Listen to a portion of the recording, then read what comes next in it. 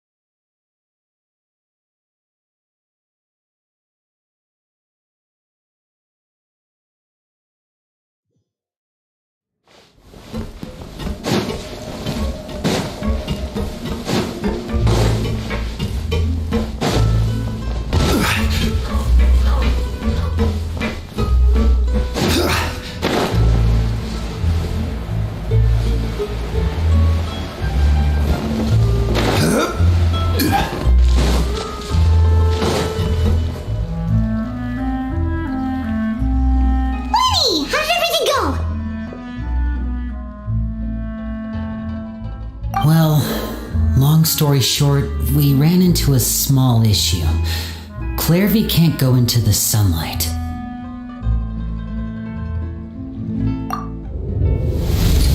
Everything was fine at first. She followed me up to the surface just like I told her.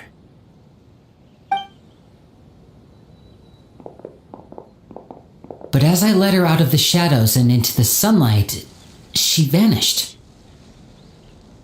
I turned around and there she was, standing at the edge of the shadows, silently watching me.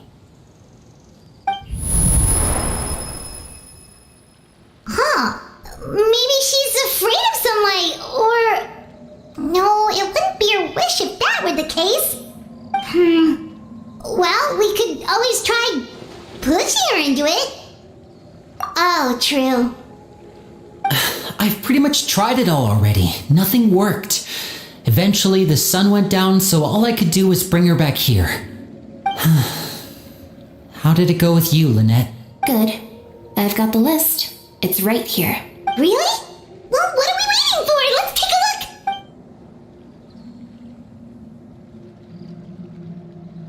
Oh, that's a lot of pages. Oh, it's gonna take forever to get through it all. We can each take a section. Here. La Pouillade, L'Endroit, Chambel, Horaire.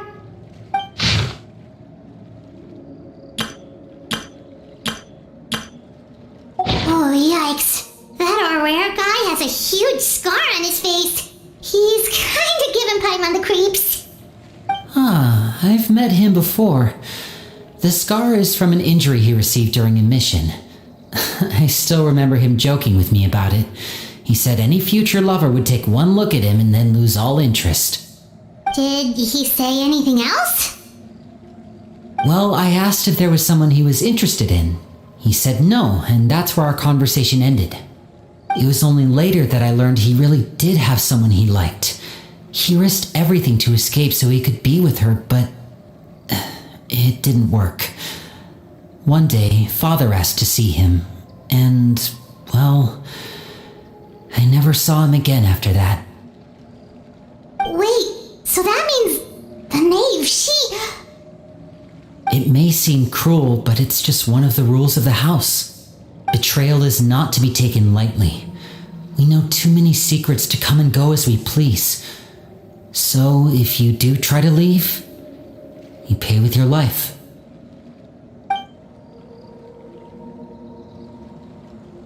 Her name's not here, huh? Well, that's not too surprising. It doesn't seem like this list is complete. It only contains records dating back around 5 years. Let's shift our attention then. Fremine, were you able to find anything out? Fremine. Sorry. I was thinking about something. I managed to talk to quite a few people, but I couldn't help but notice that the atmosphere in the house was a little... strange. Strange?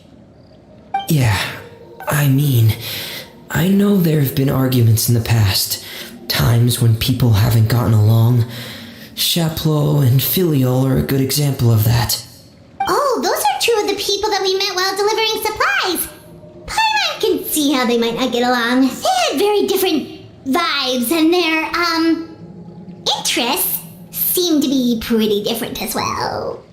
That's to be expected, actually. Father brought us all here, shared her knowledge with us, taught us how to fight. That's one thing we all share. But that's also where the similarities end. Not all of us feel the same desire to stay here. As members of the House of the Hearth, we're also considered part of the Fatui.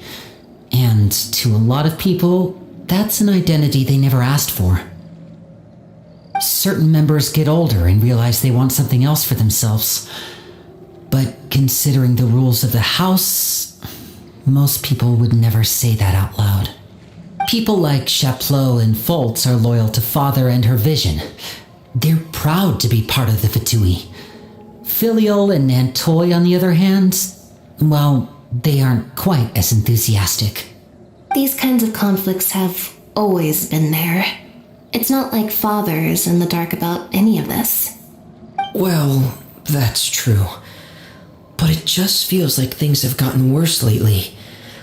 Filial and the others, it seemed like they were meeting in secret to talk about something. I can't say for sure, but I think they've met Clairvy. You think she's been inciting them to act out? No, not exactly. But I wouldn't be surprised if she said something to them about the darkness in the house and how deep it runs. She's told me about it before. Experiments being run on children. People being used as pawns on the battlefield without so much as the strength to survive. And they just believed all that? Without any evidence? Clairvy's words probably gave them the excuse they were looking for. Whether they actually believe them to be true is secondary. This is all because of Project Stuja, isn't it? Whoa, hold on a second. What's this Project Stuja all about, huh? This is the second time it's come up now. Sorry, but I'm not sure of the details either. I only know what Father has told us, which is that it's something the Rooster and Regrader have been working on together. Apparently, it has to do with the Fatui's strategic plan for the future. Because the House of the Hearth was so successful in obtaining the Gnosis, we now have the honor of playing a key role in Project Stuja. Wait, but isn't that a good thing? Key role is just another way of saying dangerous role. To us, the whole thing is an inconvenience. Father thinks so too, but she's in no position to refuse. Their plan isn't exactly unreasonable, and they've been funneling the house a lot of funding. It's just that we'll lose a lot of members in the process. Participating in the plan, it's an honor in name only. What they're really trying to do is subdue us. The existence of an intelligence organization outside their control makes them feel uneasy.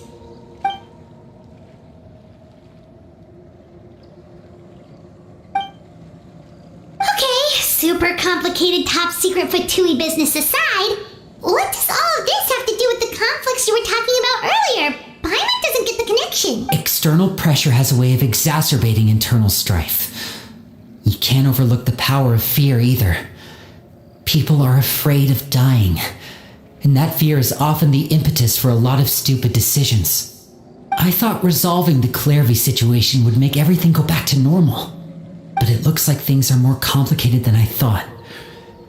If we leave Filial and the others to their own devices, sooner or later, Father will be forced to take action. We can only focus on one situation at a time, brother. You're right.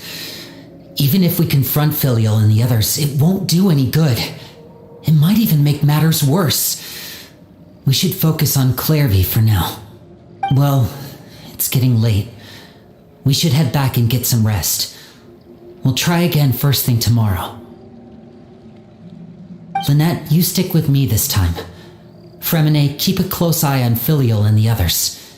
Make sure they don't do anything they'll regret. Good work today, everyone. Have a good night, and I'll see you tomorrow.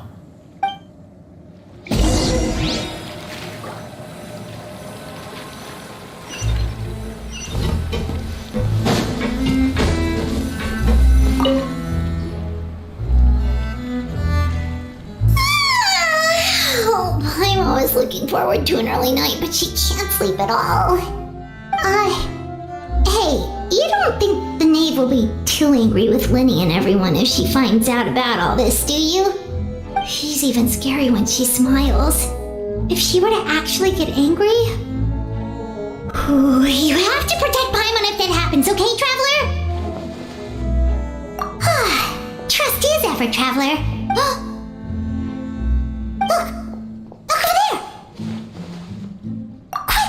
Up with her before anyone sees.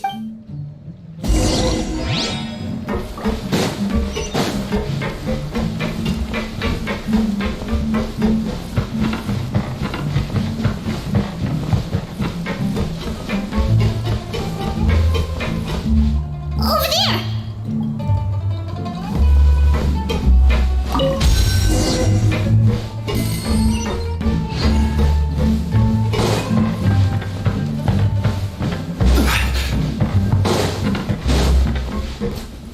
Where is she going?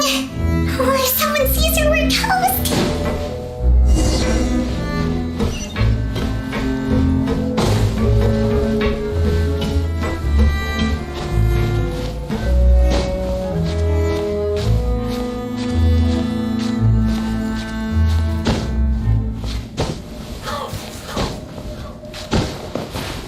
Oh, look! She stopped!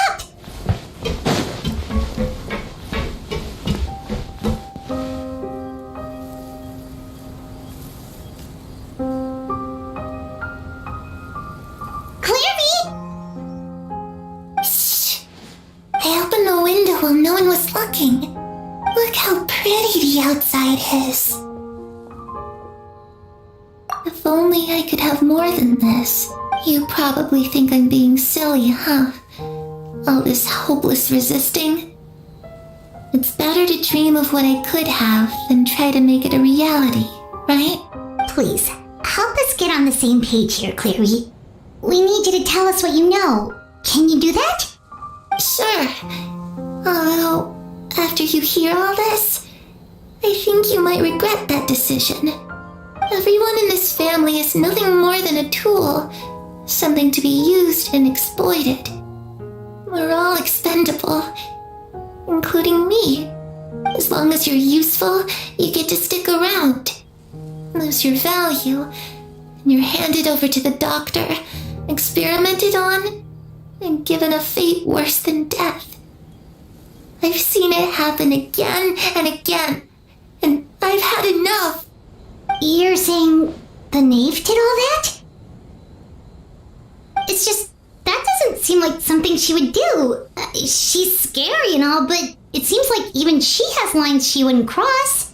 I knew you wouldn't believe me. Everyone thinks she's a good person. They all think of her like a real mother. Mother? But she doesn't deserve that title. She's disgraced it and tarnished it. And if I had things my way, I'd never see her again. If only Perry were here, she'd understand. Perry? There's that name again. Also, Paimon's getting a strange feeling. It almost feels like she's not really here with us. Paimon can't tell if she's actually talking to us or if she's mistaken us for someone else. Well, in any case, it seems like she really needs someone to talk to. We should keep her company for a little longer. She looks so young. but it seems like she's been through a lot. It's getting windy. I should close the window. Ooh, look at the moon. Isn't it pretty? Hey, wanna hear a secret? I heard that if you look up at the night sky in Snezhnaya, you can see the aurora. It's supposed to be super pretty. Even prettier than the moon tonight. Perry and I promised each other that once we're older, we're gonna go see it together. But I can't find her. I'm worried she's all soup and... No, that wouldn't happen to her. She's special. Mother likes her a lot. We should really go talk to Mother. But we just fought. She doesn't want to see me. And I'm too scared to face her. What should I do?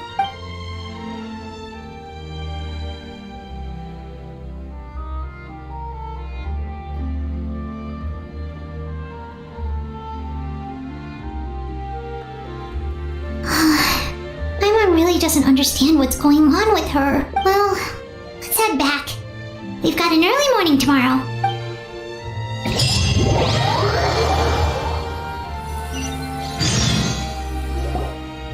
All right, looks like we're all here. Let's go ahead with the plan. Oh? What is it? What makes you ask that? Well, we kinda ran into Clairvy last night, and that's what she told us. We met the doctor back in Sumeru. He's super dangerous, and he's done all sorts of bad things. It's possible that Father and the Doctor have had certain dealings, but I don't think Father would work with him. We're not really on the same side, so there's not a lot of trust between them.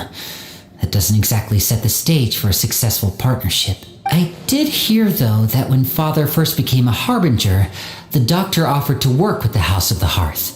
Father rejected most of his proposals, except for one. It had to do with some sort of secret experiment. Secret experiment? Could that be what Clairvy was talking about?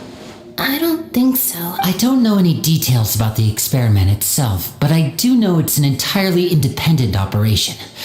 The Doctor only proposed a direction for the research. That was the extent of his involvement. I still don't think that counts as working together. The details of the experiment are confidential, but complete records are kept on all participants.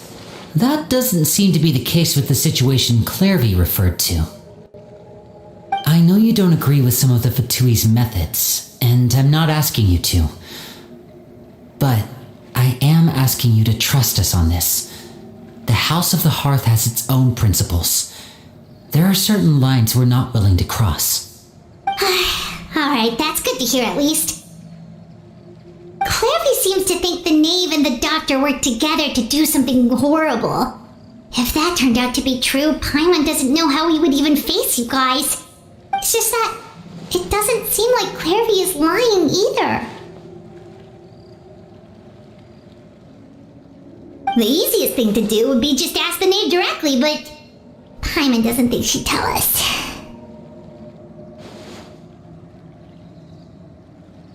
Father didn't come back last night. She's probably still near the shore. We'll be counting on you to distract her. Lynette, you're with me. Fremine, you know what to do. Be on your guard, everyone. All right, let's get to it.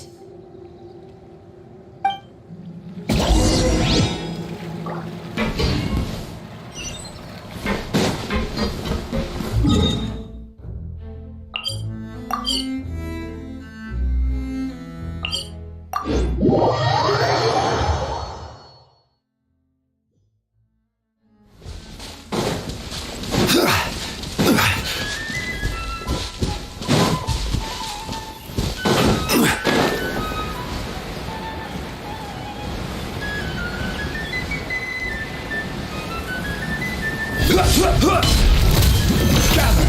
This is order! This!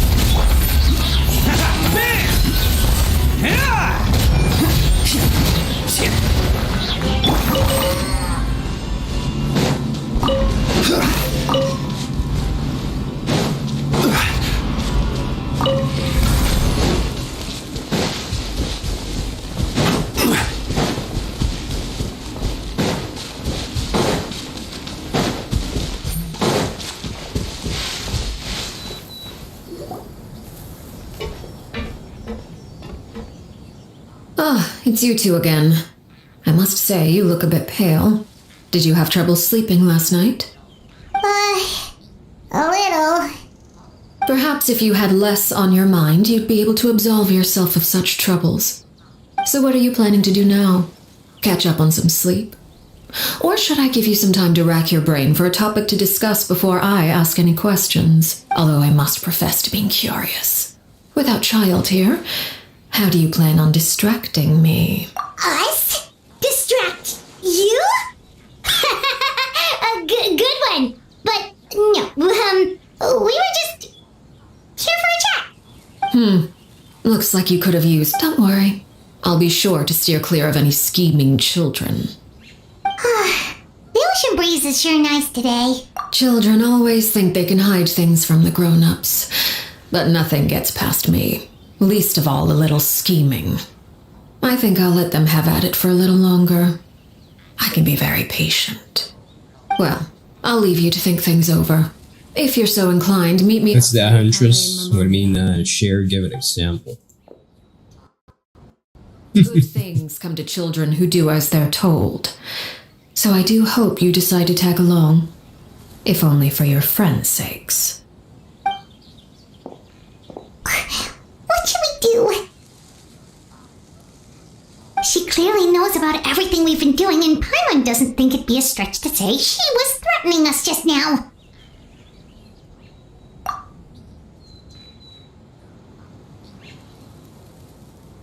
Oh, good idea. Hopefully he sees it in time. Well, we should probably head to the Palais Mermonia. Paimon doesn't want to find out what happens if we don't show up. Based on what the knave was saying just now, it sure didn't seem like it'd be anything good.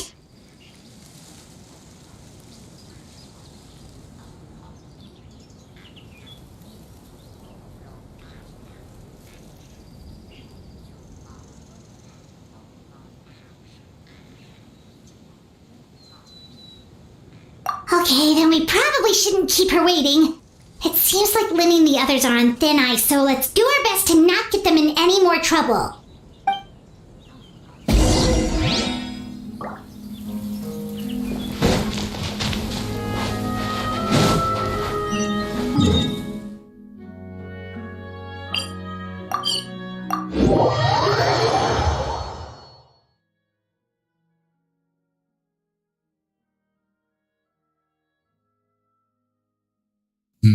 You may want to check your algorithms. I don't see it.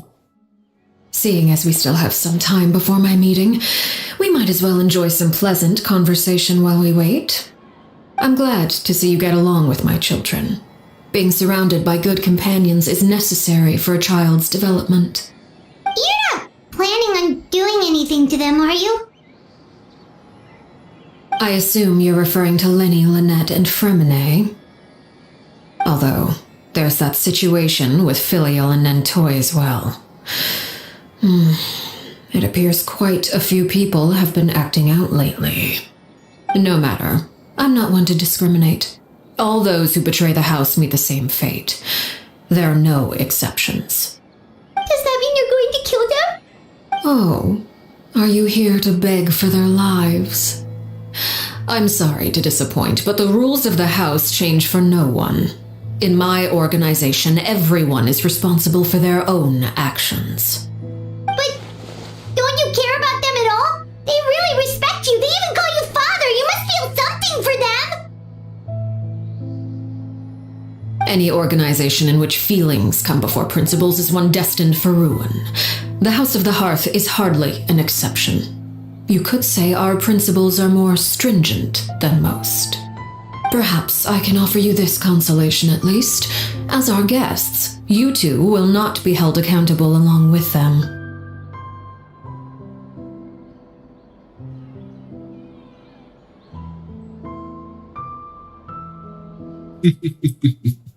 I would imagine Linny, Lynette, and Fremine will be able to keep their lives. As for Filial, Nentoy, and the others, I'm afraid there's little I can do. They can try to escape, but once you know our secrets, there's no getting out alive. But that's awful. Ah, you seem concerned. Out of consideration for my guests, I suppose I could turn a blind eye for a little longer. If Linny and the others manage to dispose of Clairvy in the meantime, all evidence of their wrongdoing will be lost. In that case, I could hardly punish them for something I couldn't prove. Well, Huntress, If their there's efforts are unsuccessful, on currently the other hand, all will be hundreds held and thousands of and the you punishment guys. will be severe. And you're all kind of using the same lines. So yeah. Of course. Yeah, at this point you should I believe know this that. belongs to I you. already know. Do try and keep better track of it next time. It Sorry. takes a considerable amount of time to train a bird like this. It would be such a pity if you were to lose it permanently. Wait, where did you get that? Well, I'm afraid that's all the time we have to chat. Now, for the matter at hand. I asked you to meet me here because I have business at the Palais Mermonia. It has nothing to do with you, but I think it would be prudent for you to stick by my side for the time being. There will always be time later to run off and tell Linny what you've learned. Well, time to go. Looks like we wrapped things up just in time.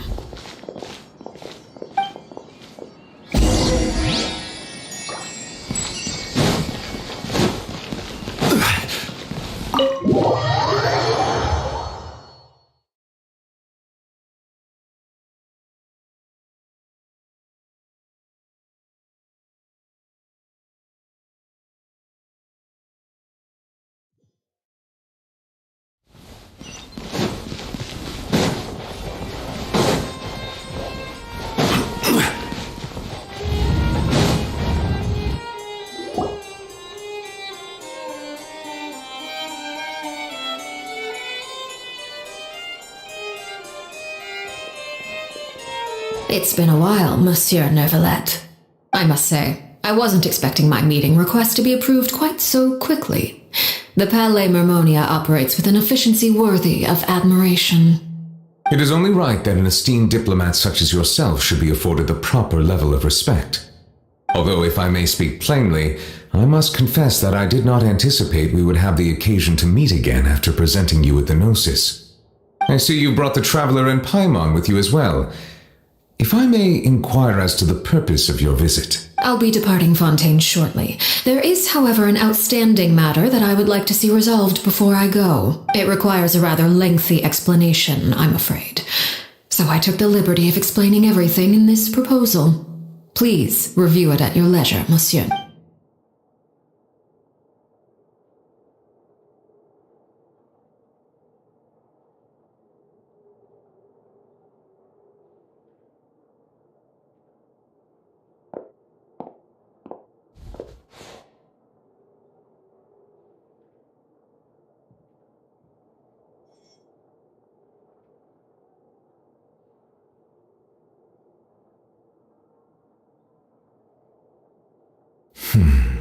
I understand your request.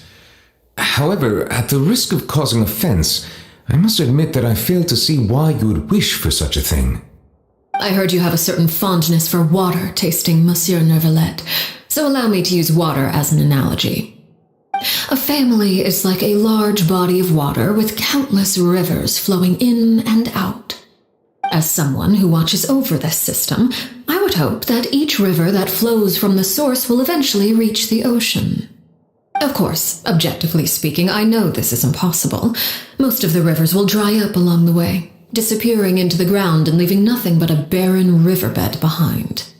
Not all rivers are destined to reach the ocean, but I would not see their existence rendered meaningless. I believe the water that flows within them is simply meant for a different destination, like a field in need of irrigation. Or perhaps the glass of a certain water-tasting enthusiast. Did you get any of that, Traveler? Your words paint an optimistic picture indeed. Allow me to remind you, however, few among us are willing to sip from a glass filled with tainted water. It may have been tainted at one point in time, but not to worry. I'll make sure it's drained of all impurities and returned to its cleanest form. I seem to recall there being a transactional aspect to your proposal.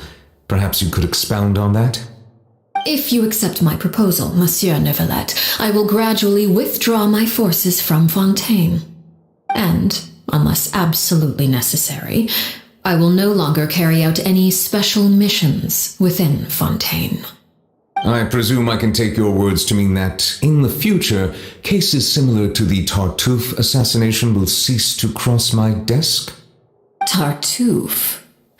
Ah, that thief who embezzled funds from all those charities, you mean? My deepest condolences to his family, but without any evidence, I cannot imagine how the House of the Hearth might have been involved in his passing. Of course, if you accept my proposal, Monsieur Neuvillette, I'm sure certain measures could be taken to reduce the frequency of such troubles. You choose your words carefully indeed. In that case, I'm inclined to accept your proposal. My thanks for your generosity, Monsieur Neuvillette. Well, with that settled, we should be going now. I took the liberty of bringing along 2 bottles of spring water from Snezhnaya for you to enjoy. I do hope I get the chance to hear your impressions. Perhaps at our next meeting, yes? Indeed. I trust you would not overlook your commitment in the meantime. All right, Traveler Paimon. Time to go.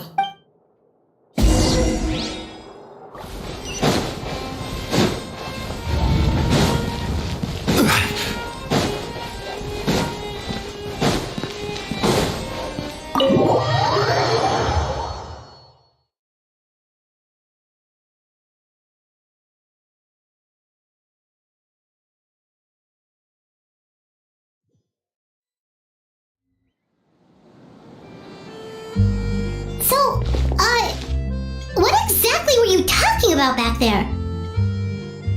Paimon only heard you mention some rivers, a large body of water, and then some kind of irrigation scheme. You really want to know? I would imagine there might be more pressing concerns at the moment. Winnie, Paimon really hopes everything's going okay. Oh, Paimon recognizes that look. You've got your thinking cap on, don't you, Traveler?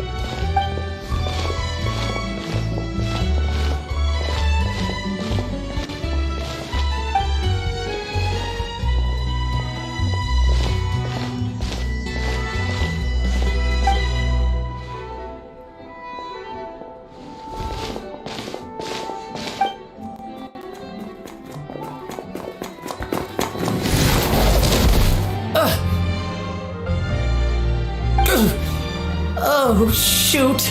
Are you alright? Oh, jeez. I'm so sorry. I was so focused on selling these papers, I wasn't looking where I was going.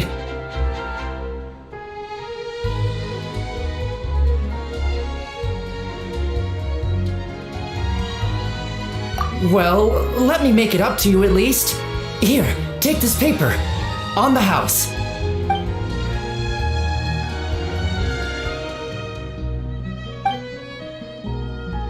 Oh, you don't have to give us anything. Please, I want to.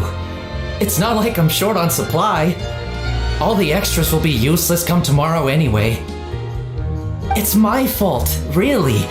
I was just trying to bring home some extra mora for the family, but I bit off more than I can chew. I haven't had many takers today, so I'm still swimming in papers. What's going on here? Nothing much. I just ran into your friend here on accident. I should probably get going, actually, so... Hold on. Of course, I'm happy to compensate you with mora, it's just... I don't have any on me at the moment. I'll take 3 papers. Here. Your payment. Oh! Thank you for your patronage. May the Archons bless you with good fortune. If only I had the chance to run into such generous customers every day. I should probably just take on a smaller inventory though, right? I'm getting married soon, so sometimes it's hard to not get ahead of myself. Anyway, I should head out. Goodbye! Well, now that my affairs are settled, we should take the boat back to Poisson. We've even acquired some light reading to enjoy along the way. Actually, why don't we stick around for a little while?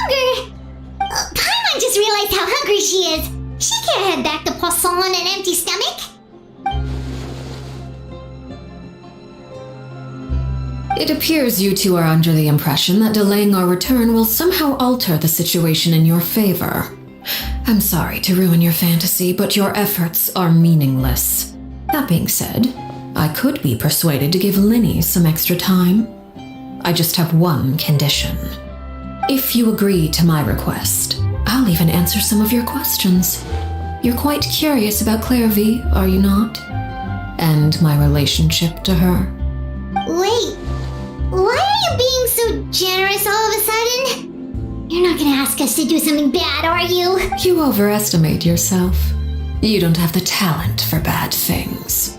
Then what can you possibly... The most important consideration in a negotiation is that both sides receive something they want. Demands and threats only get you so far. Wonderful. Here it is. When the time comes, make the choice that you deem most appropriate in the situation, and lend your help to the House of the Hearth. Okay, sounds normal enough. But what do you mean, when the time comes? When is that supposed to be? That is for you to decide. Then we have a deal. Follow me.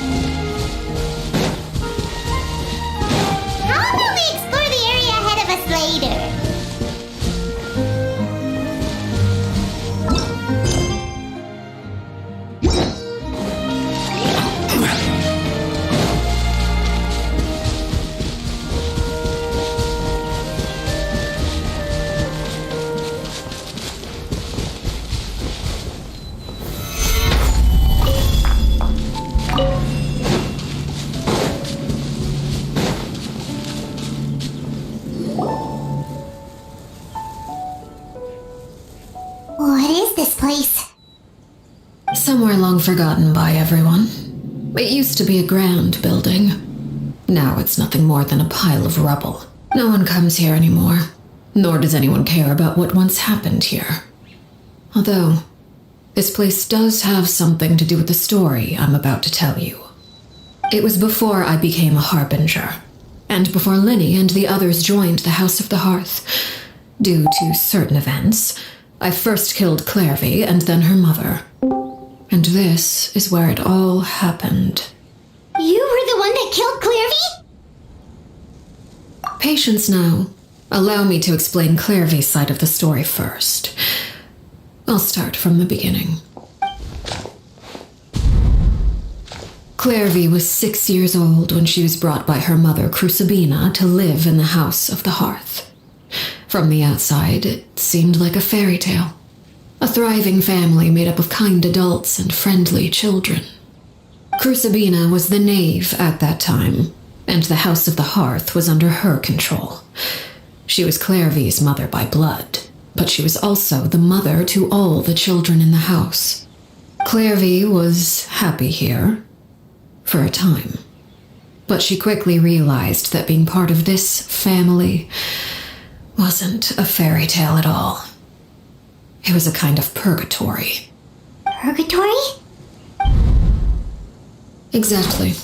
The House of the Hearth takes in war orphans from all over Teyvat.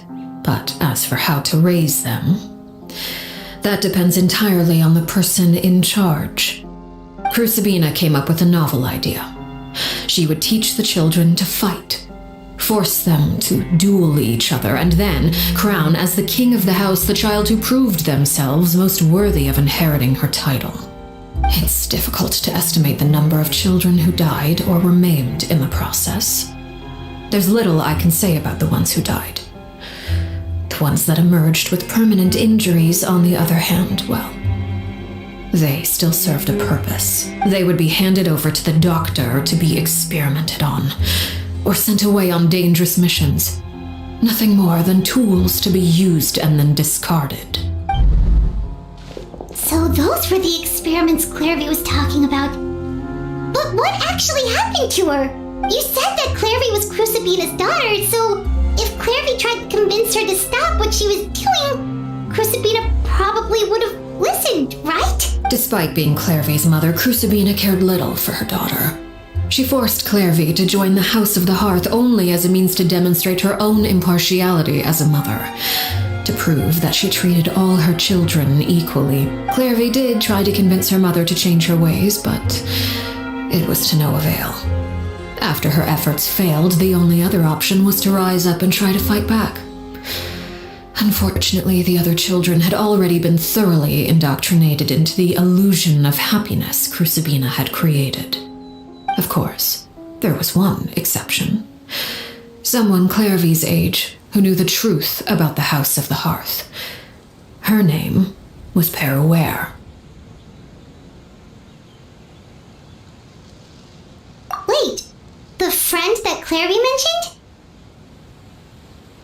Friend, huh? I suppose we can call her that for now.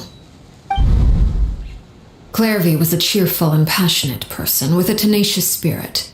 Peruere, on the other hand, was rather cold-blooded. Her cold-blooded nature allowed her to see through Crucibina's facade. Yet, it was also this cold-bloodedness that prevented her from acting against it. At least at first.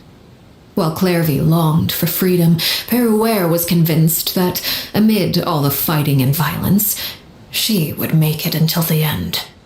Despite their differences, the two became fast friends, united by their knowledge of the truth. Clairvy told Peruere that she hoped to create a real family, where no one would be killed or sacrificed. There may have been a certain naivete to her ideas, but Clairvy proved her determination many times over. She tried countless times to run away, ask for help, or expose the truth. But her efforts only earned her beating after beating. The only thing that kept her going was her strength of will. Even with her body racked with pain, she would still stand on her tiptoes and open the window at night. She and Peruere would look out at the moon together, a fierce longing for freedom shining in her eyes. But one day that light simply vanished. Oh no. What happened? Her hopelessness resulted from a culmination of things. 10 years had passed.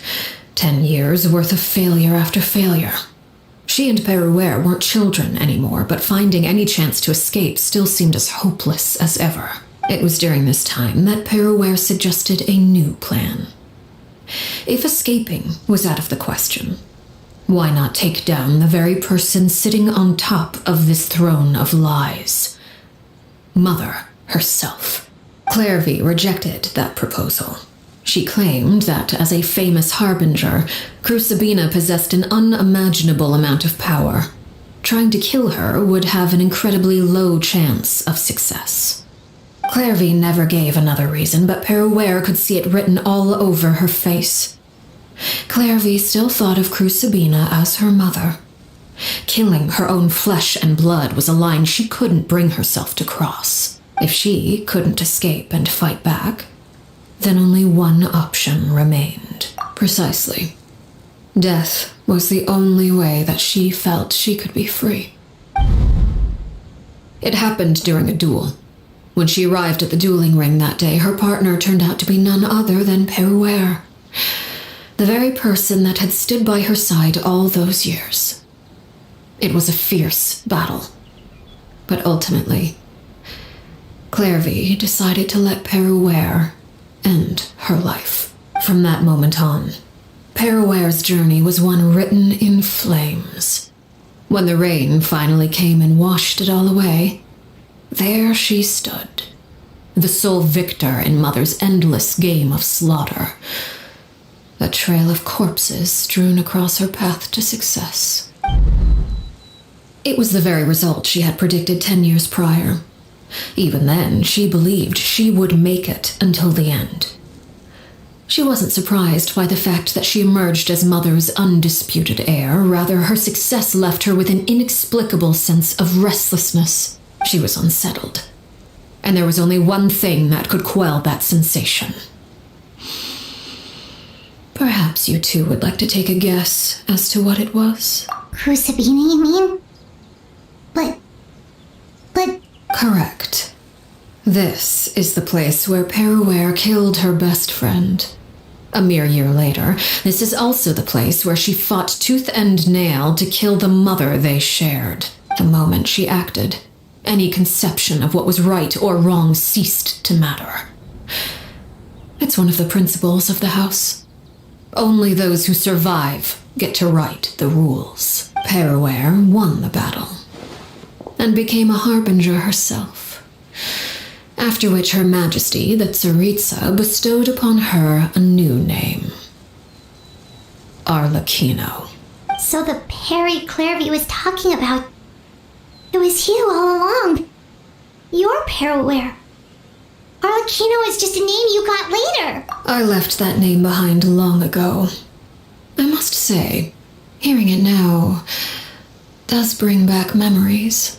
After I defeated Crucibina, the moniker of Mother died with her.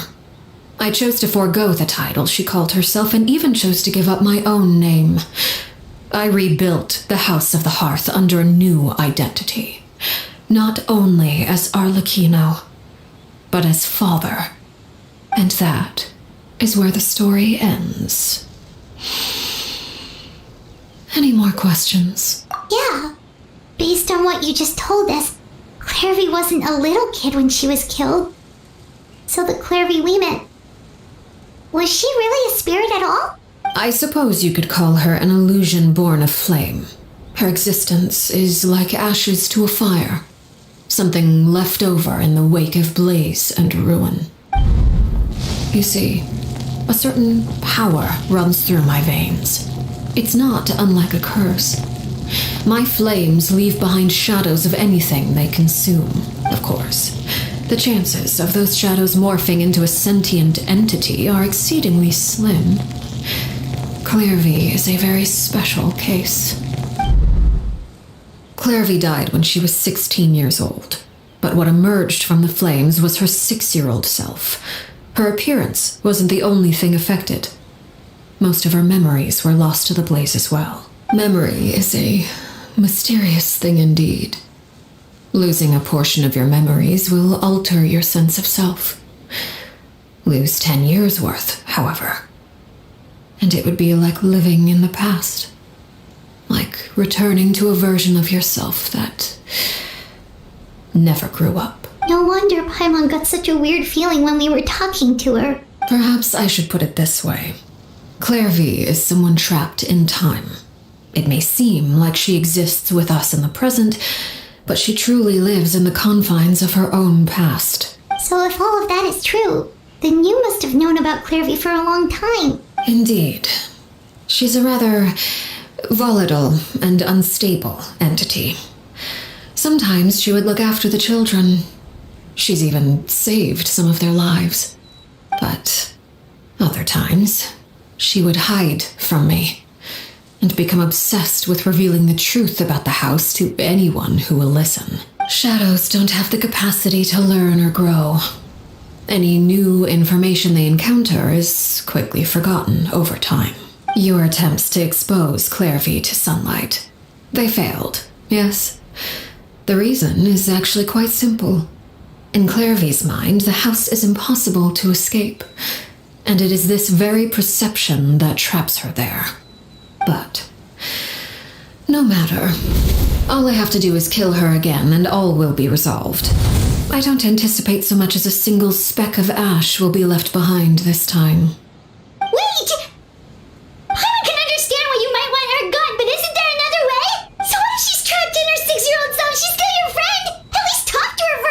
It's too late for that.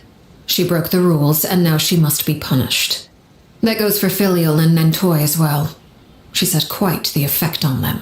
I hope you understand. The difference between Crucibina and myself lies in our formulation of the rules, not our policy for enforcing them. Upholding the rules without question is a trait we both share, because that is how a household should be run.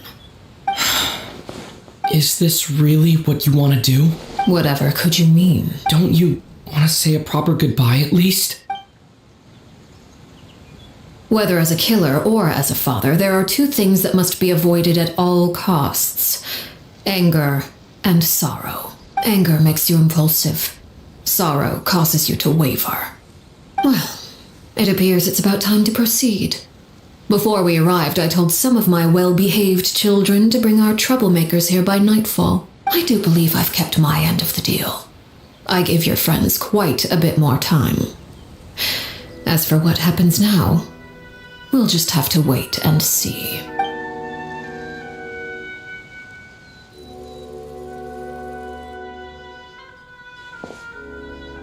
Here they are, Father. Oh, you gonna execute him? Seeing something like that would actually be a first for me. Lenny! I'm sorry. I heard about how you helped buy us more time, but I still failed. I couldn't find a way to fulfill her wish. Huh? Are you... Perry? Indeed, it's been a while, Clairvy. Perry!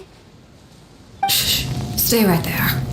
I'm sorry to postpone our reunion, but first I believe certain scores need settling.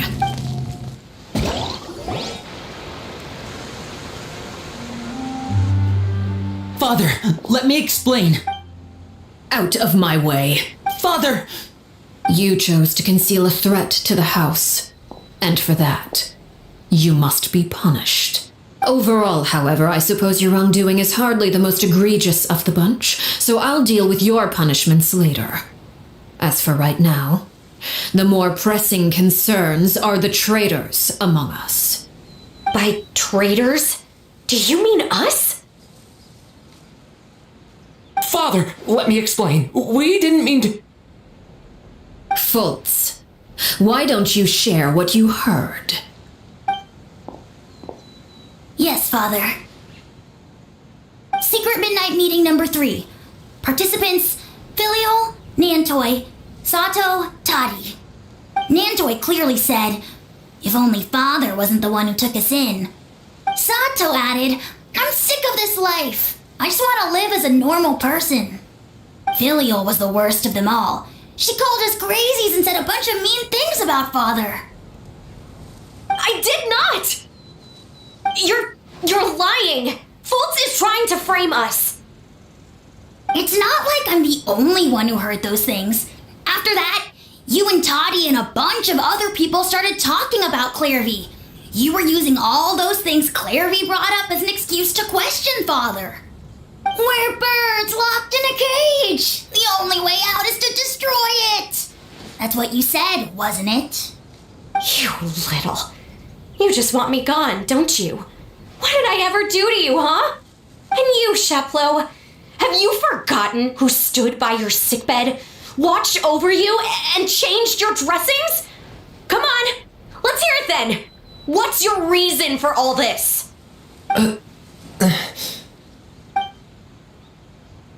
You're wrong, Filial. We don't want you to die. You're our family. Liar. You wouldn't be doing this if that were the case. So why? Why have you backed us into a corner?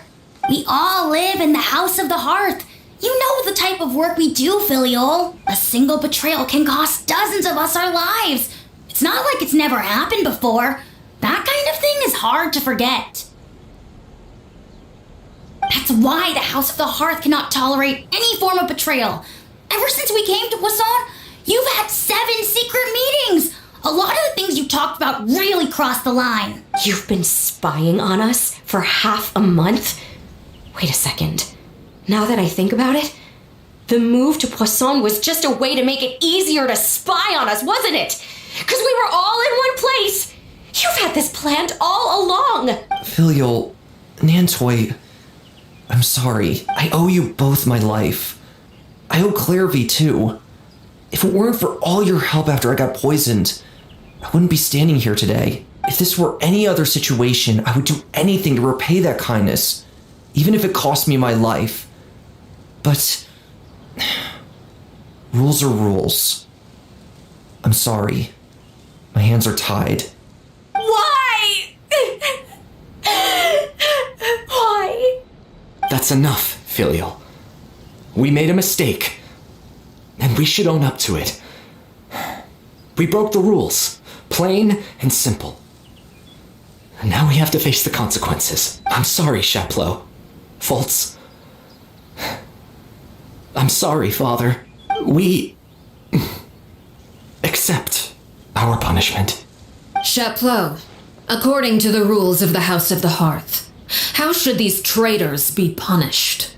All those who betray the house pay with their lives. And so it shall be.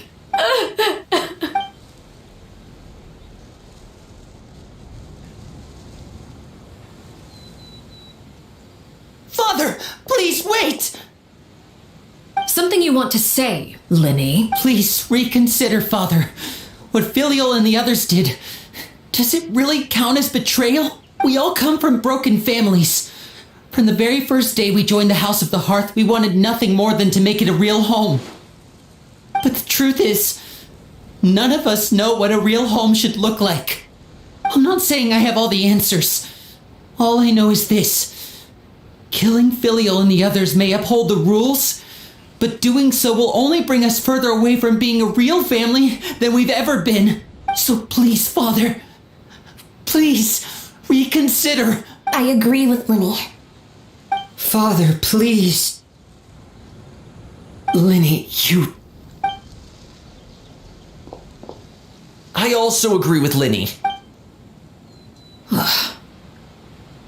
An order once given cannot be rescinded. However, given the extent of your determination, I suppose we shall have to go about this a different way. Draw your weapons and face me. Our weapons? Father, are you referring to a duel? Precisely. The rules of the house will not be altered. Traitors must be punished. However, resolving disputes with a duel is also one of our rules, one that also applies to me. Demonstrate a sufficient showing of strength, and I shall offer a concession. Wait. Beat Father in a duel? Impossible. Father is way too strong, even for Linny.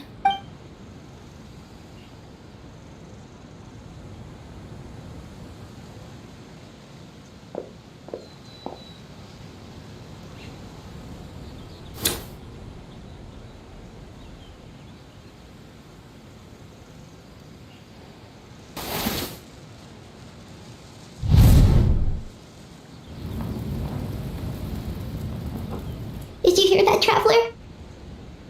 Linny and the others have to duel the knave. What should we do? Can they really win something like that? If they lose, those people from the house are really going to be executed. Hey, are you listening?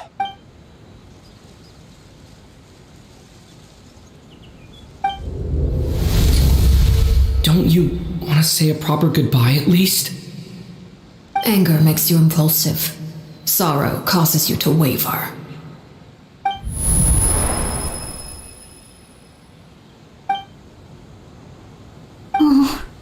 Looking at that expression on her face, she seems really serious about this. Guess that means there's no chance she's throwing the duel on purpose, huh? When guests are around, families are often on their best behavior. And any disputes are less likely to escalate. When the time comes, make the choice that you deem most appropriate in the situation, and lend your help to the House of the Hearth. What's wrong, Traveler? Hey, where are you going? Traveler? You're asking to join the duel against the knave? I'll allow it. We do have a ready-made dueling ring at our disposal, after all. All I would advise is this. Keep a firm grasp on your weapon and give it your all. Any less, and you may just lose your life.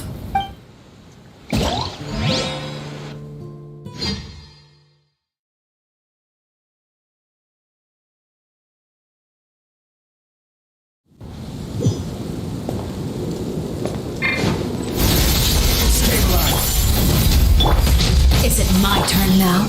Witness my With great these undertaking! rising flames! I will have order. Everyone on me! Watch out for Father's movements! Now that's more like it. With the fall of darkness, destruction shall rise. Have a taste of purgatory. This is order. You alright?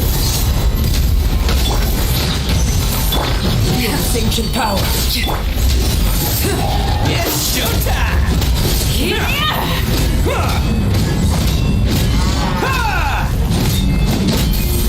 Not bad.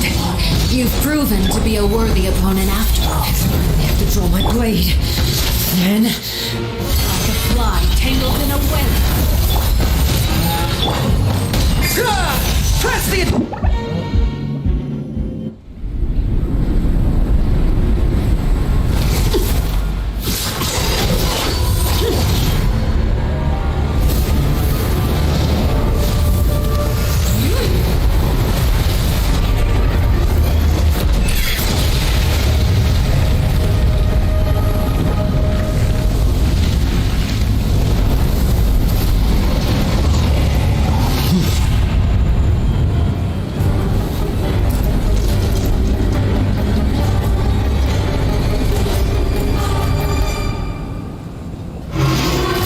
Kindness has been seared away. My blade is all that remains. Gather. Lynn! And Vince! Now your chance! Over here!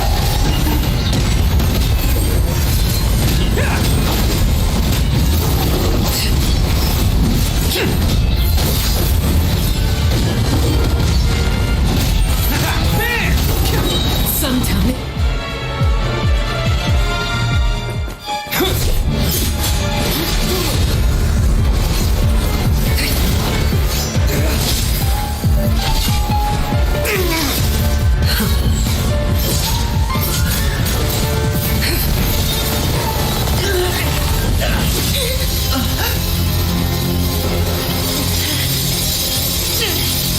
You should know better than to crowd in one place.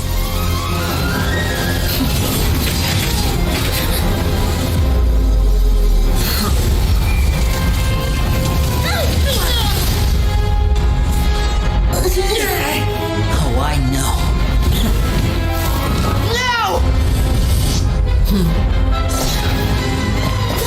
I'm sorry, Father!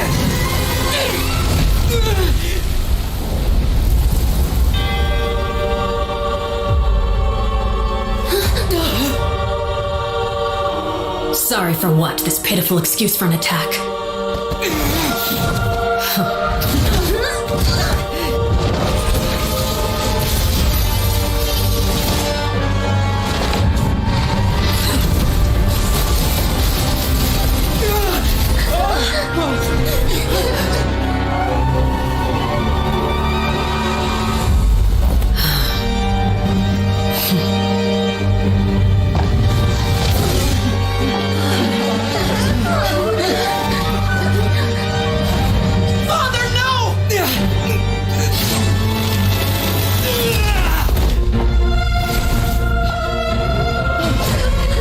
Made it out, did you?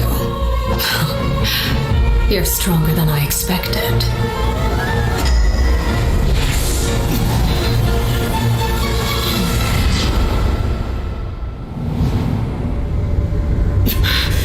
A crimson moon? I can't move.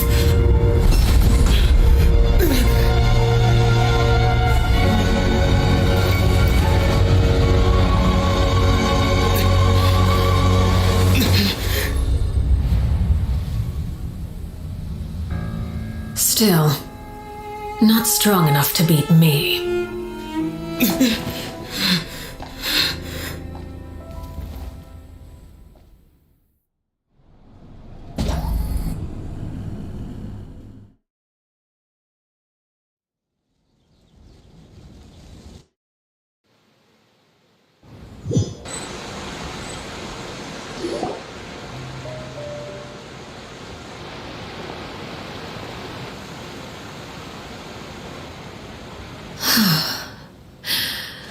I believe we can end things here. It's not often that we get to enjoy the company of guests, after all. We wouldn't want things to get too out of hand. Brother, are you alright? Lenny, given that I am the victor of this duel, as agreed, the punishment stands. No! I never thought things would end like this. However, everyone involved in the duel demonstrated a remarkable level of strength and determination. In light of this, I'm prepared to change the method of execution. Elwar, the bottled flames I gave you for safekeeping. Do you still have them? Yes? I wasn't sure what they were for, but I've kept them super safe. I didn't lose a single one. Wonderful. Then, in just a moment, I'll have you administer them. Bottled flames? Indeed. They're the product of a secret experiment. Under certain special circumstances, flames can be extracted from my person and preserved. Once ingested, searing pain will spread across every inch of your body. No harm will come to you physically, but your memories will be burned away, if you can withstand the pain.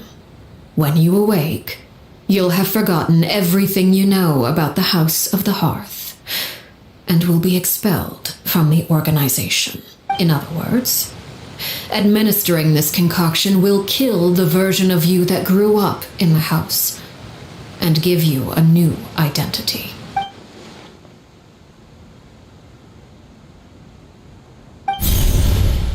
Memory is a mysterious thing indeed. Losing a portion of your memories will alter your sense of self.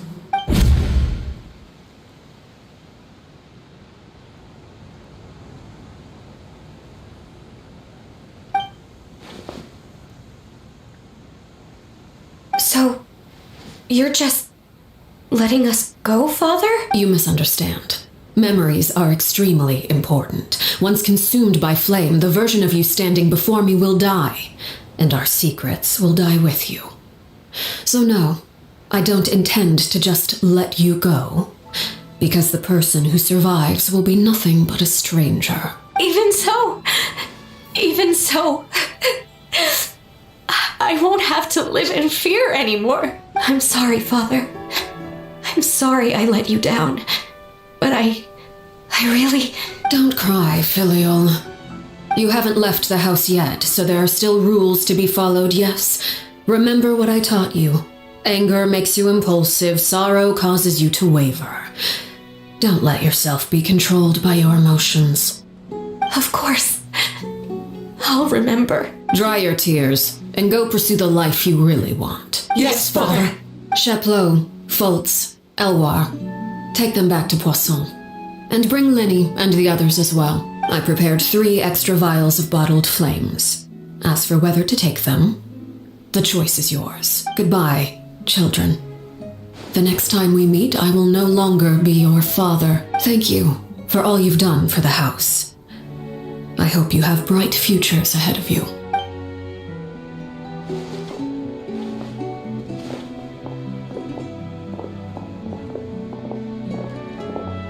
Father! Let's go.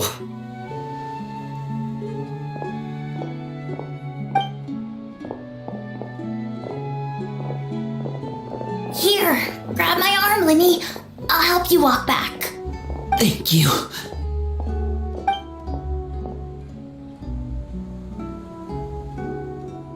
Clairvy.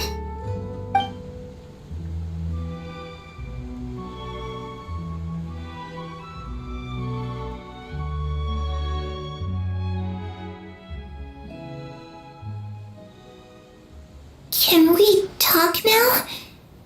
I've been waiting for a super long time. You really are Perry, aren't you? I haven't seen you in so long. How come you're all grown up? Wait, did I somehow travel to the future on accident? Or am I dreaming? What a long dream. Neither. You died, Clairvy. That's what happened.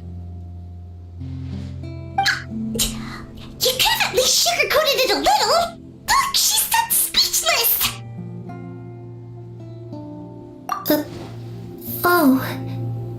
Okay then. Huh? That's it? You accepted it just like that? Yep.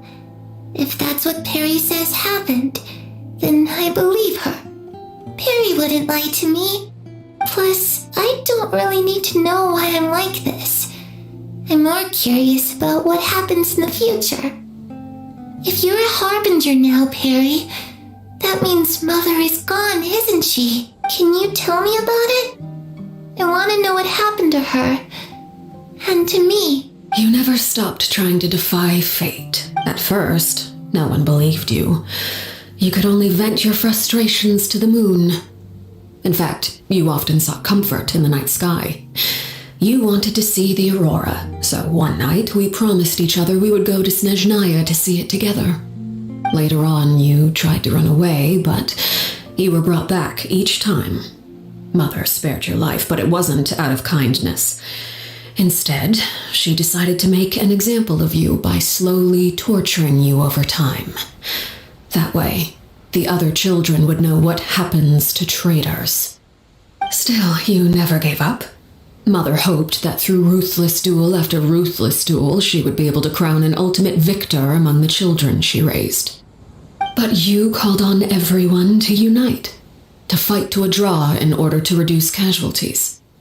Your efforts may have only delayed the inevitable, but still. You gave them hope. You tried everything you could think of, but every attempt ended in failure. Still, you never turned your sword on Crucibina, and you never turned it on me.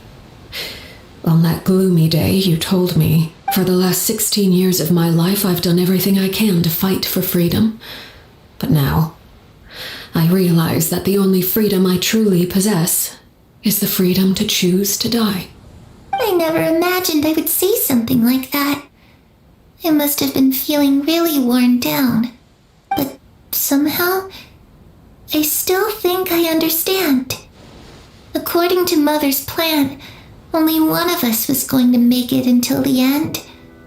And I always hoped that person would be you. If I could do it all over again, I still don't think I would make a different choice. Even when I first met you, I knew you'd be able to do what I couldn't. Is that so? Even now, I'm not sure I truly understand what kind of freedom you were trying to pursue. But as the head of the House of the Hearth and as the children's father, I've tried to give them the most basic of freedoms. The freedom to choose their own fate. It's something I discussed with the Eudex of Fontaine. The children who want to leave the house will have their memories wiped clean of all secrets pertaining to the organization. In return, they will be allowed to live a normal life in Fontaine without being prosecuted for their past. Of course, I won't simply hand freedom to them on a silver platter. They have to fight for it and prove themselves worthy of it. Only freedom that is earned has true value. That's more than enough.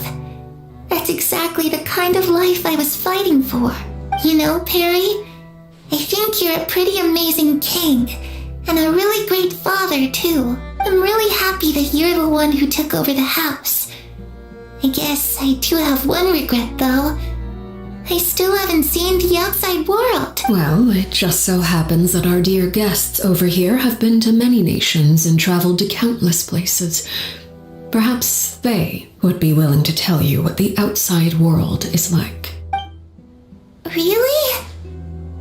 Of course! We've traveled all over the place. We got so many stories, we could probably talk your ears off for 3 days straight.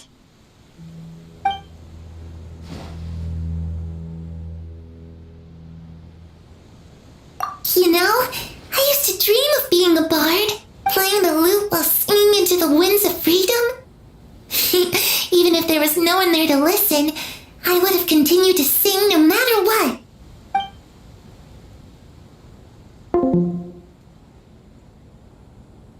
Ah, that's where Mora comes from.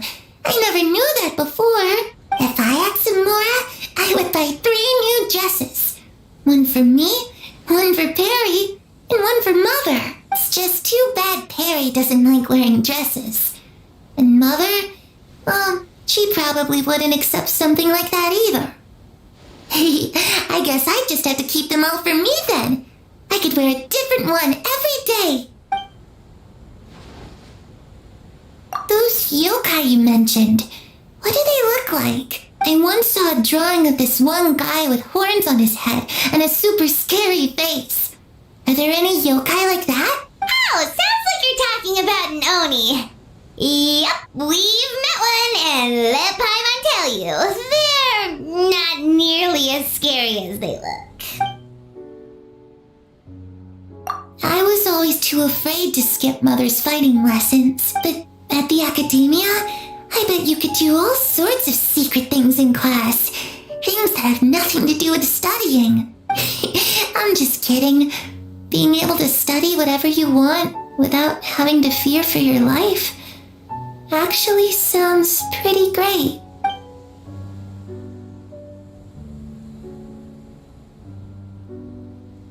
The situation was super dangerous. Lenny and Lynette were accused of committing a crime, and they were going to have to stand trial at the Opera Epicles.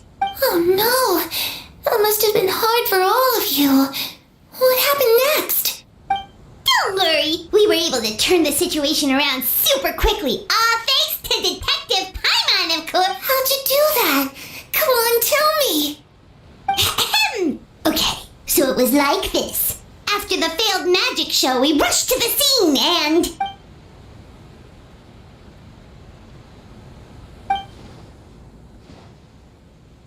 Shadows don't have the capacity to learn or grow. Any new information they encounter is quickly forgotten over time.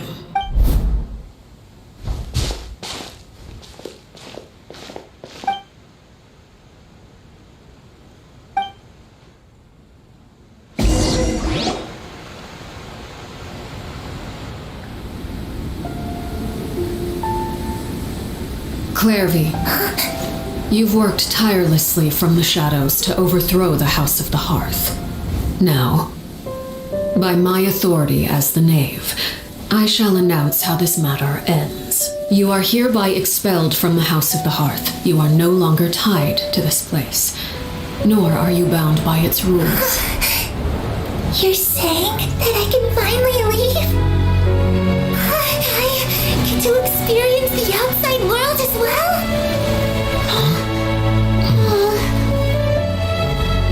Oh, I almost forgot. There's no getting older for me. Still, seeing who you grew up to be makes me really happy, Parallare. Take care of yourself. Goodbye. May we meet again someday.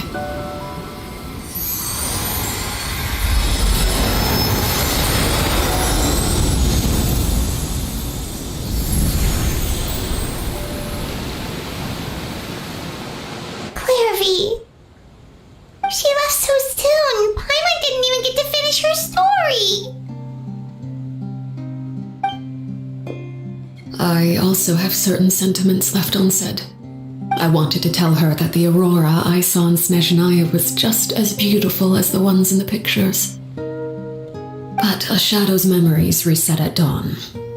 Had we delayed any longer, we wouldn't have had the time to say goodbye. Whatever regrets may linger, let them be lost to the coming of a new day. Father?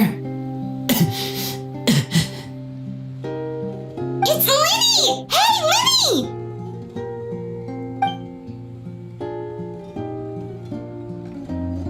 What is he doing back here? Let's go check it out.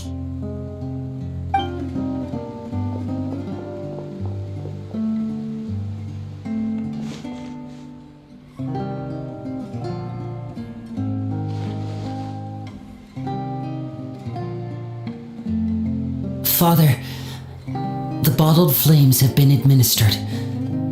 Filial and the others have left the house. And you? What have you decided? Thank you for giving us that choice, Father. But we never wanted to leave the house. It's the only home we've ever known. Lynette and Fremine feel the same way. They're recuperating back at the Hotel Bouffe Tété. But I decided to come back and tell you where we stood.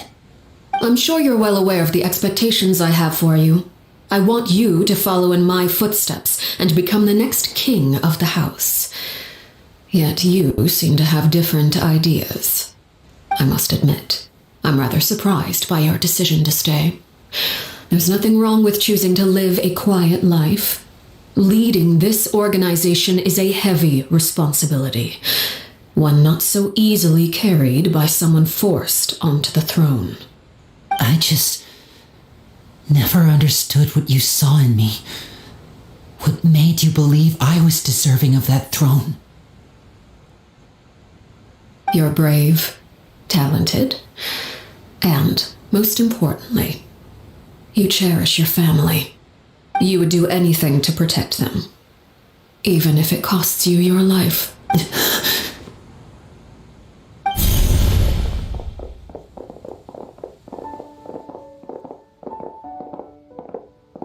Speaking up back there was so brave of you, Linny. It's all thanks to you that we were able to convince Father to back down. You're a hero, Linny. Hero? Father is the real hero.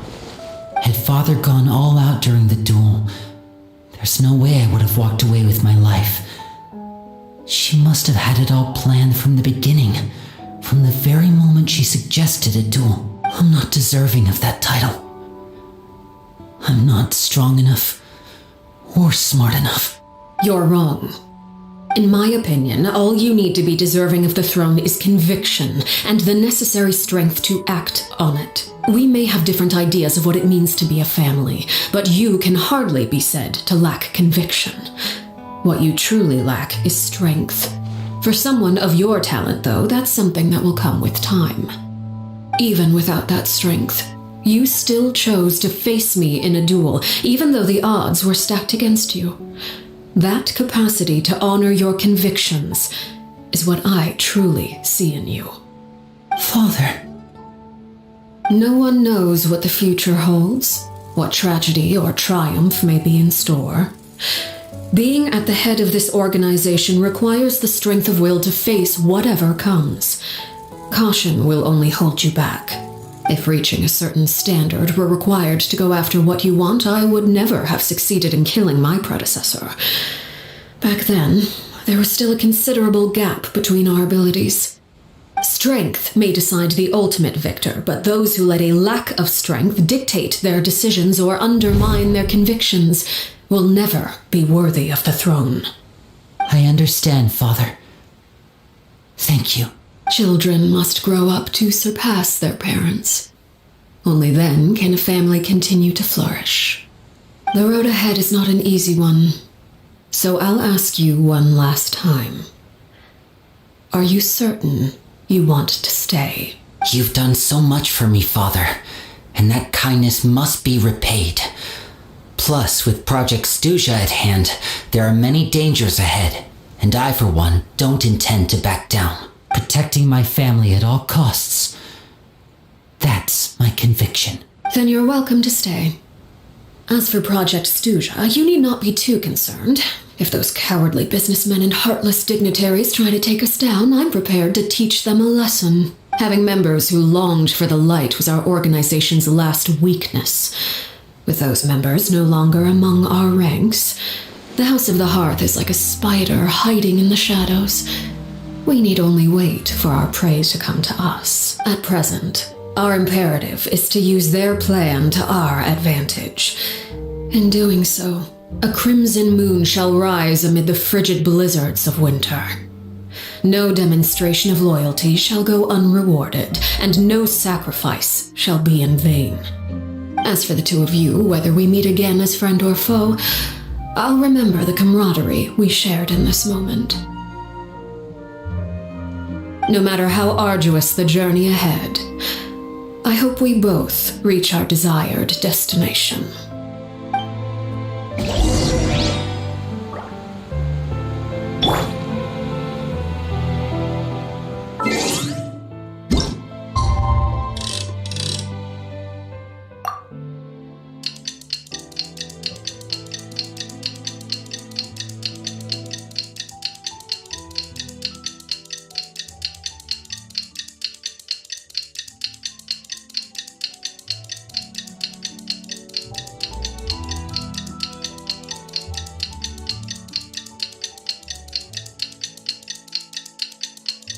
Didn't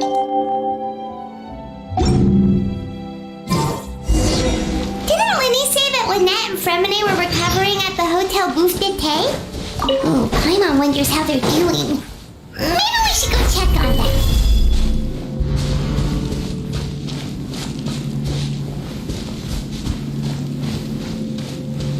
Ignorant and vulgar. Order guide you. Coming to be! Rally! Attaboy! Who wants some of this? I can still... Let me try.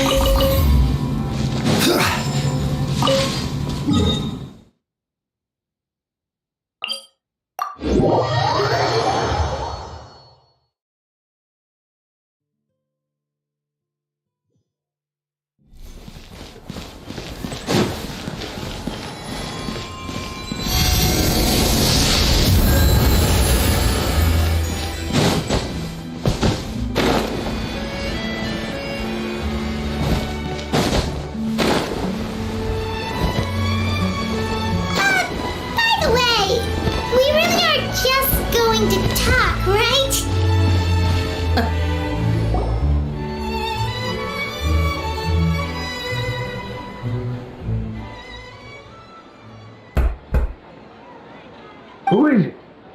Venger, it's Chiori. We've worked together all these years. The least you could do is allow me a face-to-face conversation. Straightforward as always, I see. You know, there are certain conventions people usually follow if they want to seek someone's company. Sending a messenger, for example. And when has following convention ever gotten me anywhere? Why hire a messenger when I can just explain things in person? Have you read the papers today? I don't like to waste my time on baseless lies and speculation. Maybe that's something you should consider as well. You're right. I only subscribe to the Steambird. And most days I never even read the others. So, these rumors.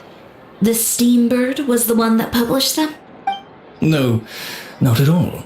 They were in some second-rate fashion tabloids. Well then, there you go. Those sort of headlines become old news faster than you can read them. Surely a bit of tabloid drama isn't worth cutting off my supply. You would think that. But this time is different. Someone paid off the tabloids to publish the same article at once.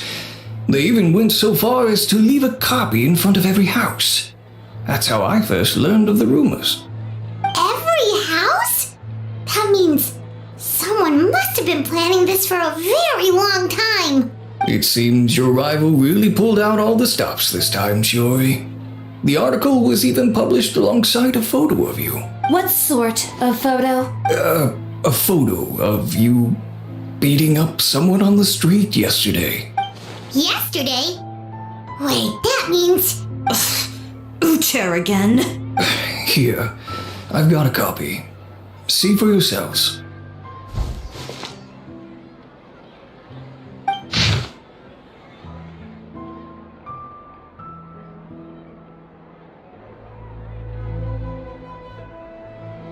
Behind the scenes, the true Chioria boutique takes shape.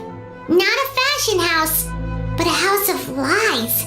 Relying on its close ties to the criminal underworld, the Chioria brand employs illegal competitive tactics to come out on top, giving hope to the evil wrongdoers among us that wrongdoing can still prevail, provided you conceal it under the guise of fashion and beauty. I don't know what happened, and I don't want to comment on things that I didn't see with my own eyes. Still, that photo shows you to be the clear aggressor. Yeah, he was the one who started it, that little... I appreciate you standing up for me, Paimon, but it can't be helped now. That's right. The court of public opinion has already made up its mind. Still, I've got to give your rival high marks for effort. They even dug up the fact that my father once served time in the fortress of Meripede. But that was so long ago. In the world of fashion, your past is like a piece of clothing stained with mud. Once tainted, it can never be washed clean. They claim that most of your clientele are criminals and that those who buy your clothes are just like you. People who silence all dissent with violence. The absurdity. I don't even know which part to laugh at the most. Well, it's no laughing matter. Maybe your clientele are criminals. Maybe they're not. There's even the possibility that they're just people who happen to commit crimes after buying your clothes. But with the way this article combines fact with rumor, trying to determine the truth is practically an exercise of futility. It's not something people are just going to forget about in a day or two, especially when they've found several people to back up their claims. Venger, are you sure you won't reconsider? If we go through with the show together, we can defeat them fair and square. If I were younger, I might have said yes. But I'm no longer that brave young man with nothing to lose. I've got the family business to consider now. I'd be perfectly happy to work with you again after this, but my daughter is manning the store during Fashion Week, and I don't want her implicated in all of this. She doesn't deserve to be swarmed by all that negative publicity. I understand. Let me offer you a piece of advice, Chiori, for old time's sake. Let this Fashion Week go. There's always next year. You just need to wait for all of this to blow over. You're free to wait things out, Venger. I'll make my own choices. Have you ever thought maybe that attitude of yours is what's gotten you into all this trouble? Have you ever thought maybe this attitude of mine is precisely what paved the way for my success? Well, fair enough. Then I suppose all there's left to say is best of luck. As for the models, none of them wanted to be implicated in all of this either. Understood. Take care.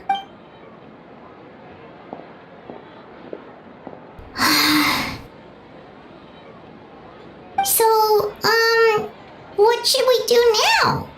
Without the accessories, I can no longer use my old designs. How could they do this? They're making things up. The boutique doesn't have anything to do with violent criminals. Can't people tell this is just a bunch of lies? Public opinion has never been about what's true and what's not.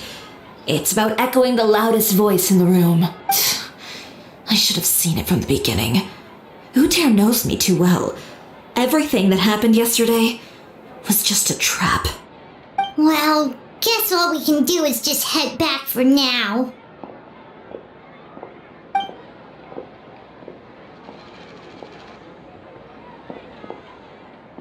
Traveler! Paimon! Charlotte, what are you doing here? Looking for you, of course.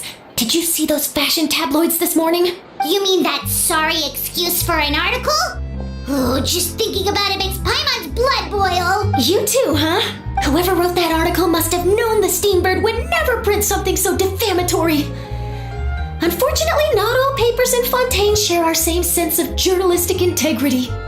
Miss Chiori doesn't deserve to suffer all this baseless slander.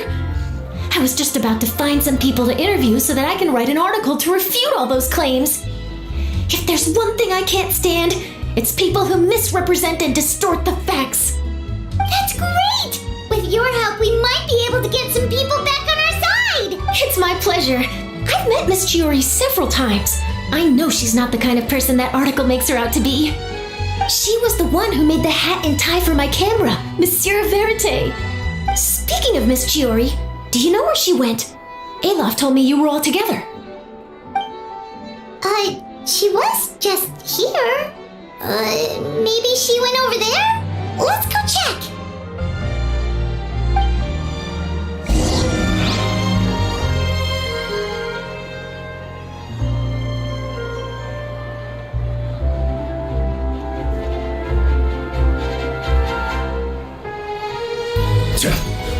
If you ask me, I think Chiori Boutique is done for.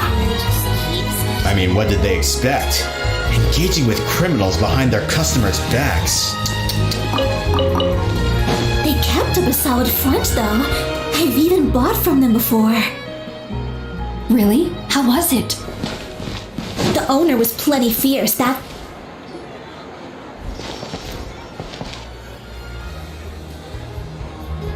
Oh no, we've lost her! Did you hear what all those people were saying? Paimon can't believe they bought all that nonsense! Miss Chiori doesn't often appear in public or give a lot of interviews, so the general public hasn't had a chance to really get to know her. It's also true that her way of dealing with things can be a little extreme sometimes. It's easy to use that to mislead people who don't know anything else about her. This is all Uter's fault! Paimon would pick him up and throw him across the room too if she could! Wait a second. You don't think Chiori might have gone looking for him, do you? You know, so she can, finish what she started? That would only make the situation worse for her. I'm sure Miss Chiori knows that too. You've got a point. Let's just return to the boutique and see if she's there then.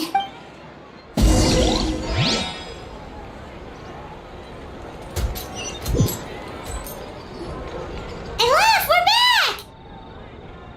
Oh, who's this? This is Miss Letitia. She's also here to see Miss Chiori. Oh, you're the one who came to collect the wedding dress yesterday, right? Wait, please don't say you're returning that dress too. Oh, no, not at all. I'm just here to thank her. In fact, if there's anything I can do to help her out, I'd be more than willing. So you've come across that article as well. Yeah, you probably don't know this, but after I got engaged, I didn't think I'd be able to wear a Chioria dress on my wedding day. Why? My fiancé owns a small business. It doesn't bring in a lot of mora, but we get by. After he proposed, he took me to Chioria Boutique, and we put down a custom order for a dress. He probably noticed how often I talked about Miss Chiori's clothes and how pretty they were. Being able to wear one of her dresses to my wedding has always been my dream. And then? And then something happened to the business, and we ran into major mora problems. We were able to scrounge up enough to pay off our debts, but it left us without the funds to pay for the dress. But didn't Chiori say she was able to make the dress from what was left of the original deposit? Yes. When I came to cancel the order, she asked if something happened, and I told her everything. She heard me out, and then told me not to worry. She assured me that the deposit I paid would be enough for the dress, and that she'd be able to finish making it in time as well. She promised that I'd be able to wear a Chihoria dress on my wedding day. Well, that's a good thing, isn't it? I've always known Miss Chiori to be a woman of her word. It is good. It's just, after I went home yesterday, I couldn't help but take out the dress and try it on. My fiancé happened to walk into the room, and when he saw me, he froze on the spot. What a shame. He's not supposed to see it until the wedding day. Well, see, that wasn't actually the issue. He's seen a lot of wedding dresses in his time doing business, so as soon as he saw it, he knew for sure that it must have cost far more than what we paid. Huh? So wait, that means... Yeah. Miss Chihori covered all the costs and held nothing back. The fabric, accessories, beading, construction, it was all of the highest quality. Miss Letitia, I'd really like to use your story for a piece I'm writing about the boutique. Would you mind going on the record? Huh? Well, if it would help Miss Chiori out, I wouldn't mind at all. I think it'd go a long way. Your real experience is more powerful than all those lies combined. Hey, Olaf! Has Chiori come back here since we left? Huh? I thought you were all together. Well, we were. If she didn't come back here, then do you know of any other places she could have gone? Oh, I remember now. There's this one cliff by the sea. Miss Chiori would always go there whenever she was upset. In that case, why don't we split up? I'll continue interviewing Miss Letitia, and you two can go look for Miss Chiori. All right, sounds good. Let's go.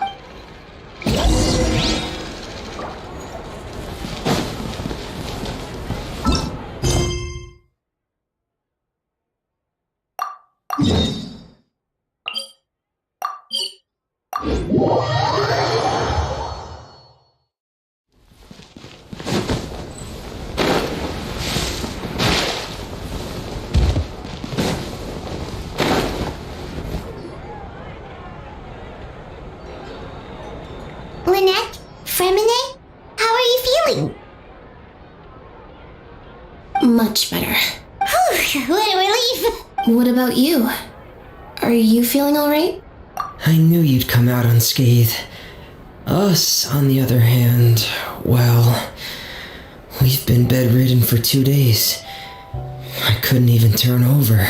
Oh, and I wanted to ask, is Claire V gone? Linny and the other members have left Poisson and returned to the House of the Hearth. According to him, there haven't been any more sightings of a spirit roaming the house. I see. I'm glad. Father came to check up on us 2 days ago and told us about what happened with Crusabina and Clairvy. Actually, I've met Crusabina before. Wait, what? You've met the former knave? Crusabina died a year after Clairvy. It was during the year between their deaths that I joined the House of the Hearth. Crusabina had an extremely cruel and radical way of doing things. While she was alive, the atmosphere in the house was suffocating. When I joined, though, the experiment she valued so much had already come to an end, and all the people involved, dead and injured alike, were gone. Crusabina never talked about the past with us newcomers. A couple of months after I joined, Father killed Crusabina and burned all her files. With that, the names of all the people subjected to her experiments, Clairvy included, were lost to the flames, along with the painful memories they represented. Father took in Lenny and me a couple months after that, but she never mentioned anything about Crusabina or Clairvy. It really seems like something she was planning to keep to herself. The last time you talked to her, did she mention why she kept it a secret for so long? She said she didn't want us to be affected by the darkness of the past. She was worried we'd develop a false sense of gratitude towards her if we knew about it. The foundation of a family should be free of any corrupting influence. Whatever happened in the past, it has nothing to do with who we are now. And that's what Father told us in the end. But I still thanked her for everything. It was only after hearing about what Crusabina did that I finally realized how insignificant our lives could have been. The members of the house meant nothing to her. To say that she valued them in any way, even just as a tool, would probably be giving her too much credit. If Father hadn't taken over the House of the Hearth, I probably would have already... Father rarely brings up the fact that she saved us. She doesn't believe that being indebted to her should be what ties us together. But even if we didn't owe her anything, we would still choose to stay. Because this is our home. We may have arguments or times when we feel wronged. Some people may even choose to leave. But as long as Father is here, we will always have a home. Whether the path before us is bathed in sunlight or shrouded in shadow, we'll follow Father wherever she chooses to go. So I wanted to say thank you for helping us make it through this crisis. Without your help, we could have lost a lot more along the way. Oh, we didn't do anything, really. Of course, you're welcome anytime. Are Filial and Nantoy okay? I actually saw them at a cafe this morning. They didn't recognize me. From what I could tell, they were drinking coffee and talking about one of the operas that started running recently. They seemed happy. If I had to take a guess, I would say they finally found the kind of life they always wished for.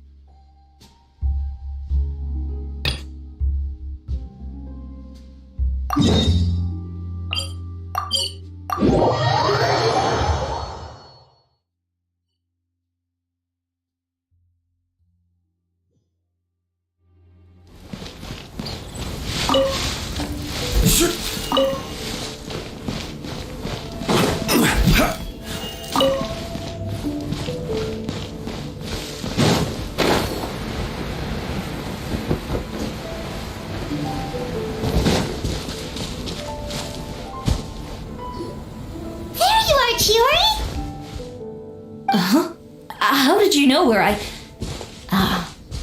Aloft told you, didn't she? She did. We were just looking for you at the shop and Letitia was there. She wanted to thank you for the dress. So, you see? You don't have to be sad. We'll figure out how to get through this together. I'm not upset.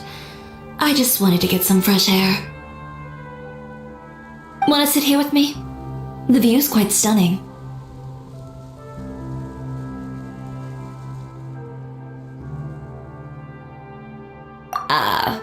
Sorry about that. I'm the only one here most of the time. Alright, don't mind if we do.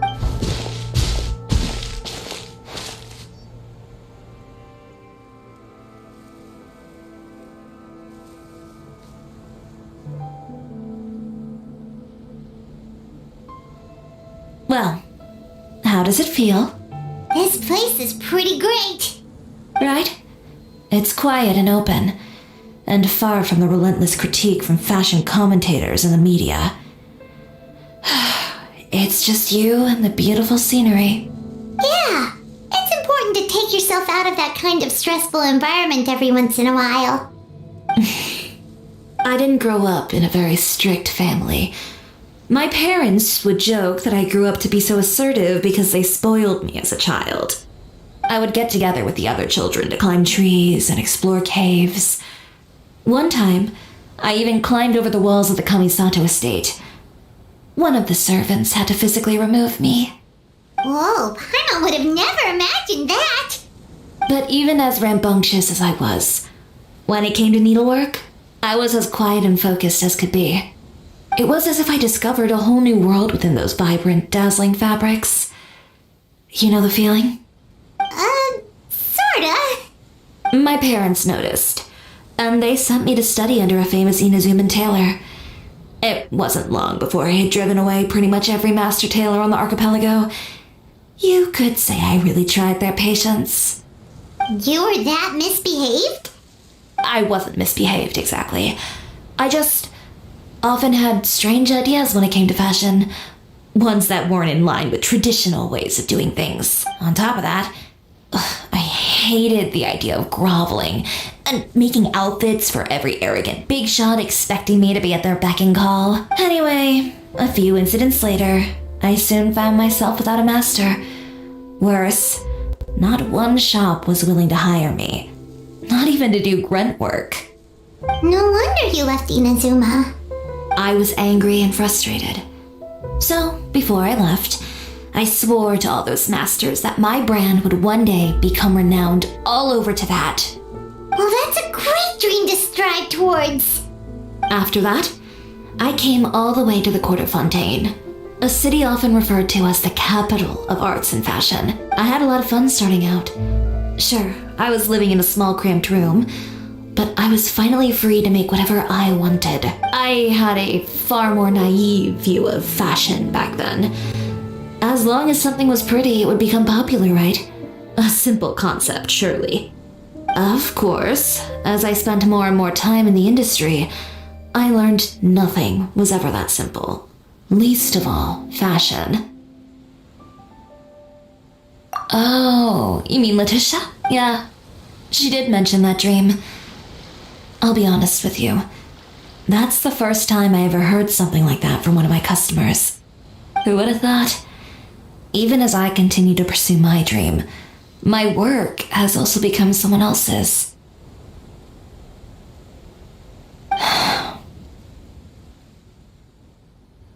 Alright, that's enough sightseeing for one day.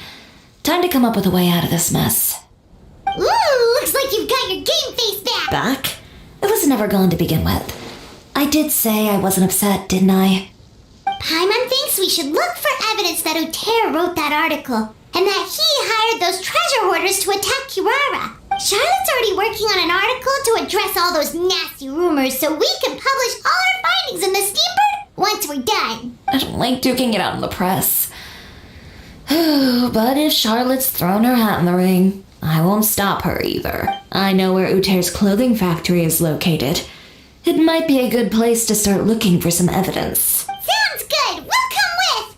As for Fashion Week, well, there's always next year, right? So there's no need to be too upset. Huh? When did this become an either-or situation? Find incriminating evidence or participate in Fashion Week. I'm doing both. But your accessories! Didn't you say your designs were unusable without them? Well, it's true that I haven't quite figured out what to do about that, but to tell you the truth, even here in Fontaine, every time I see the sea, I can't help but remember Inazuma and the vow I made in front of those masters. Thinking about all that, I just can't bear to take even one step back. The sea. What did you just say, Chiori? The sea. Seashells, coral.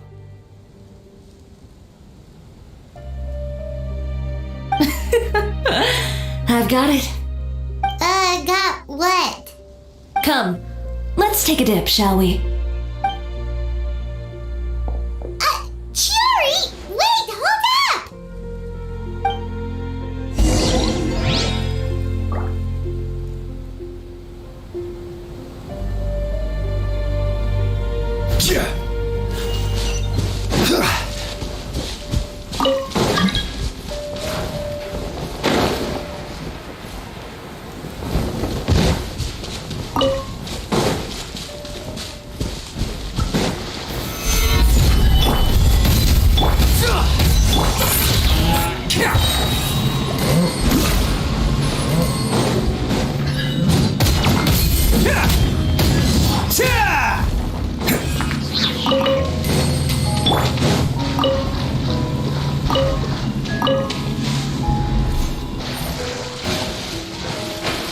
Chiori, why did you just jump into the sea all of a sudden? Paimon, what do you think is the most beautiful thing in the sea? A Lumitoile? Or a pearl, maybe? Oh, coral's pretty too.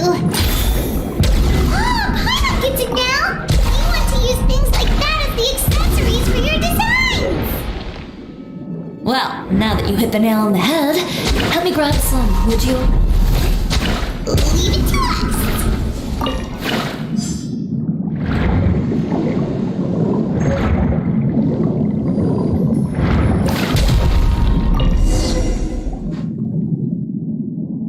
These should be enough, right? Paimon picked all the prettiest ones in this area.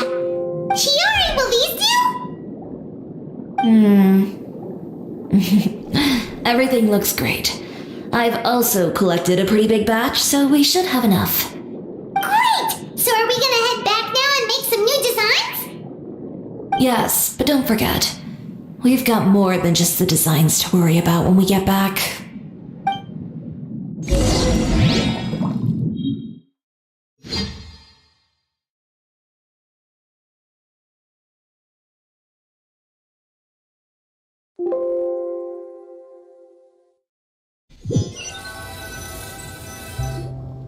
Okay, we've got the materials for the accessories.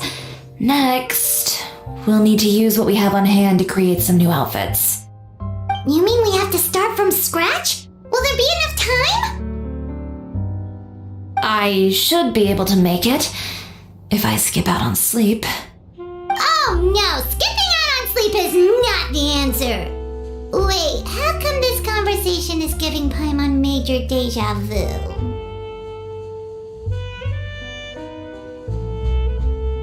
Ganyu? Who's that? A friend of ours who does way too much overtime. Well, anyway, sleep is important. You're not gonna convince Paimon otherwise. Well, I can't argue with you there. One thing's for sure, though. I'm going to do whatever it takes to make it work. All this grit and determination. It reminds me of the first fashion week I ever participated in. What else can we help with? Let me see. I suppose all there's left to do is tear up all the outfits currently on display. You got it! Wait, what did you just say? You heard me. Tear them all up. When I went to that first fashion week, I had no savings to speak of. Just a few dozen yards of fabric and a dream. I had to make something work, so I tore up all the clothes that I brought with me from Inazuma, and I used the scraps to make my entries for the show. I used the larger pieces for the base fabric and the smaller pieces for accessories. If it worked back then, why not now? We can also repurpose some of the ready-to-use accessories in the shop as well. But you worked so hard on all these outfits! I know. That's why I refuse to let it all go to waste. I'm not going to let them win, even if it takes everything I've ever made and more. Okay, then... Here goes nothing. No need to be nervous. I won't hold it against you. Of course, if anyone dared to tear up one of my dresses in front of me on a normal day, I'd probably toss them into the sewer. Just this once, though. I think I can make an exception. Go ahead and tear them up. Think of it as a good way to vent your emotions.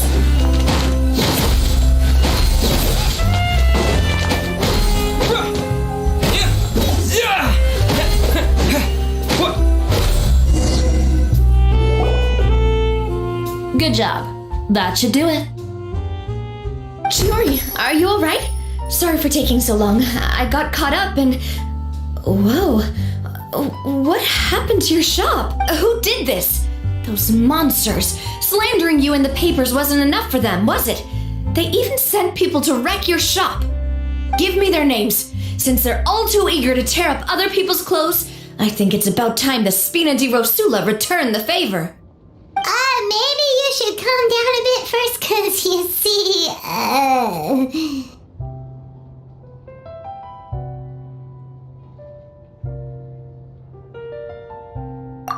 Huh? Ugh, what is this, a soap opera? I was the one who asked the traveler to tear up the outfits. We need all the fabric and accessories we can get. Oh, so that's what happened. I guess I got a bit ahead of myself just now. Back to what you were doing, everyone. You can all just pretend like I didn't say anything. Navia sure is scary when she's angry. If there's one thing I can't stand, it's a false accusation. No one's gonna orchestrate some conspiracy to take down one of my friends and get away with it. You and Chiori are really close. Of course. Everyone knows that Chiori makes the most gorgeous outfits in town. All of the Spina di Rosula's formal wear is custom tailored here. Now, if only you'd give me the contract for your uniforms as well. As if you'd enjoy designing something as boring and formulaic as a uniform. That's why I didn't ask you in the first place, silly. Plus, with how much your intel has helped us out in the past, to the Spina, you're more of an intelligence agency than a fashion boutique. If I had it my way, it would be the other way around. Anyway, we both know why I'm here. Tell me, how can the Spina be of service to you? If it's not too much trouble, can I borrow some skilled hands to help with some simple sewing work? I'll need all the help I can get if I'm going to finish these outfits over the next few days. Oh no problem. I've got a few of those guys all ready to go. I just knew you wouldn't be intimidated into withdrawing from this year's show. When are you going to get started? I can help with sewing too. Actually, there's something else I'd like to ask of you. Ask away. I'm all ears. Oh, and Traveler and Paimon, could you help me pass word to Linny and Lynette? I'll need their help as well. I'm done with my interview. Has Miss Chiori made it back yet? Oh! What happened to the boutique? Who did this? Give me names. I'll make sure every last one lands a full feature on the front page of the Steambird tomorrow. Not this again.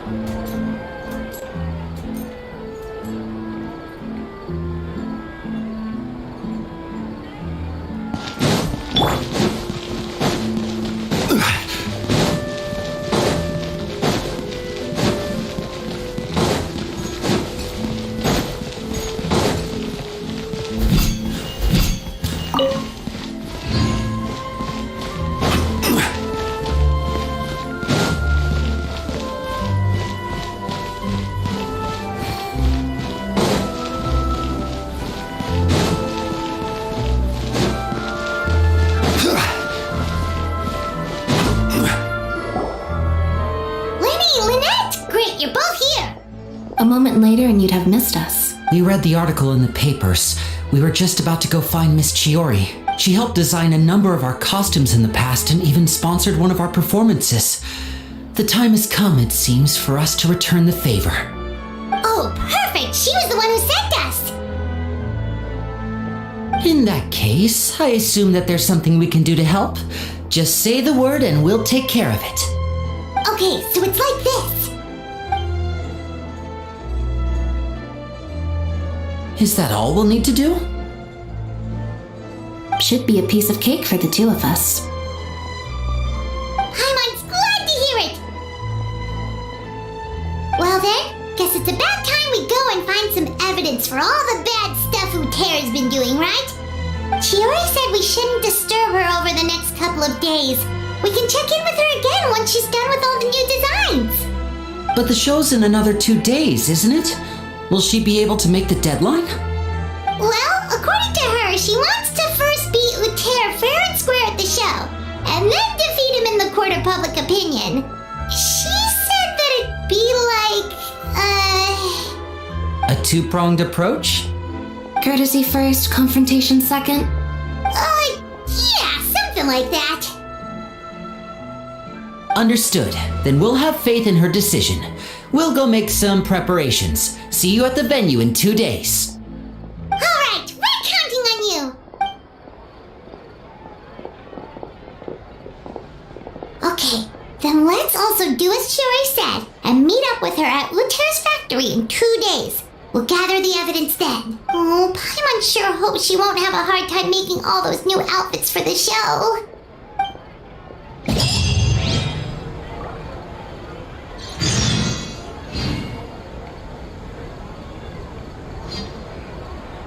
Fresh fruit, sweeter than syrup.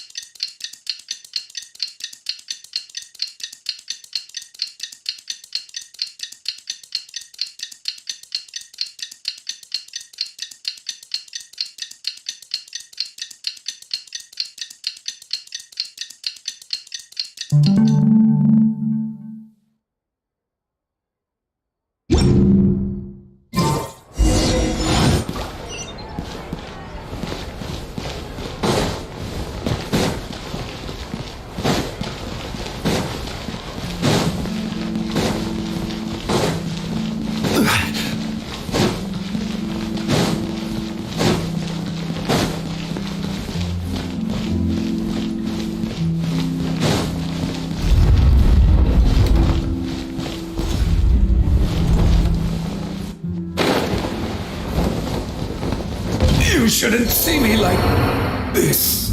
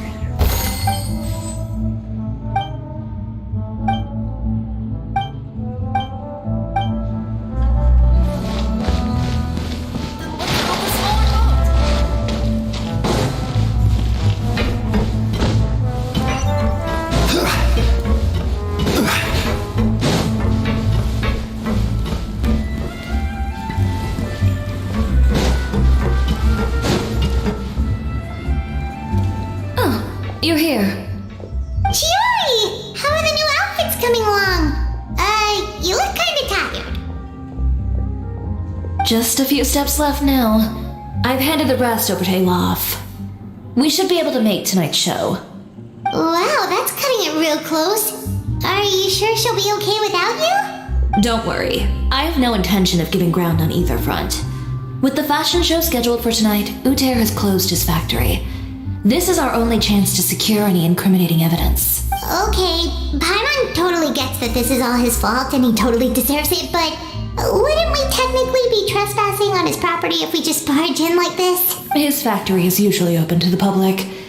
It may not be open for business right now, but that doesn't mean visitors can't stop by for a tour. We're just curious customers after all, aren't we? Well, when you put it that way... Anyway, Uter's factory is right over there. Let's hurry up and get moving. Why would he open a factory over there?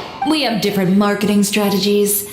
While I specialize in high-end custom garments, he prefers low prices and large sales volumes. I don't know. Maybe the rent here is cheap. Alright. It's really creepy. Paimon would never choose to buy anything from a place like that. You make a good point. Let's all be on our guard.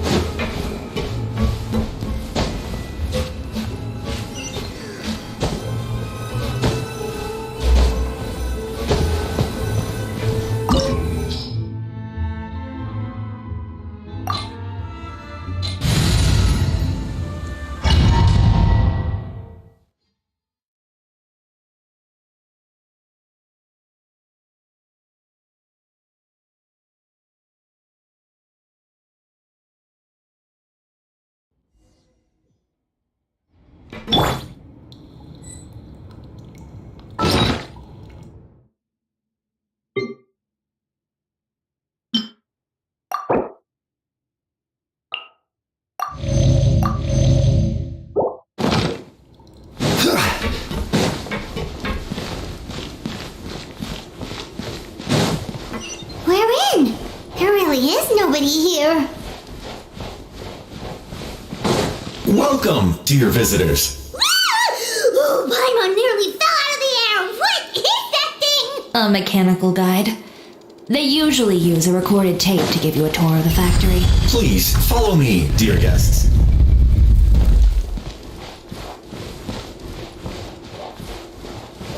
First stop on our tour is a look at the gradual evolution of our clothing brand.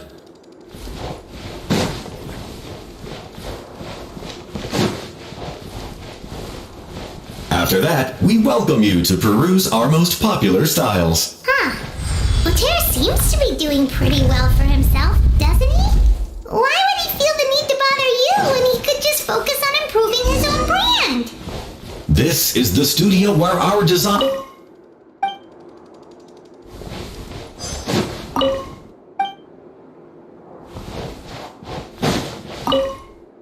These are the fitting rooms. Please use them at your leisure. Huh? There seems to be something in this fitting room. Why did the door just close? Hold on tight, Paimon. Why is it moving?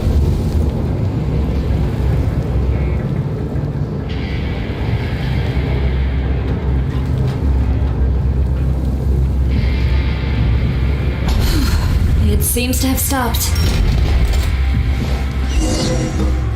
Where did this thing take us? It seems like we're someplace deeper inside the factory.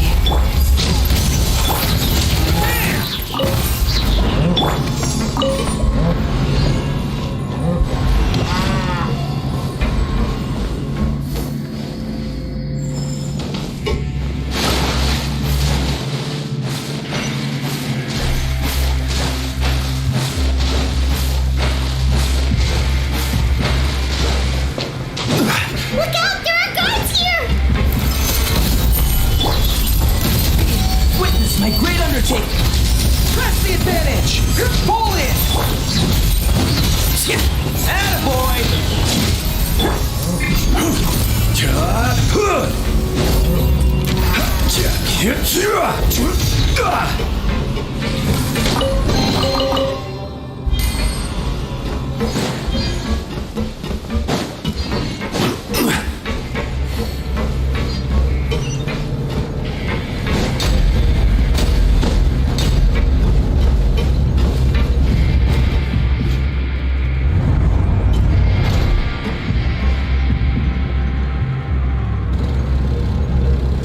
This place is filthy!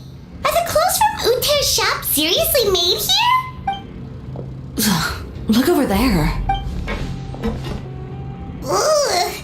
That water looks super nasty! Oh, Paimon can smell the stench from all the way over here! And I was the one using unsafe materials, Uter? So he was actually the one who opened an underground factory! No wonder his clothes always felt weird to the touch. He's been using all manner of tricks here in a bid to cut costs. Should the clothes made here even be worn? Never mind issues with shrinking and fading. These materials can give you skin problems if you wear them too often. That's terrifying! Let's take some photos right away as evidence.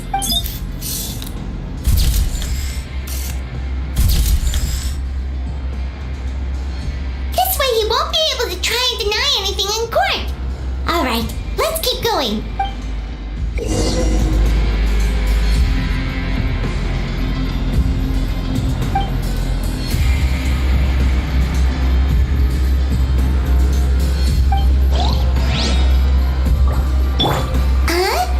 Doesn't look like there's a path here. Follow me. Let's go up.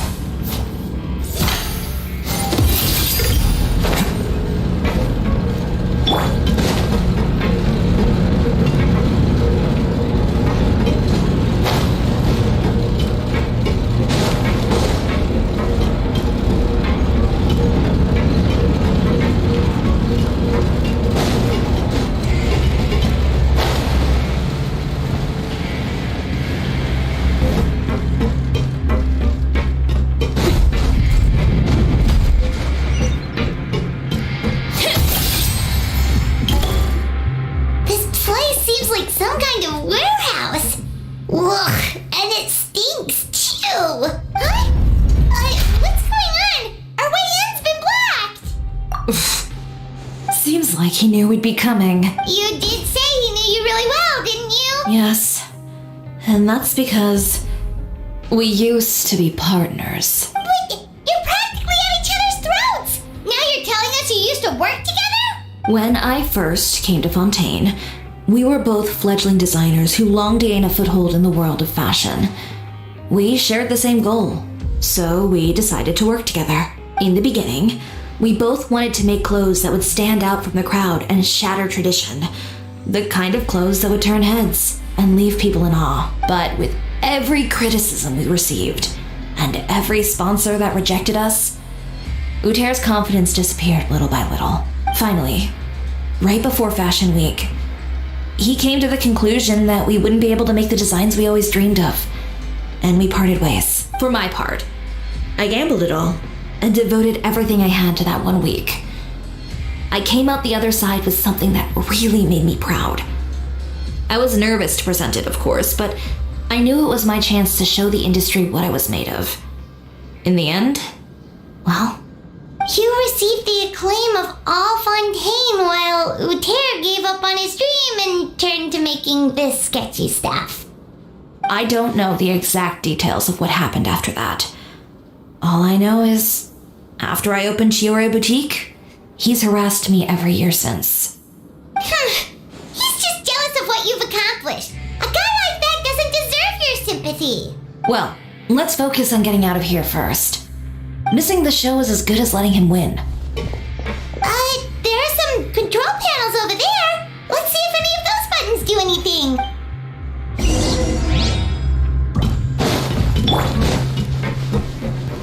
Oh, that doesn't seem to have done anything.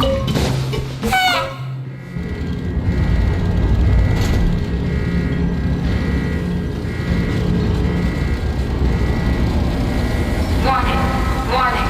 Unauthorized intruders entering expulsion mode. We'll have order.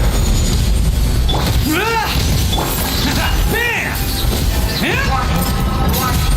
Unauthorized intruders entering expulsion mode.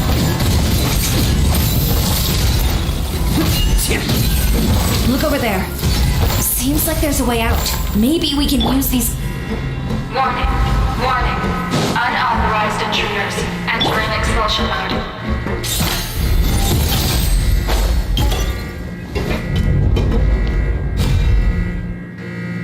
Warning.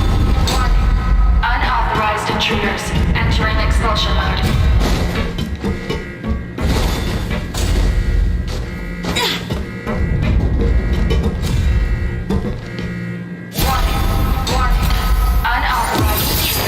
Entering expulsion mode.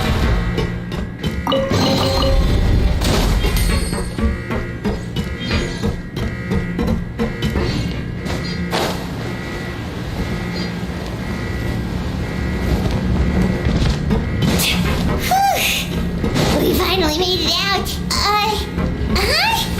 Why does it feel like the movement patterns of those mechs have changed? Warning. Unauthorized intruders. Initiating shutdown procedure.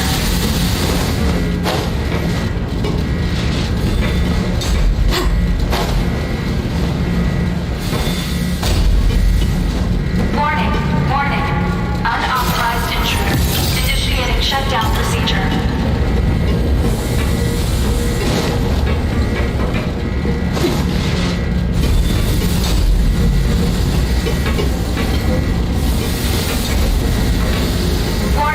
Warning. Unauthorized intruders. Initiating shutdown procedure.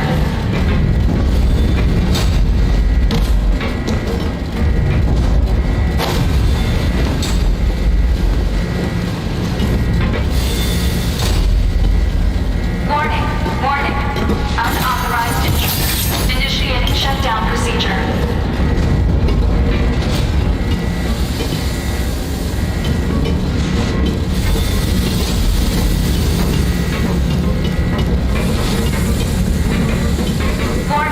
Warning.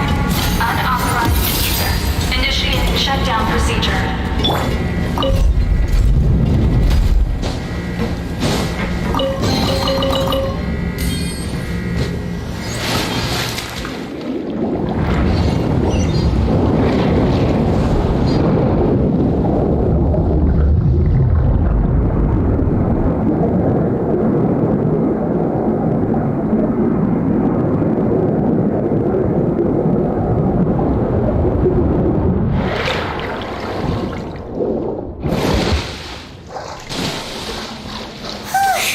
We're finally out of that stinky place. Let's take this evidence and get out of here.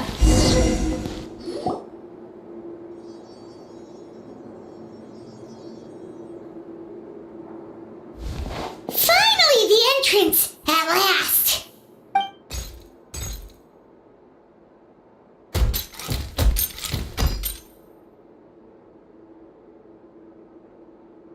Oh, those chambers couldn't hold you, I see. What a surprise. We've collected a bunch of evidence on all the nasty stuff happening at your factory. You're not giving away this time, Uter. The evidence on your person, you mean? What makes you think I have any intention of letting it get past these walls?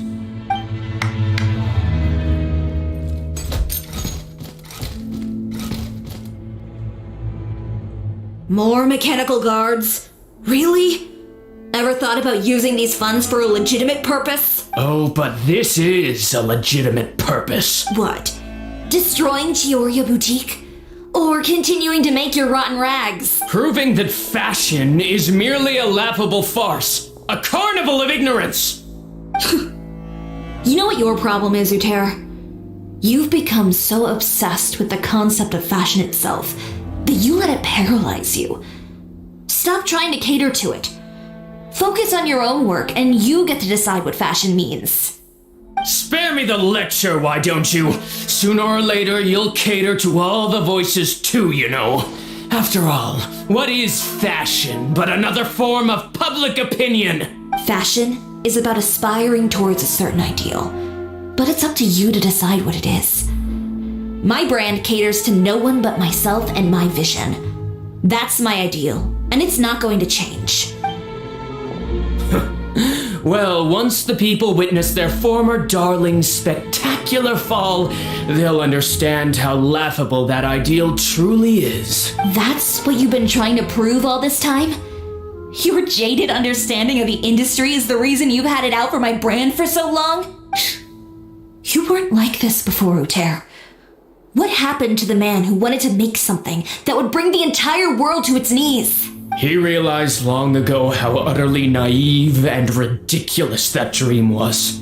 You gave up on your dream, but that wasn't enough, was it? You had to find a way to prove to yourself that it could never have been possible at all. You think you understand, but you're just a bitter man who let his regrets dictate his choices. You regret giving up on your dream, so you stopped at nothing to prove to yourself that it wasn't the wrong choice. This whole thing, Uter. It's pathetic. Pathetic? Why don't you take a look in the mirror? You're a fool daydreaming about taking all of Teyvat by storm. Well, good luck doing that when even Fontaine doesn't have a place for you anymore. You're right. Maybe all those who pursue their dreams are fools. But more pitiful still are cowards who are too afraid to even attempt what the fool is brave enough to try. You!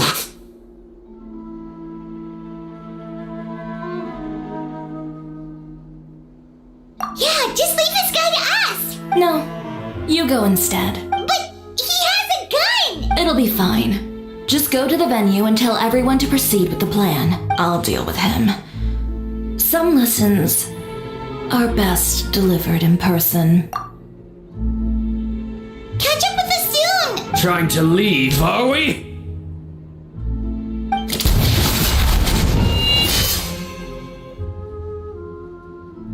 I've held back all this time because of our past partnership, Uter. But all that changed after our tour of your factory. Still trying to talk tough, I see. No matter what you've been through, no matter why you've become like this, if I may borrow the words of a friend, a guy like you doesn't deserve my sympathy. Allow me to show you the true meaning of the Chioria brand. The Chioria brand represents more than a person or a trademark. It's a way of life. Greetings, friends at Fontaine Fashion Week. Please feast your eyes on the extravaganza that Chioria Boutique has prepared for you today.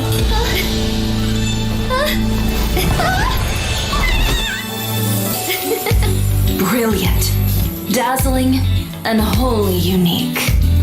And most importantly, an enduring, never say die spirit. That's the true meaning of the Chioria brand. And now, let's welcome the thundering seamstress, Miss Chiori herself. Did Chiori not...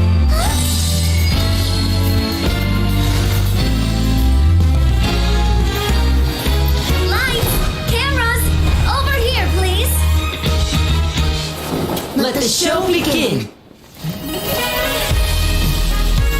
The world may change, fashion along with it, but Chioria will remain the same. No challenge is too great. Chioria caters to no one. Not even the times. Rather, Chioria will always lead the fashion of our time. Finally, let's not forget.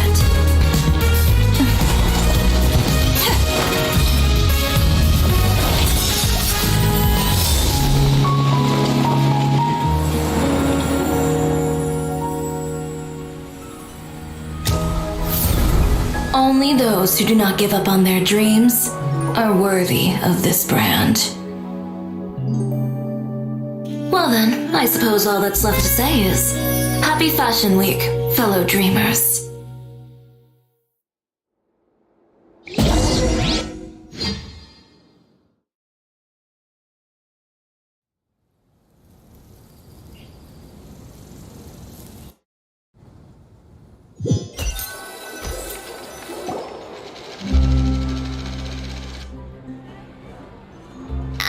How about this? A little more to the left. Like this? Perfect. Phew. Oh, that looks great! Miss Chiori, can I take a picture? Of course. I didn't know you'd make a brand new signboard. I made it before Fashion Week. I figured it'd be best to put it up after the success of the show. Well, how can you become renowned through all of Teyvat without a fancy signboard of your own? The Spina's way ahead of you in that regard. Now that you mention it, perhaps our magic troupe could use one of those. Our signatures are the Grinmalkin Cat and the Bogglecat box. Oh, and we need to add Pear as well. Pear would need an alias, of course. How about... the Hangry Bird.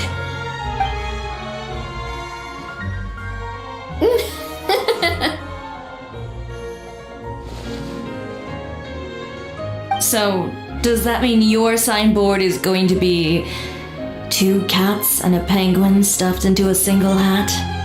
Ooh, that sounds super snuggly and warm. And a bit cramped. Miss Chiori, I'm done taking pictures. You can expect the article in tomorrow's Steambird, along with the evidence the Traveler gathered. Thank you, Charlotte. It's my pleasure. Bringing the truth to light is a journalist's duty. Going forward, feel free to custom order any accessories you need for Monsieur Verite. It's on the house. Huh? You really mean it? Of course. The same goes for you too, Linny and Lynette. If you have need of any costumes in the future, just drop me a note. What about something other than a costume? Thank you, Chiori. It's much appreciated. Well, I don't really need anything. Just don't be a stranger, all right? I don't need anything either. So long as you continue to request my international courier services from Komunia Express, we're golden. Actually, that reminds me. When will you be leaving, Kirara? Huh? About that. The Spina di Rosula has prepared a special vehicle for you, so you can just get in and we'll push it all the way out of Fontaine. What? No, that's so embarrassing. Ooh, do we get something nice too, Chiori?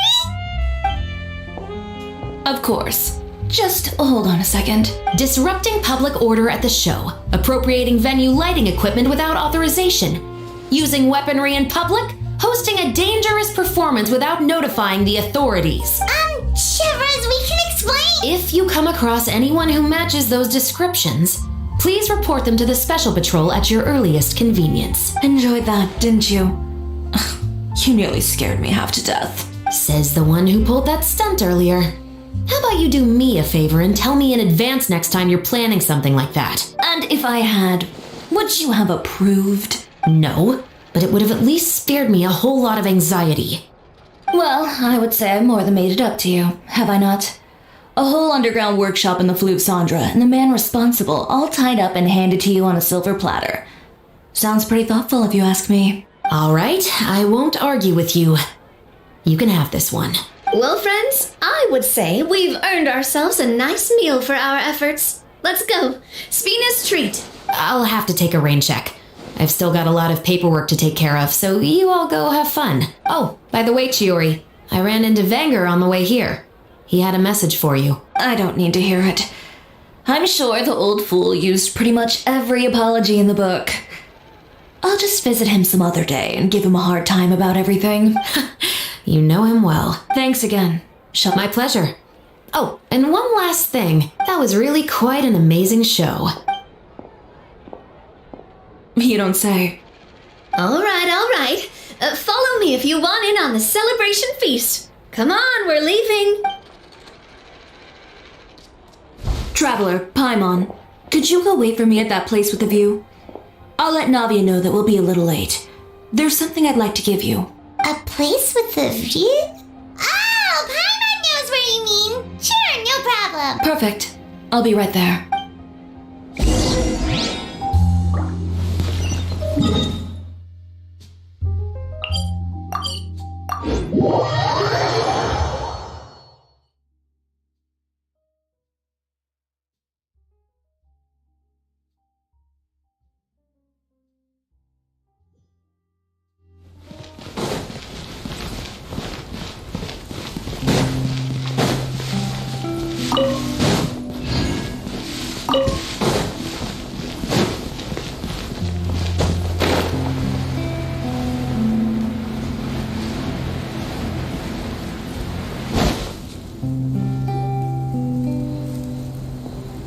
Sorry to keep you waiting. Oh, we didn't wait long at all. But what did you want to give us that you couldn't share right in front of everyone else? Here, take this.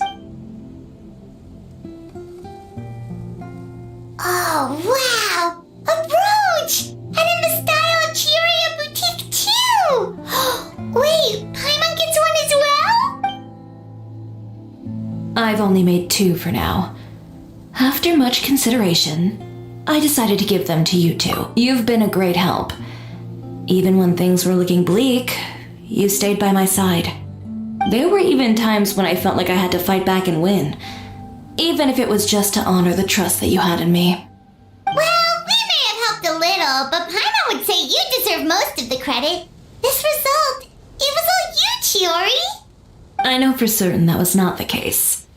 I've chased my dream for so long that I've come to understand something. Apart from conviction and persistence, the thing that matters most is having friends who believe in you even when you don't believe in yourself. A single person can only do so much. Without all your help, Chioria Boutique could have easily fallen to ruin. Well, Paimon doesn't think it would have ever gotten to that point. Not if you had anything to say about it. But, about the stuff you said at the show, you aren't worried it'll rub some people the wrong way? Perhaps my words were a little pretentious, but they do reflect how I truly feel. I won't bow or scrape before any force in this world, much less any individual. I'm confident in the quality of my work. Create something beautiful, and there will always be people who appreciate it. Well, guess there's nothing to worry about then. Should we go back and join them at the victory feast? Oh, yes, of course. But before that, I'd like to admire the view for just a little while longer. You know, of all the nights I've spent in Fontaine, I'd say this is the loveliest by far.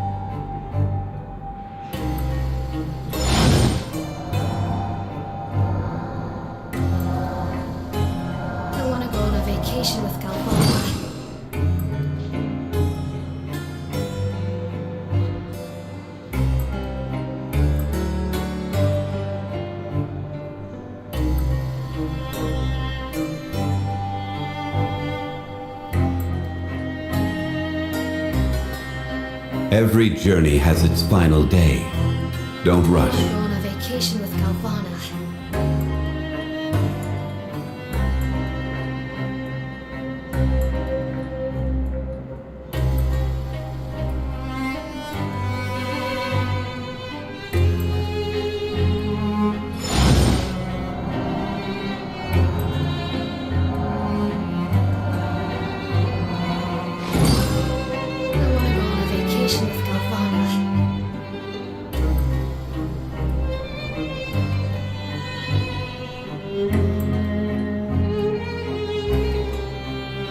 Where do you want to go next?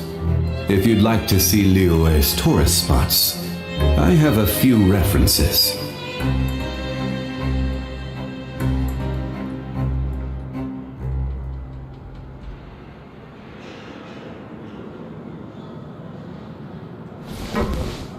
I want to go on a vacation with Calvana.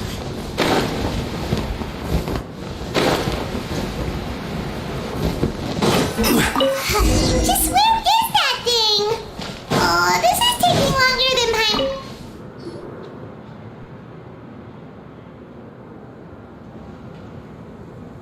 Nothing in the water either. Paimon thought it might have gotten blown in.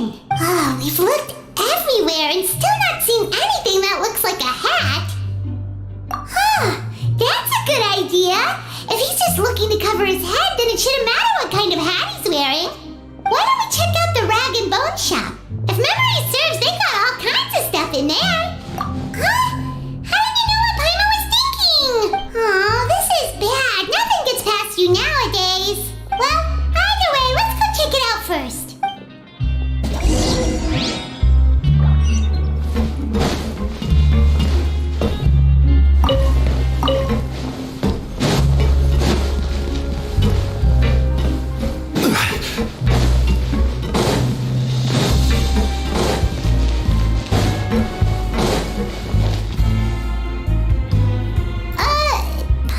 Remember you being the boss.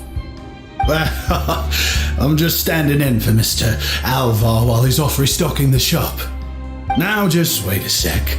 A blonde foreigner dressed all in white, accompanied by a glaze-covered flying chunk of gingerbread. Well, you must be the legendary traveler and their companion Paimon. No! Well, you're half right. Paimon's the traveler's treasured companion, sure, but she's not some flying chunk of gingerbread!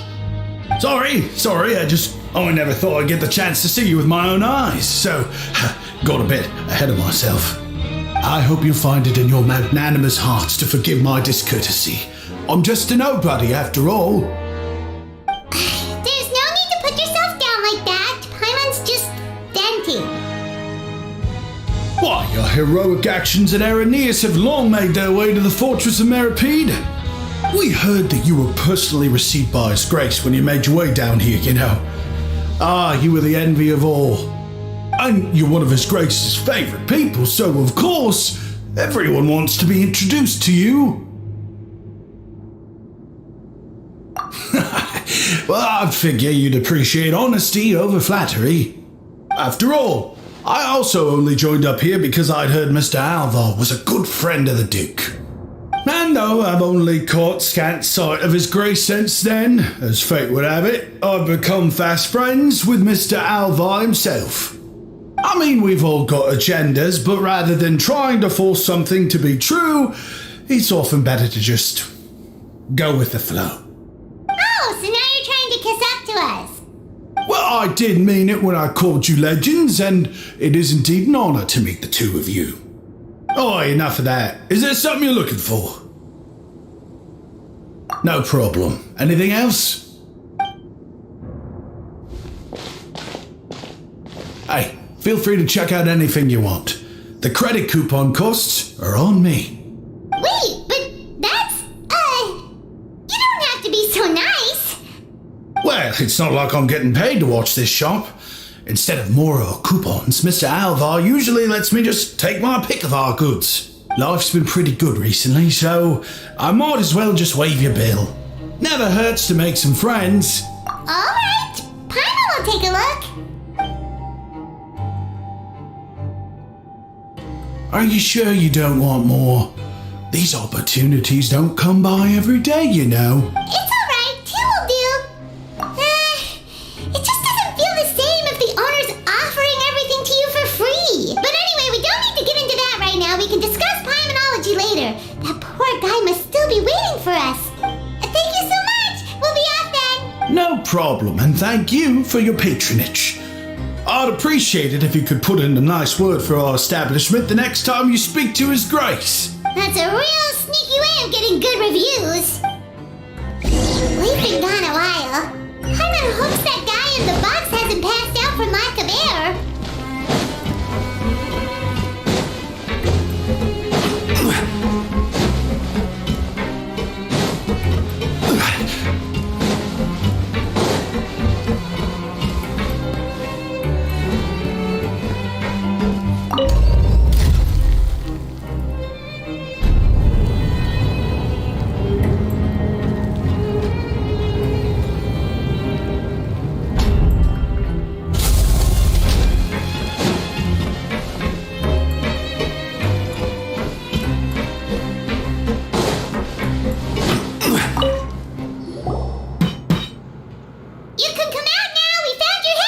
You did? Oh, Archons, you just saved my life in just 1 sec! Wait, so you're not actually bald? You've got such a full head of hair, too! I mean, I told you that there had been a misunderstanding. This has nothing to do with my hair.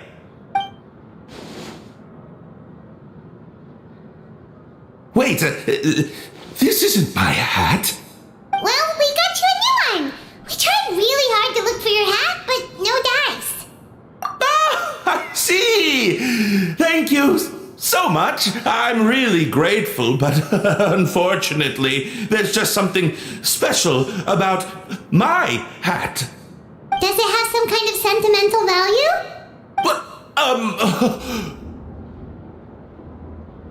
Sorry, I can't explain at the moment. Time's tight as well, so I suppose I'll keep looking for a while. If you're looking for a hat, I just picked one up over here. Is it yours? Your Grace! Oh, hey, Risley! It's been a while! Well, it's a slow day today, so I decided to go for a little stroll. Even if your workspace isn't cramped, it's still good to get some air. I'll say, I'm not at all surprised to find the two of you here. You never could turn down someone's request for help. It's what good adventurers do, after all. Is that so? Maybe I should consider asking the Adventurers Guild to open a branch here. As I recall, these hats are very important to members of the Beret Society. Best you avoid misplacing it again, You might not have the same luck next time. Understood. Thank you so much, Your Grace. Then I'll be off. I'll get going now. What a strange guy. Why did he care so much about his hat? Oh, and has he done something wrong? When he saw you, it was as if he'd seen a ghost. Oh, not at all. In fact, members of the Beret Society are model prisoners. They work hard and never get into trouble. They save me a lot of work, in fact. As for him, I'd guess he's just more of an introvert. It's not unusual for the more shy prisoners to freak out when I show up unannounced. Huh? Shy? There are prisoners who are afraid to talk to people? Prisoners are still people, after all. There are as many crimes and motives as there are stars in the sky. The idea of the criminal as a selfish, heartless brute is just a stereotype. Such labels could never capture the complexity of even a single individual person. What kind of a person a prisoner may be and why they've committed a crime, we'd never know these things if they don't share their story with us. Huh. You've got a point. Anyway, it's all good as long as it makes sense to you. Although most of the societies here will just turn individual brawls into mass ones, the Beret Society does appear to be an exception, and it's instead trying to experiment with some novel and interesting things. If you have some time, why don't we grab something at the Coupon Cafeteria? It'll give us time to catch up too. And if you're still interested in the Berets after that, I can take you to their usual gathering place as well. Hyman's not the biggest fan of that cafeteria, but if if we're gonna catch up. All right then, please follow me.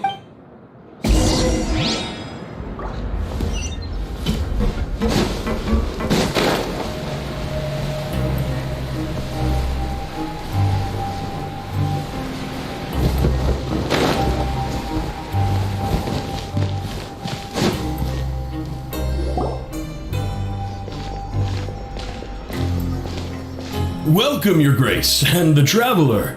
Would you like 3 orders of today's welfare meal? Unfortunately, we weren't informed of your visit in advance, so we didn't prepare any super deluxe welfare meals today. I'll pass on the food then.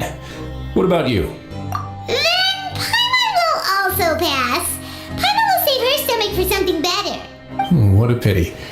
It would seem that none of us can properly appreciate your skills, Walsey. Then I must beg Your Grace to find me some more ingredients, so I can come up with some more welfare meal recipes. If you're not in the mood to eat, I can get you some drinks. We just got some great shipments in from above. Yes, please? Huh. Paimon didn't know you could get non-welfare stuff at this place.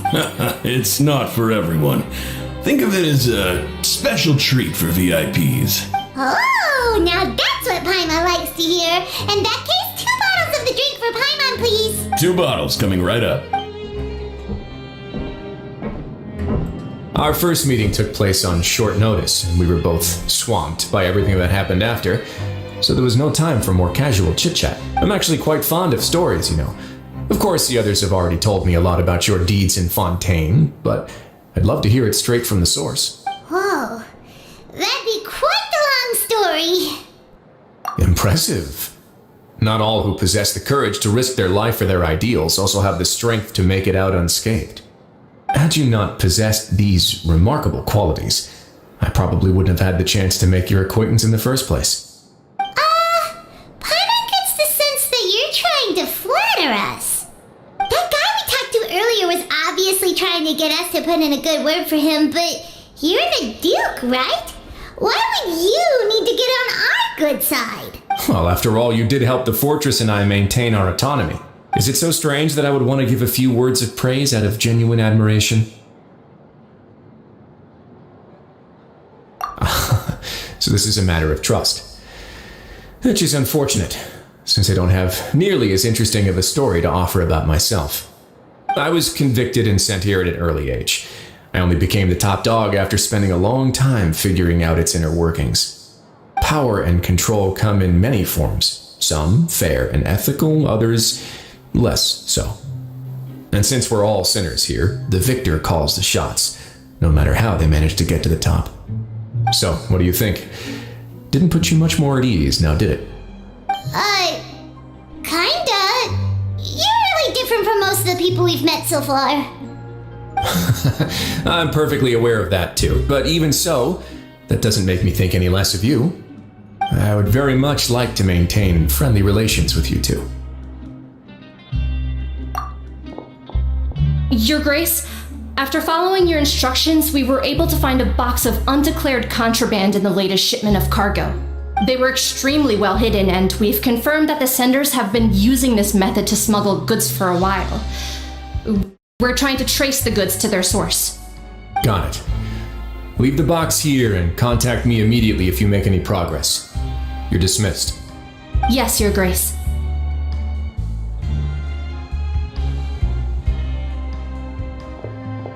Sorry, I'd almost completely forgotten about this. She mentioned something about contraband. Are they like dangerous goods? Not necessarily. The term is just applied to things people want to bring in on the sly. Many people here are experts at pulling rabbits out of the most ordinary hats, so we have to examine everything carefully. Now, what do we have here? It's more or less what I expected. Whoa, this is certainly a box of curiosities. Mora, snacks, yarn, balls, ropes, mechanical parts, and even a gem! Wait, if you've confiscated this entire box, then does that mean all of this belongs to you now? Yep. We can't just send them back up now, can we? What? But that's just insane profit! about you become a duke as well?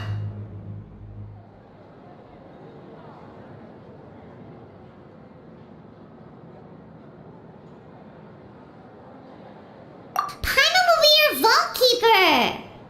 Jokes aside, I didn't know you'd be so interested in this box. How about this then? You can pick anything you want from it. Consider it a gift from me. Really? You'll let Paimon pick anything? No takebacks. Paimon will have you know that she's got a real good eye for treasure. I never joke about things like this. Alright, Paimon's gonna have a look. Paimon wants this one. This dark, sparkly gem. You just know it must be worth a ton of Mora.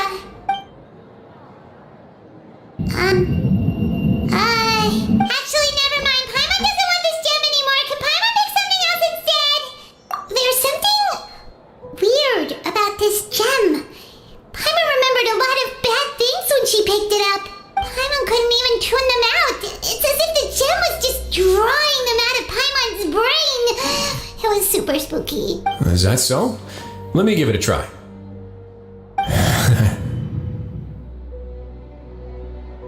Paimon's right. I too experienced some unpleasant flashbacks. Are you sure? I wouldn't exactly call it fun. Fair enough. Go ahead. I don't think it'll have a permanent effect.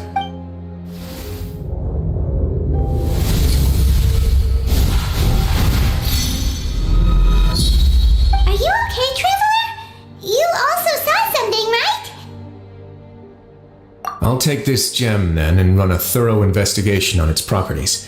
Paimon, feel free to pick something else. Actually, never mind. Paimon's gonna pass.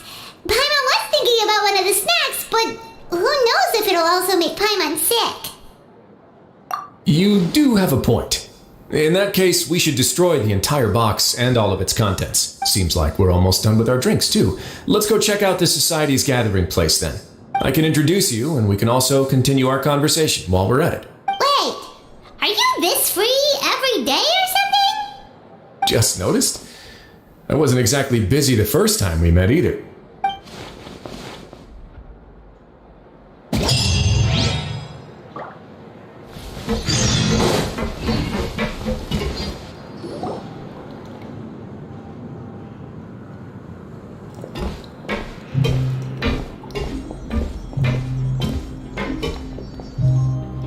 We are honored by your visit, Your Grace. All of us at the Society have been waiting for your arrival. Are these your two guests? Let me introduce you to them. Traveler, this is Dugier, the head of the Beret Society. This is their gathering place.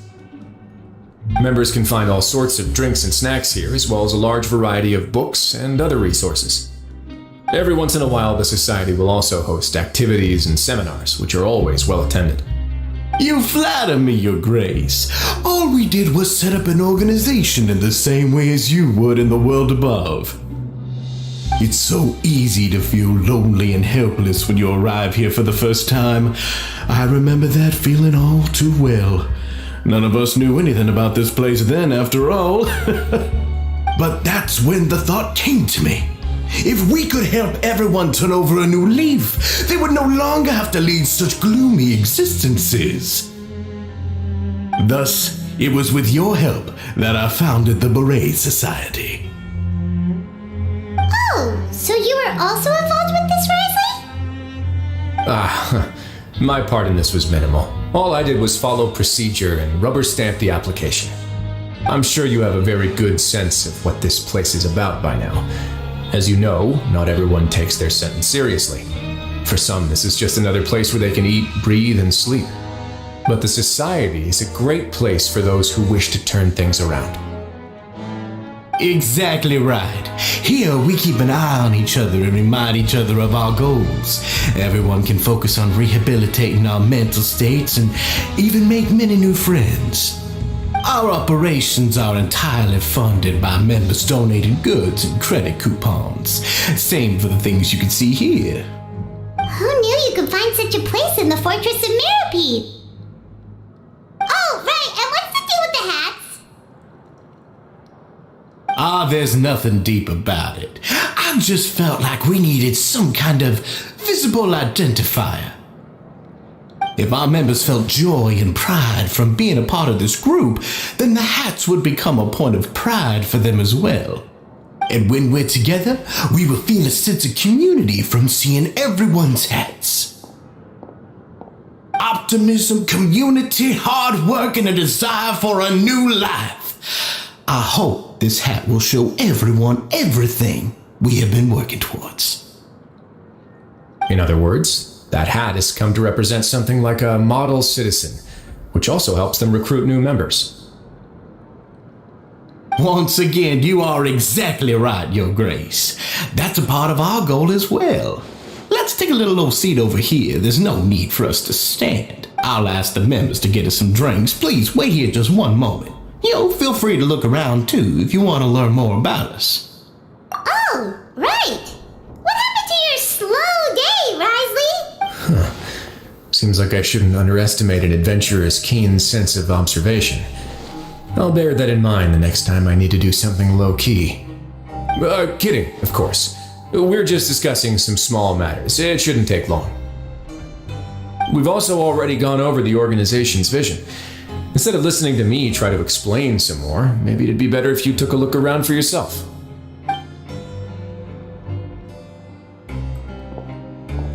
Why does Paimon feel like he didn't answer the question at all? Well, we're already here, aren't we? Yeah, they're supposed to be like the model prisoners, right?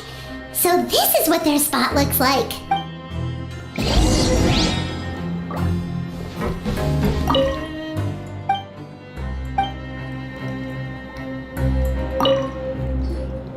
Hey, what are you doing over here? Oh, hello. You are guests of the Duke, are you not? I'm organizing the bookshelves. Want to take a look? We've got some classics, as well as a few books that the members publish themselves. Yeah, most of them are writing diaries or autobiographies on their time in the organization. Some quit drinking. Some learned to tailor. Some became real good at calligraphy. And even I've learned to use a camera. We find it kind of funny. You see, had we managed to stay above ground, none of us would have ever had the time to learn any of those skills. It's because you all have a lot more free time now. Not only that, but we've also now got the mental space to think about taking on new things. Before we came here, we were constantly exhausted just trying to live. With how the Duke and Mr. Dugier have organized our lives down here, though, all we need to do is currently running through Genshin Impact again. You never know what you may be good at until you give it a try. And while you're here, no matter what you do, you won't get judged for it. After all, there's no need to conform to societal expectations when you're already in jail. So this is something like a safe space. Yeah, that's exactly right. After all, not everyone is good at fighting, or have the physical strength to do hard labor. The society is exactly what some of us need. And that's it. I just finished organizing this shelf as well, so feel free to check it out if you want. Just remember to put the books back after you're done. Don't worry, we will.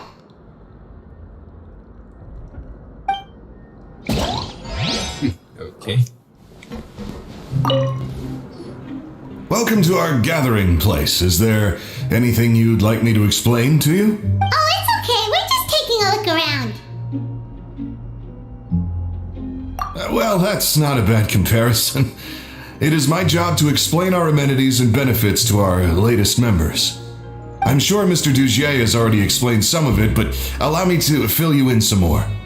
Besides this space, which our members use to rest and relax, we also have an entertainment room, a fitness room, and a self-study room.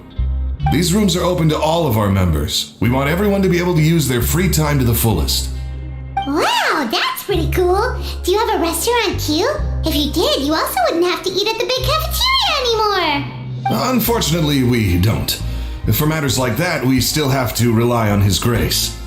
We started a collaboration with the cafeteria a while back though, so They'll let us borrow their kitchen to do some simple research into recipes and cooking. Yeah, Paimon can definitely see how it'd be easier to live your life if you had all this support. Yep, and that's exactly why Mr. Dugier founded the society. We all think we made the correct choice to join him. Do you not get tired after going so much story talks? Well, how do I explain it? Think of it like when you're doing a commute and you're sitting on a bus, and then your mind is listening to what's happening in the environment, but you're kind of droning off. It's something like that. I mean, I'm there, I'm listening, but I'm not exactly there. Hello? Are you talking to Paimon? Yeah, definitely it's a little bit on the oof side of things, because Before letting everything out like this. that's what happens when you haven't played for almost a year. Yep, you know it, huh? That's how I pump myself up every day. A lot of my friends have found it super useful too. With one shout, you can release all the fatigue, resentment, and unpleasantness Then from again, gamer pride will not let me skip the story. I made a promise to myself that I will listen to the voiceovers. Because if you think about it, you're putting that much effort. As long as you remember this trick, it'll come in handy. So one get day. something back, right? Just remember You're playing a free game. Let it all out if you find yourself at your wit's end.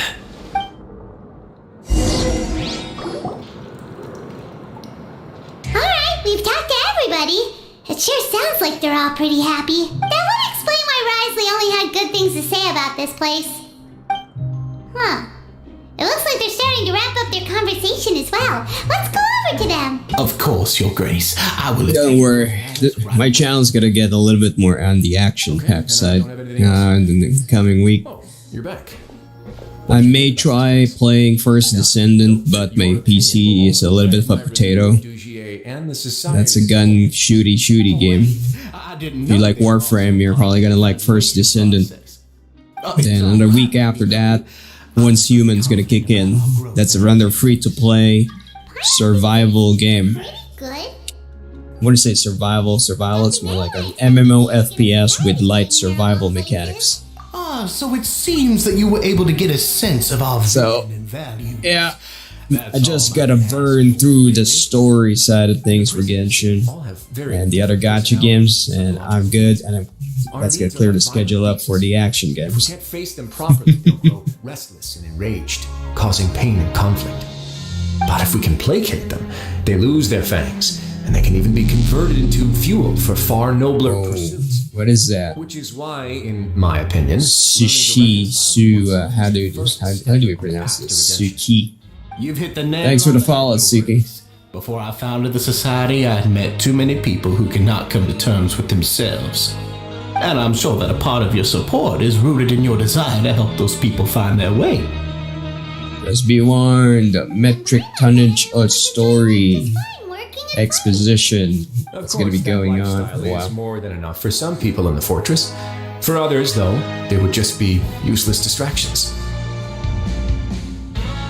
Speaking of fighting, I'm not sure if you knew this, but even His Grace sometimes fights in the ring. What? You fight in the ring too? Wearing those high-tech boxing gloves of yours? Oh, I almost never need them.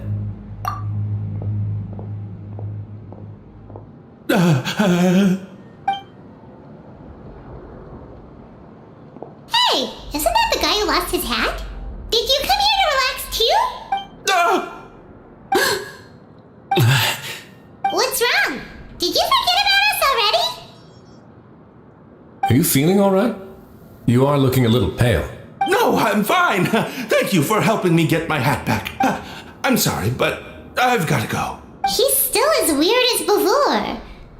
Paimon's kind of used to it by now, though. Dugier, do you know what's up with him? I'm also not too sure about that. As far as I recall, he's always been a little strange, but I'll check up on him later. After We're all, just it's watching my Sword Art responsibility Online, as the got leader to bored, make sure that no one stream. falls through the cracks. You're going to see Farina. Oh. Where were we Unfortunately, I kind of burned through the Farina arc a little earlier.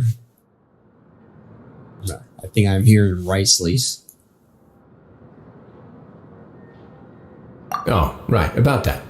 You might have thought that I was joking, but in a place like that, everyone will use everything in their power to win. So how's your progression in Genshin? Run high, things often spiral out of control. Did you finish all of it? That would be when I need to pull out my gloves to maintain order.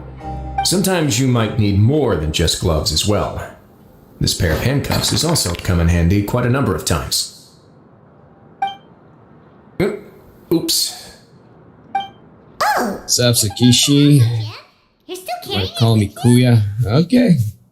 Yeah, I kept it on me because Pwede naman. special qualities. Don't worry, feel mo Tagalog. Go for it. Come into contact with my skin. English lang for maximal market reach, diba? Would you? Yes, right. Sabotage, you're about to go to Inazuma? Oh, I see. Gotcha. Wait, you're telling me you're that early in the storyline in Inazuma? Quite the dazzling light. I hope it hasn't been damaged. Your Grace, please let me know if there's something wrong with it now. It still looks good to me. Say, Dujier, have you ever seen a gem like this? Never, Your Grace. Don't think I've ever been rich enough to afford this kind of thing. Oh my. Yeah, you definitely got hundreds of hours worth of story to burn through, man. If you're still in the early Inazuma I arc. wanted to talk about, so let's wrap up for the day. The Traveler also has some other plans, after all. Got it, Your Grace. Take care, everyone. I'll take you to the exit.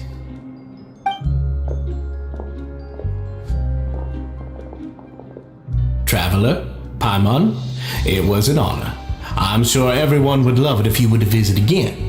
And that goes for you as well, Your Grace. We wish you all the best in your endeavors. Same to you. You're a new player, not doing again so much time like you. I'm not a gamer. Ah, come on. You know what my definition of a gamer is? plans for the rest of the day. A gamer doesn't necessarily have to be playing like the whole day and every day. A gamer plays the game because he likes the game. For the game, nothing else. You're not playing the game because someone makes you. Or you're not playing the game because it's like a fashion accessory. Play the game and you enjoy the game, and you're a gamer, man. Along the lines of encouraging people to embrace their new lives with optimism? There's only one potential problem. If the society Is that Suki? managing a You can help, but on exploration only and Asia's server.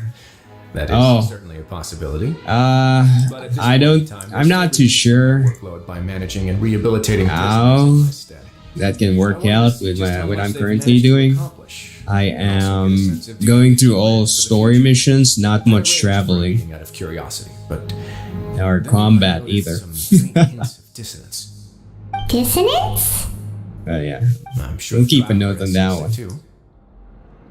As expected, you also picked up on it.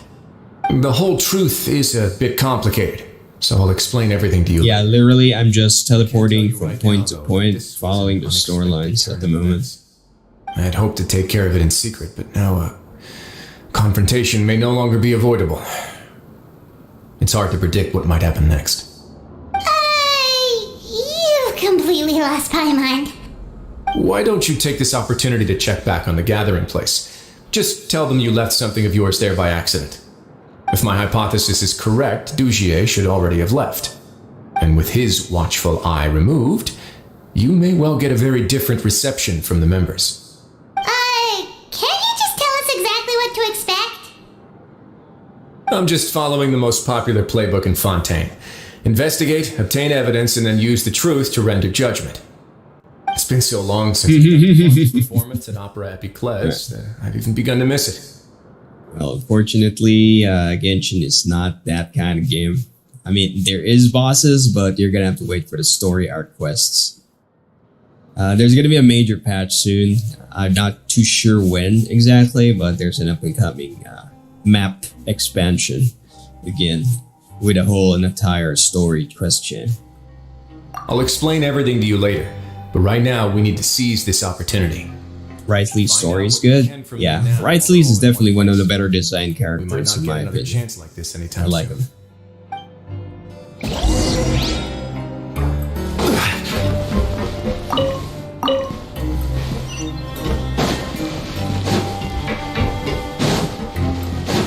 But you like Navia's story better. Ah, I see. I gotta agree. Yes. Yeah. I mean, I'm not super flipped over by it, but when it comes to the, You felt there was something off I don't about know, this place, right? the setup. So let's see if we can feel something out. Paimon will do her best to help. It's got a 1-up.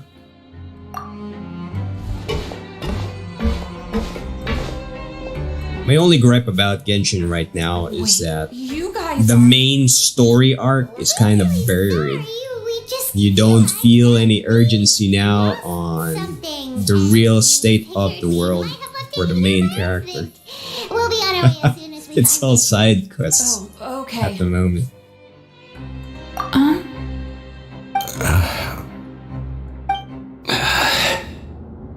I mean, it's not too bad, but at some point you start wondering about it, right? That you might be forgetting something, that the world is about to end or something because of the abyss. And what are we doing here? It's okay. There's no need to be nervous. It's not like we lost a whole bag of more or anything. Yeah, the arc and quest is getting kind of boring, right? You're feeling that they're really dragging it out to the point that it starts not making sense anymore.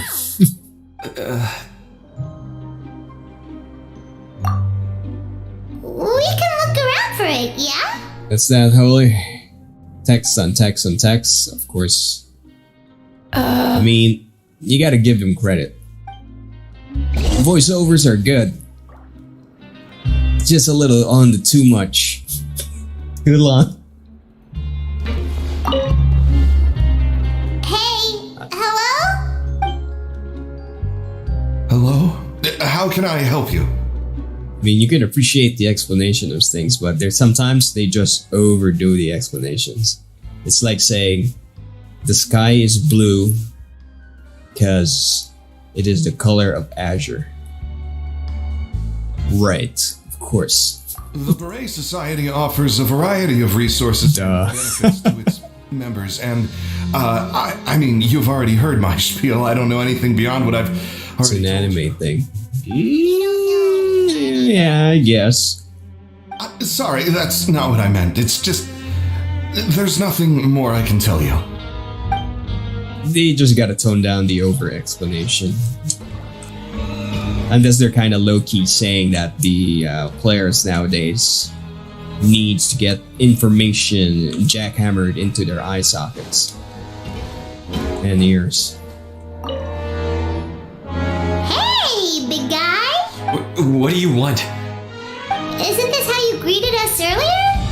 Take a deep breath and let it all out. Oh yeah, that's right. You sure are a fast learner.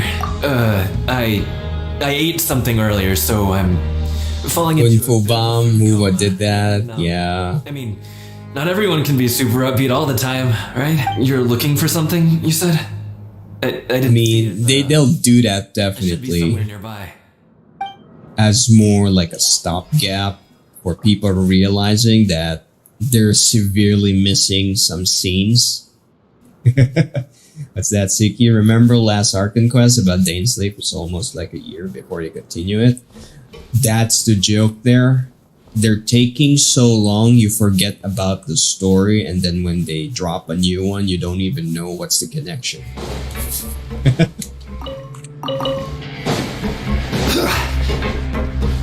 So you're forced to review something just so you can make the, just so the dots are connected. Because if you don't, it's just like, Are you still organizing the bookshelves? you know who this guy is, but you don't remember I'm sorry. why he's angry, mad, or Check out the books panicking, right now.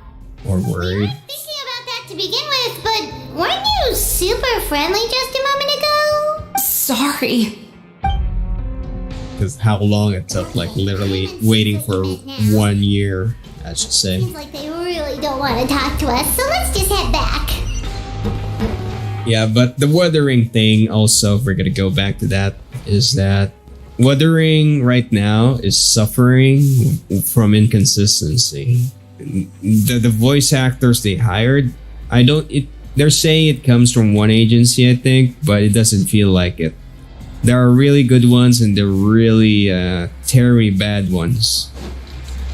That's what's damaging Wuwa right now. And what's worse is that if they have no plans of changing it in the future, because of some kind of contract protection for the voice actors, I guess. Because if they don't change it, man, people are gonna go through the first arc of the storyline and they're gonna hit the first bad acting wall almost immediately at the start of the game. So even if they kind of fix it later on with later patches, later more stories and so on, other characters, the first impression may turn people off. They gotta redo some scenes back there. That would prove my suspicions. The dissonance I mentioned earlier was precisely that fleeting moment of fear behind the cheerful facade. And we'll see. There's another game coming up, ZZZ, Zenless Zone Zero. Let's see. Let's see if they can Place. keep up with it. I think it's also under Hoyo, right? I'm not sure. Just been acting super paranoid since we I don't recall that much. Let's see if they can keep up. If it's under Hoyo also, let's see if they can keep juggling 3 or 4 games now. Because Honkai Impact is still ongoing, right? What's really going on? I don't believe any of Dujie's talk about unstable mental states. Not too long. Dujier made very elaborate preparations for my visit. But I don't know. It almost feels like the performance was too elaborate. Okay, but if you think something's wrong, why don't you just take the whole society into custody? Aren't you the Duke? You can do whatever you want in this place. Well, maybe you're actually a better fit for the position than I am. Just give me the word and I'll hand you the cuffs. In all seriousness, however, cuffs and the like should be used sparingly. They're mostly for show. Everything I do is on display. The way people see me act determines the kind of world I can create down here. My Gamer Credo, if I start a story, I will start it and end it live on stream. Sounds a bit deep. As long as it has a full campaign, like a story campaign. So here we are. Yeah, you've hit the nail on the head. I've been with Genshin if I want to maintain expectations on and off order. Ever since it kind of first launched. And that's why even though Dujier had already let a few things slip, but then again, I'll be honest. Without irrefutable evidence. I play within like 3, 4, 5 month gaps. Dujier has figured out some way to control the members of his society, and even though the members are acting all optimistic and motivated, it's all just a shell. Indeed. He certainly seems to be using some coercive methods to turn his members into the most upbeat and motivated group of people you've ever seen. That won't turn out well in the long run. I have some faith, though, that some of the members understood the hint I gave during our visit. The line has been set, and it's quite likely that a fish will bite. Fish? Bite? Let's give them some time. Just stopped playing for Genshin for 2 years, 3 almost. You can find me in my office when the time comes. You just came back? Don't just leave before you've explained I see, so I'm curious. What was the hook? How'd Genshin pull you back here? What was the bait? Oh wait, I forgot. What's the time? 1824.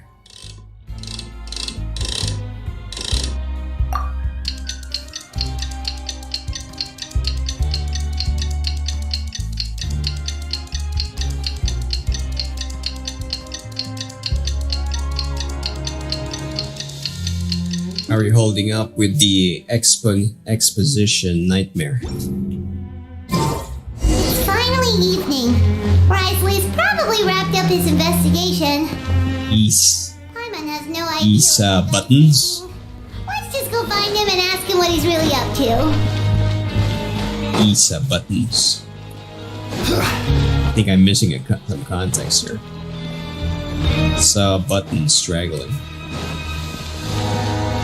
I don't know. I don't know.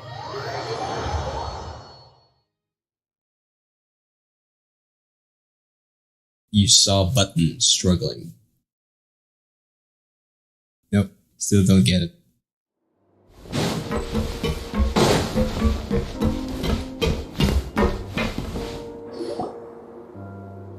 Oh, here you are. Did you manage to land a lucky pull on the welfare meals tonight? Let's just get straight to the point. Has anything else happened with the society? Patience, Paimon. Even as the situation continues to brew, we still need to make sense of what we learned so far and go over any sticking points. I'm actually still thinking about the first thing that came to my mind when I noticed something amiss. Namely, why didn't anyone come to me about it? Oh, that's a good point. Could whatever they're afraid of be so powerful that even you won't be able to do anything about it?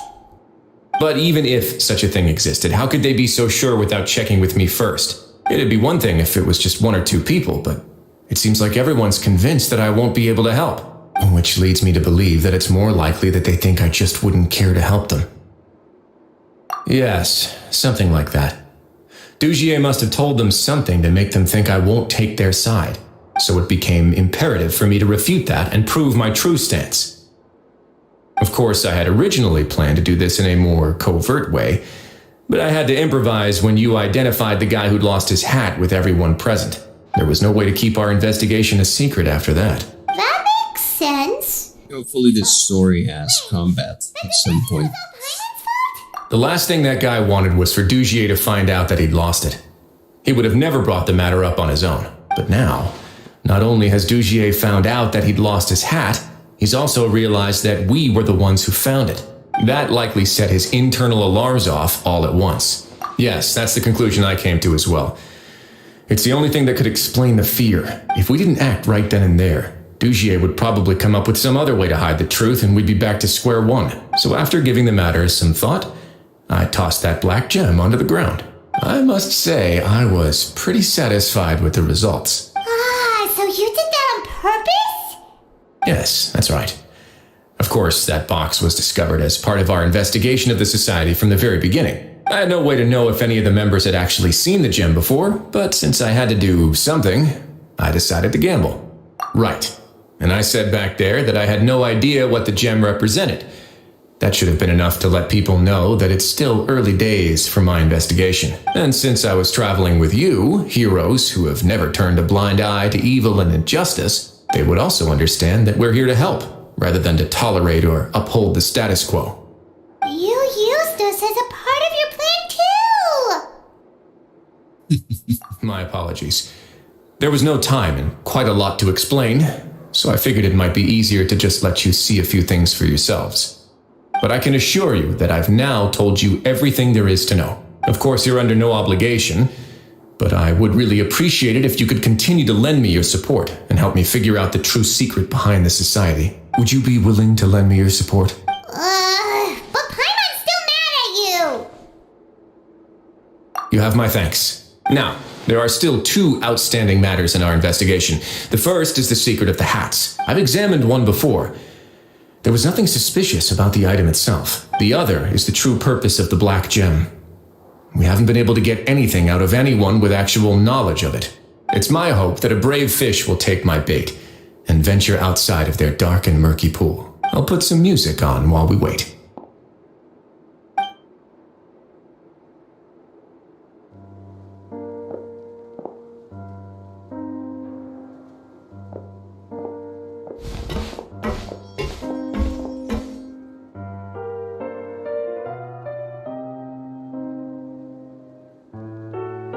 Technically, a phonograph doesn't exactly sound like that.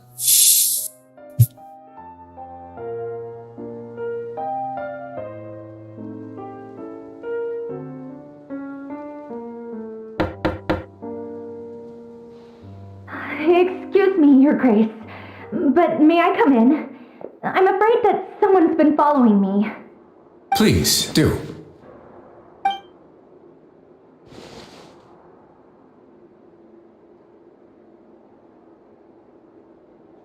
I apologize for my lack of composure. These two are the guests that came with you to our gathering place, correct? Yes, my lover Fasol told me all about you.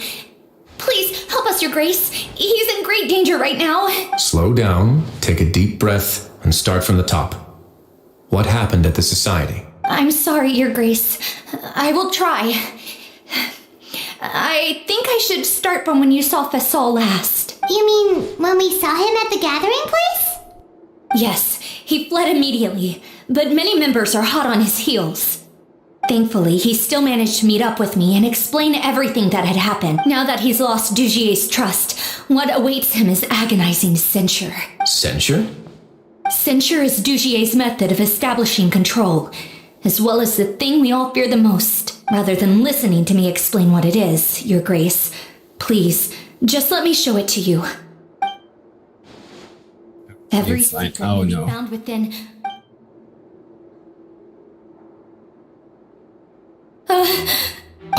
Here you are. I was wondering where you had run off to in such a hurry. Please excuse us, Your Grace. It was never our intention to disturb you like this. You see, Avisa's mental state has been rather unstable ever since she arrived at the fortress. She rambles often, has hallucinations. It may be best to dismiss her babbling as random gibberish. I don't recall hearing a knock or giving permission for you to come in. Oh, my apologies. I merely did not wish for Your Grace to be alarmed. Had I not been so focused on recovering her, I would have followed all the rules of etiquette to the letter. So please forgive my discourtesy. Like we believe you. Please, there's no need to be upset. It's only natural to want to side with the poor sick girl, but I know His Grace to be a reasonable man. Well then, what if the reasonable man wants to hear the lunatic out? That would be perfectly fine with me. Oh, and just so you know, we've also found the missing Mr. Fasol. I had no idea why he was so upset about losing his hat, really. Thankfully, he has already returned to his senses. We've brought him back to our place, so there's no need to worry. I'm sorry, Your Grace. I don't have anything more to say. This is what you're afraid of, correct? You can tell me everything. I'll do all I can for you. I've never seen that thing in my life. Your Grace, I don't think there's anything else she would like to say. Pressuring her will not get you anywhere. It's all right, Elise. As long as you tell me what it is that you're terrified of, no matter what it is, it will no longer be able to hurt you. I swear this on my name and honor as the Duke. Your Grace, forget it. I'll keep my mouth shut. I've already said everything I could say about the matter. I'm sorry, Your Grace, but I really don't have anything more to say. Please, don't press me further. But why? In that case, Avis and I will be off. Once again, please accept my apologies for disturbing your peaceful evening, Your Grace. Miss Avis, please show me your head. That is an order. Show me your head? Okay. Oh. There's nothing there. Your Grace, I know you have long tired of my words, but please believe me when I say you've merely let your worries get to your head. The society has never caused trouble for you or any of the guards at the fortress. We've spent all of our time working hard and trying to lead better lives. Why are you doing everything in your power to prove our guilt? What's wrong with the current state of affairs? I'll do anything for you, as long as you give me the word. Why are you so intent on getting rid of someone who's been unfalteringly loyal? Your words bore me. You know the consequences if I find you to be lying. Everything that I do for the fortress of Meripede. But Your Grace is welcome to visit us any time to confirm the true intent of our activities. All right, Avis. Let's head back.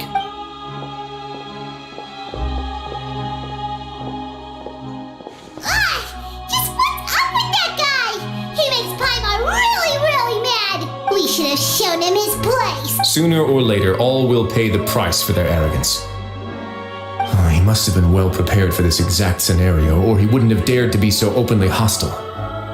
All the more reason for us to be patient. The entire society are his hostages. His subordinates would definitely react if he were taken into custody, and that's why he dared to bare his fangs right in front of me. And the true secret of the society is neither on the hat nor on the members' heads. Dugier probably knew this from the very beginning, which is why he didn't panic. However, if we were to look at the rules, it would also seem like the head has to be the place where they're keeping all of their secrets. Yeah, none of this makes sense to Paimon either.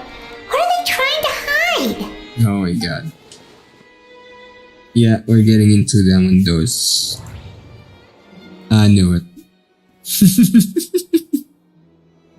Okay. From the way Dugier acted, he must have known from the beginning that we wouldn't be able to find any evidence.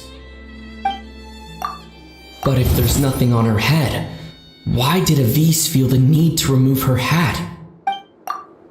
The hats are definitely being used to hide a secret, but there's nothing wrong with the hats themselves.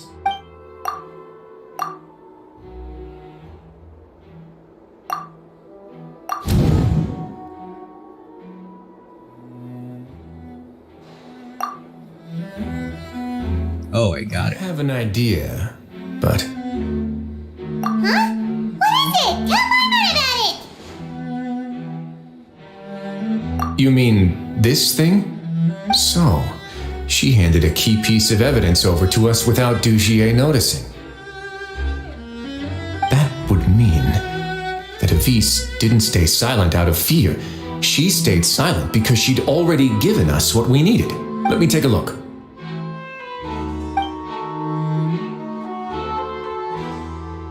I managed to remove this from the hair clip.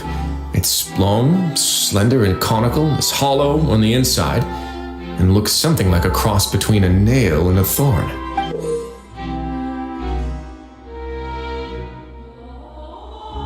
Nail and a thorn? It's a pin. Paimon's lost again. Let's see. What if we do this? Hey, what are you doing? Wait. Some kind of dark liquid is leaking out of the gem. And some of it has been absorbed by this thorny-looking thing. You've probably heard before that water is filled with the strongest emotions of humanity. With that in mind, this liquid is probably a highly concentrated solution of fear. Oh, so that's why even touching it will make you remember unpleasant things. Dugier would be able to censure others. I can only imagine how it would feel to have this directly injected into your brain. The moment it hits you would be like being flooded with all the terrors you've ever experienced in your life. Agony, desolation, and an overwhelming sense of despair. No wonder they're all so terrified of it. So, was the hat meant to cover up their wounds? That might not even be all. Let's go get them right away. We can't let Dugier escape with all of the evidence. Oh my god, finally.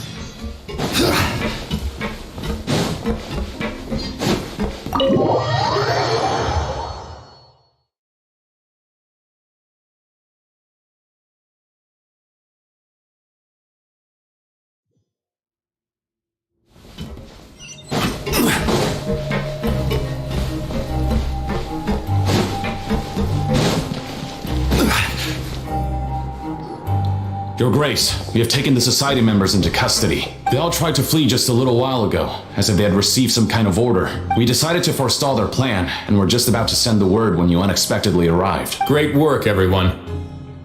You had prepared for something like this all along? I had them stay here to keep an eye on things, so I'm glad that my intuition turned out to be correct. Perform a thorough search of the Society's headquarters and bring all the members to me. Understood, Your Grace. Now, let's check on them. As expected, they all have a hollow thorn inserted into a wound on their head. Paimon's glad her eyesight isn't so good that she can see it from here. Paimon's gonna float away for a bit. They probably left it there as a lasting reminder of Dugier's censure. These people must have had to endure an unimaginable amount of pain.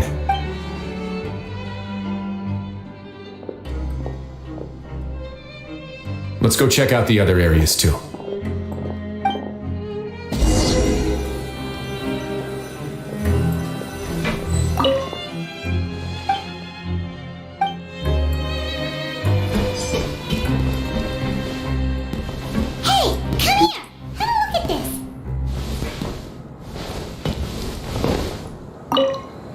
This is a book that Paimon found in a box next to the bookshelf. Its contents are exactly the same as this book on the shelf. The colors of the covers are completely different though, and the names of the authors also don't match up. Yeah, and they dared to claim that they wrote these too. Huh!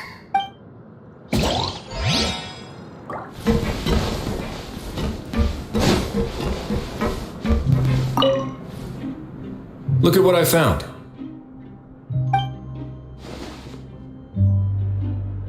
This is a surveillance port.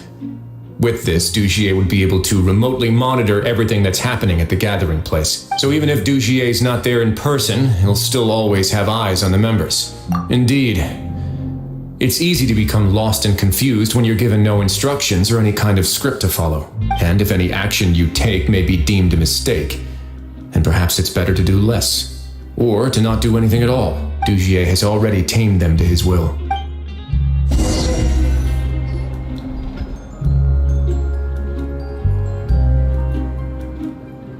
Your Grace! Your Grace! What's the matter? We couldn't find any society members in the other areas. It also seems like none of the equipment in those rooms were ever used. All the signs of wear and tear are fake. The lime scale, the layers of dust. They were all deliberately added. We also investigated the members' residences and weren't able to find anything. Their neighbors all say that they haven't returned home for ages. Oh. Is that right? They're gone? That could only mean... Indeed. As long as he allowed society members to mingle with others, even with threats of censure, Dugier knew that he couldn't stop all of his members from speaking out. Meanwhile, this marvelous gathering place will lose all of its value as soon as a whistleblower sounds the alarm. So instead of being his real base, this is just an elaborate performance. The rest areas, the fancy equipment, even the members that we saw, they were merely part of the front. And only the most docile and well-trained members were selected as his performers. But then, where can we actually find him? Let me think. Dugier must be holding all the rest of his members in another place. And if the overseer of my fortress guard has never alerted me to anything of the sort, he must be in Dugier's pocket. I'm of the same mind. Let's go. You two, follow me. Yeah, as usual. Just like in real life. Wait, how do you get down?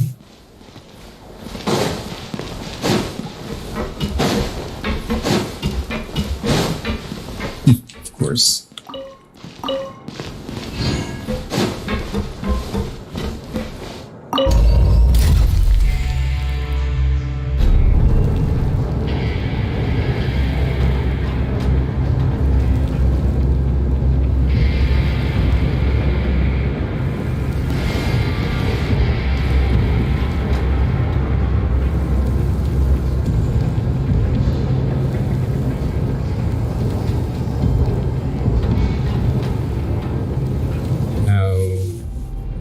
There we go. Tell me that's combat. Did that person flee here? That's the most likely scenario to me. He's probably already caught wind of Dugier's declaration of war against me, and has fled to seek his protection. Let's keep heading down. There are some abandoned areas in there. Since he needs space, I'd guess Dugier probably converted them into his headquarters. We should be on the right track. Now we just need to find that turncoat. Let's go. We can take this path. You guys take the other.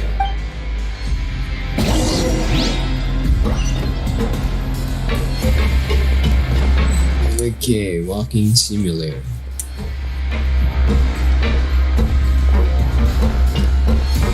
Thank God. no.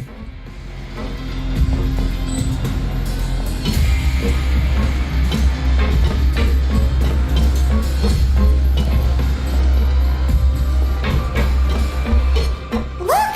There's a fallen guard over there! Paimon sees some society members too! After them! It's rising! Run!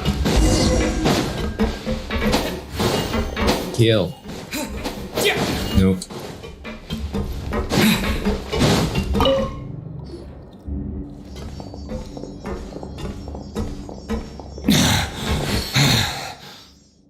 Did Dugier send you? Why did you attack that guard? Come on! It's time to talk!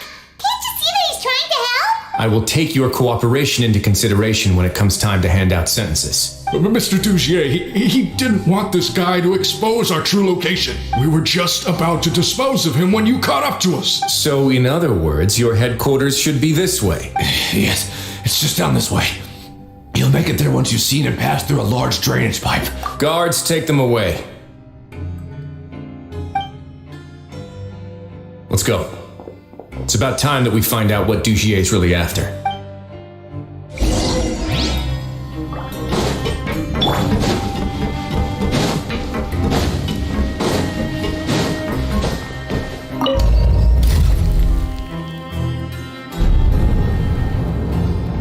In case you guys are wondering, yeah, I'm running with Golden Boys, no particular reason.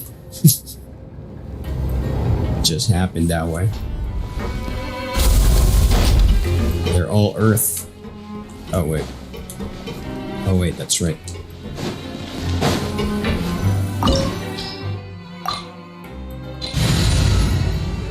Boom. And yes, no reaction, I know.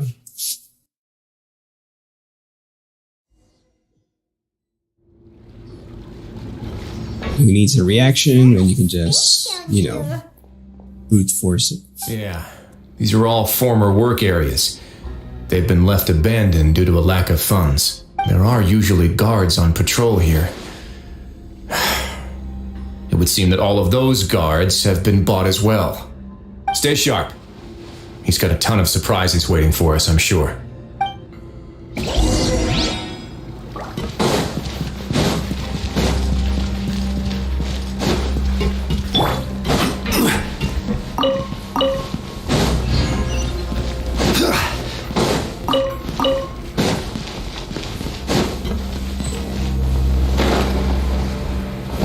Finally. Explosion. This is order. Burst forth. Advance. See? Who needs reactions?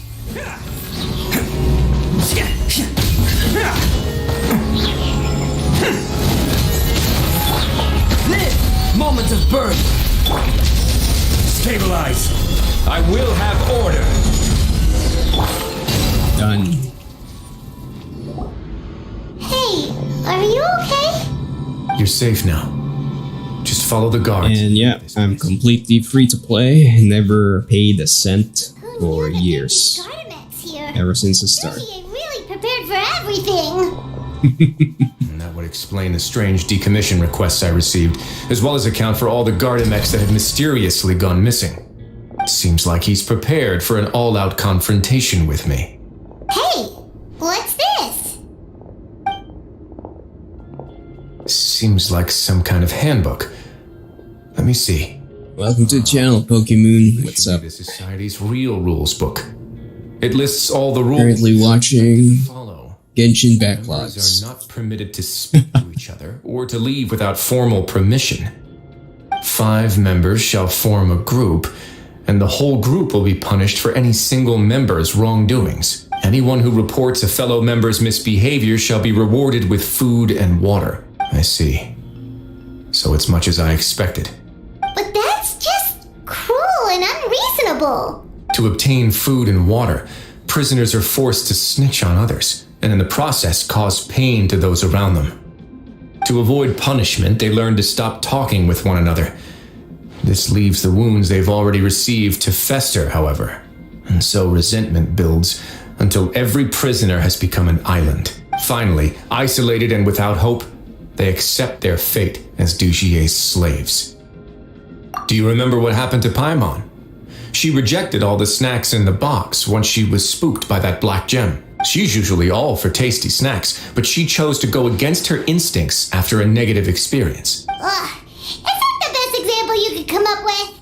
Anyway, Paimon still thinks she made the right decision, and never hurts to be careful. No, your decision was valid. However, it's also valid to interpret that as a decision that you only made under emotional duress. The human heart is like a raft in a vast and empty ocean. We convince ourselves that we're in control, but in truth, a single wave could sweep us off course and send us crashing into the path of a storm. Those who use fear to lead others astray must pay for that crime.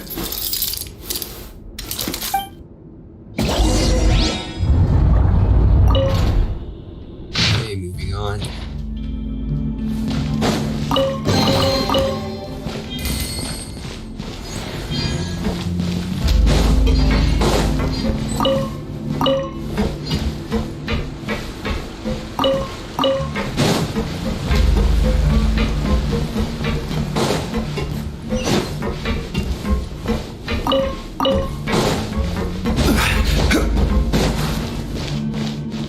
Okay, what's this?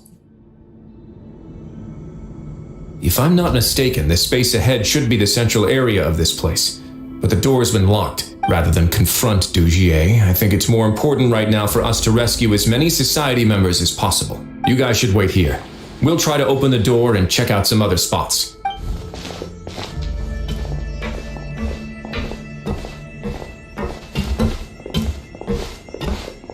Open the door.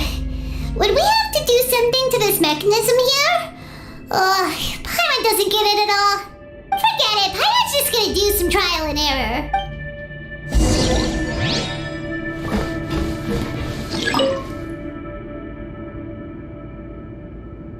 Context. Whoa, it's turning! Is it because we touched this thing? The other side's open! Let's go! Tastes the same as I remember. Okay.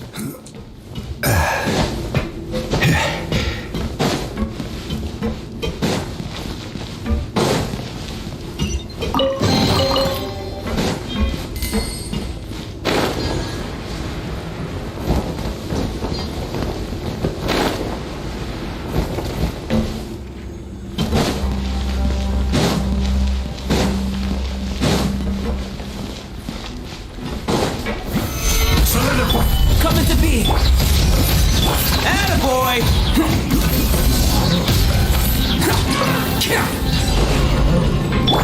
Oh, that's my cow.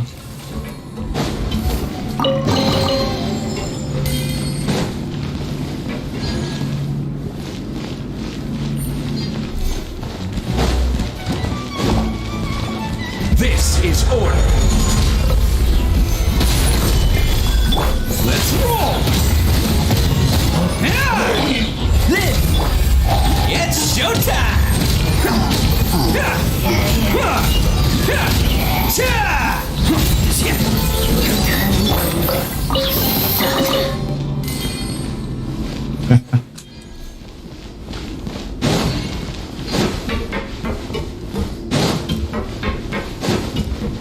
That power comes from just simply getting the right artifacts in for years.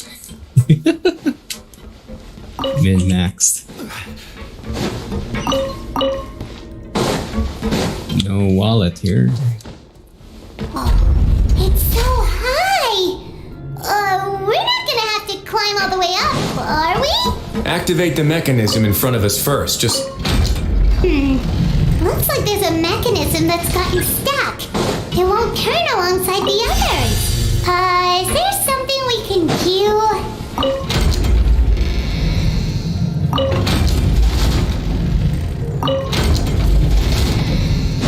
Let's see.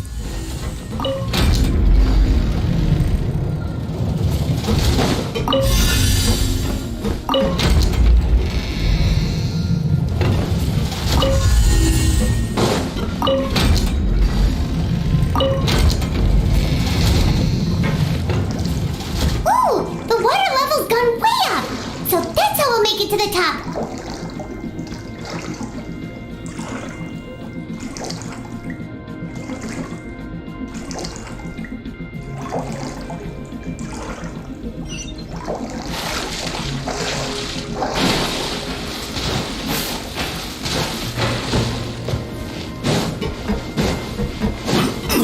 Order guide you. Boom.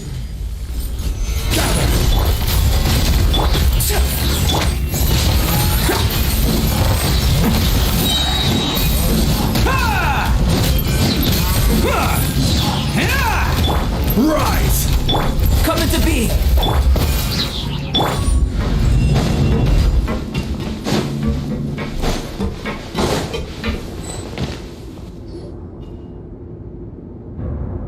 These should be the prison cells. Lots of empty cells in here. Dugier's probably moved them elsewhere already. Let's still rescue the ones who got left behind, though. Every person counts.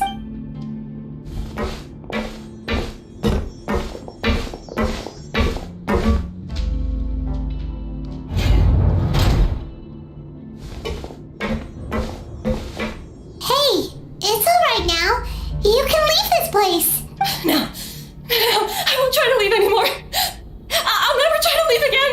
You're so close to me. I don't want any trouble. No, we're not gonna do that. Please calm down. We're not bad people. We won't be able to get through to her right now. Not with the stress response in the way. I'd also guess there are many others here who are more or less like her. Let's let the guards take care of them for now and keep pushing forward. Oh, all right. Let's search for an exit first.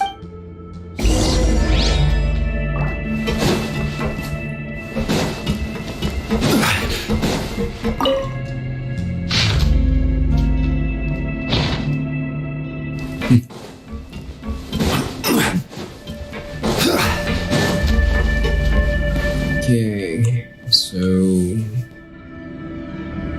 spin.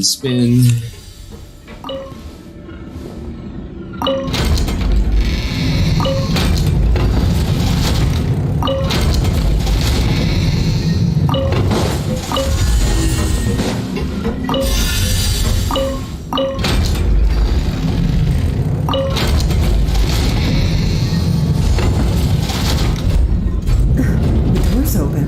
Huh. Maybe it's His Grace. I'll go take a look. I leave this area to you. Make sure to bring everyone out safe. Understood. And please take care as well, Your Grace. We'll return here right away and await your orders. Just focus on the tasks you've been given. I already have reliable help over here. Let's go back. We have unfinished business, do we not? That mechanism from the first room. Maybe we'll also need to hold it in place using the same device to open the door that leads to the central area. Don't forget to bring these along.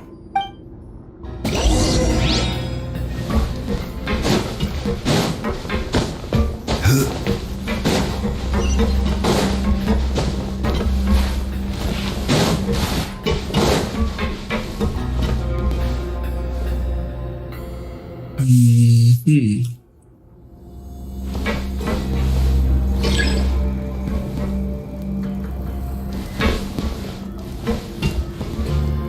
so it's this door.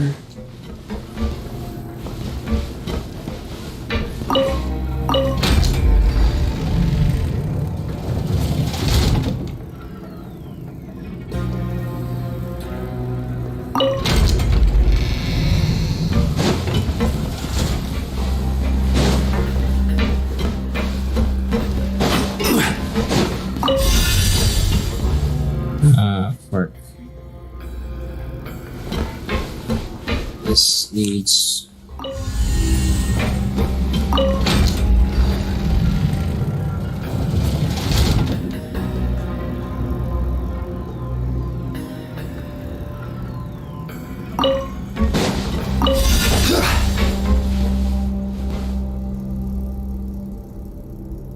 In there. And again.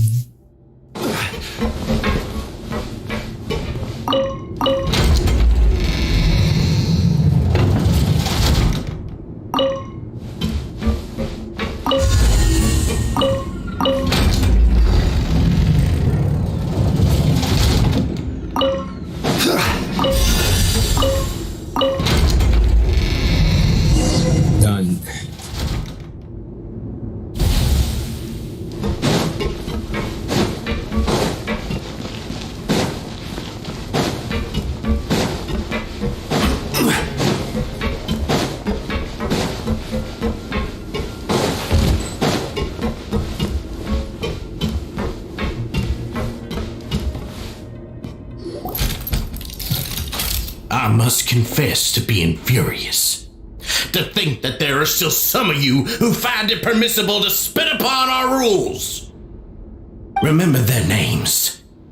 Fasal and Avis. They've betrayed you, betrayed us.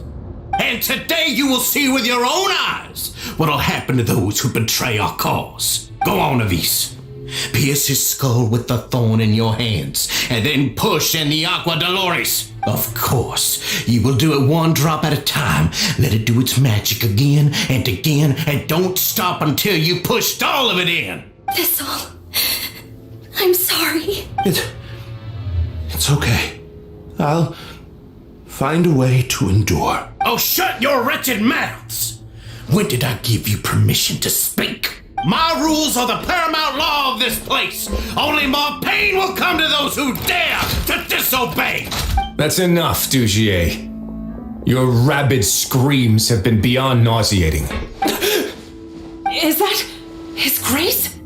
Ah, Risley. I knew you would come, but I didn't expect you to be so quick. Must you still refuse to let me be? Did I not spell everything out for you already?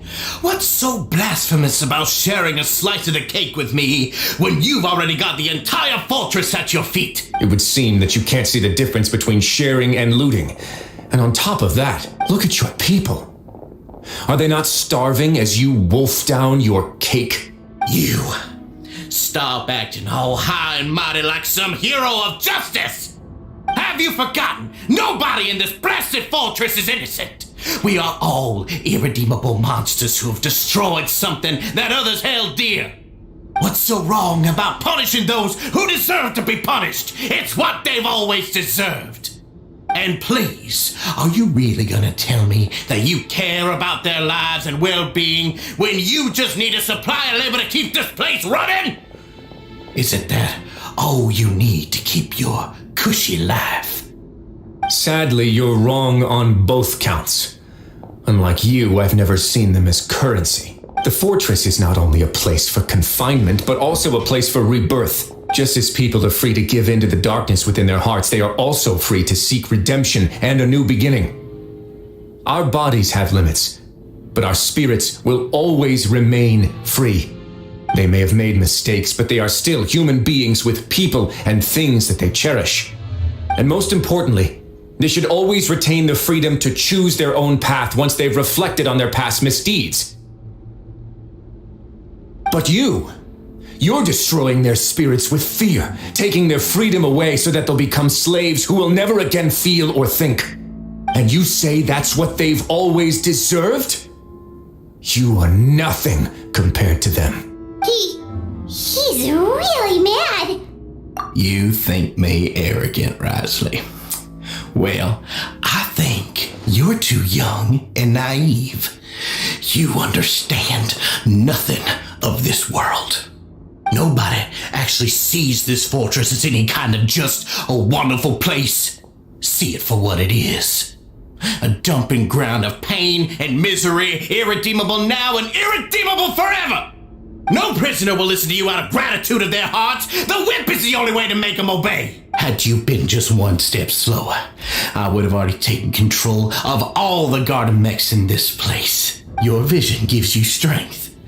But how long will it hold against these powerful constructs? You talk big, but in the end, you know nothing outside of power and control. 2 minutes. Stabilize. This. Fall in. Oh, coming through.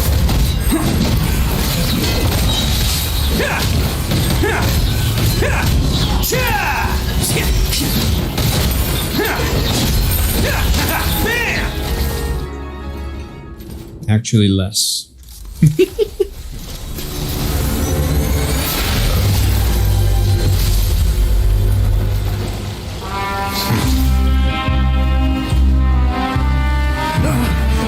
If you think fear can control everything, well then, terrify me. Don't high road me. You're just another crook. And it's time you got treated like one.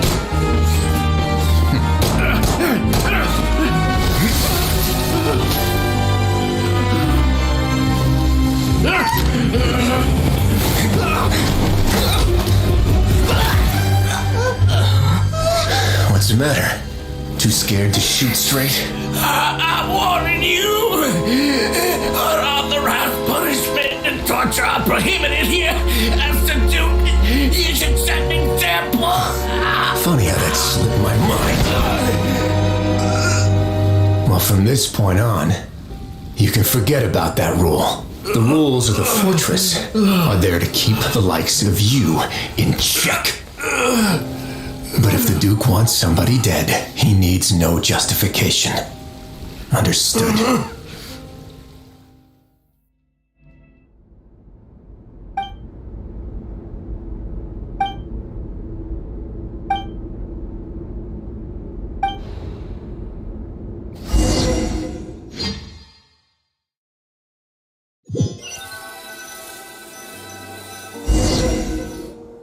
Sorry for taking so long. Did I keep you waiting? No, not at all. Paimon didn't know you were so considerate. If you ask me, I'd say I actually feel very helpless. There's no way that I could truly empathize with the fear that the members felt every day. I could comfort and compensate them all I want, but it might still not be enough to repair the damage that has been done. I have to take responsibility for it, as does the fortress.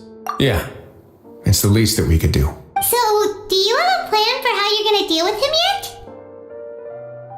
Oh, Dugier? I've already got an idea. For now, I think I'll do nothing. Huh? Why? I think it's a very fitting punishment for him to have to imagine the sorts of punishments that will soon be coming his way. He'll be left in the dark with regards to both the dates and the details of his punishment. Of course, that's not to say that I'll be letting him off scot-free. It's not often that I actually get the chance to be creative with my punishments. I'm going to talk to the members of the society. He'll get a chance to experience everything that he's ever inflicted on them. Paimon didn't know you could also be so harsh. Looks like she should watch her tongue when she's around you in the future. Why do you think I'd do that kind of thing to you? You offend me, Paimon. Anyway, jokes aside, thank you so much for all of your help. There's still a lot for me to take care of, so how about this? I'll treat you to a meal in 2 days at the Coupon Cafeteria. We should have a better handle on things by then. No, Paimon's had enough of that place. Don't worry, it won't be the same old welfare meal. I'll make the necessary arrangements. Oh, then you've got yourself a deal.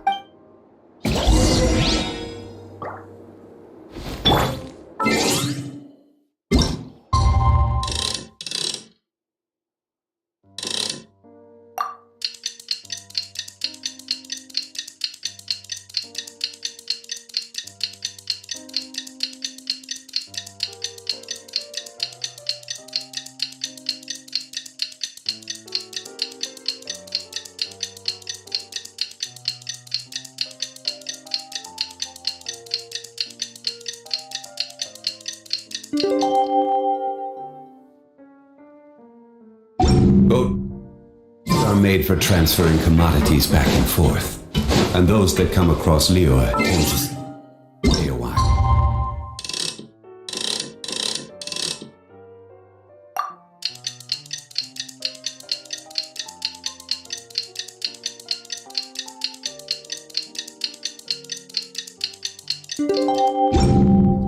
So it is where many things come to settle.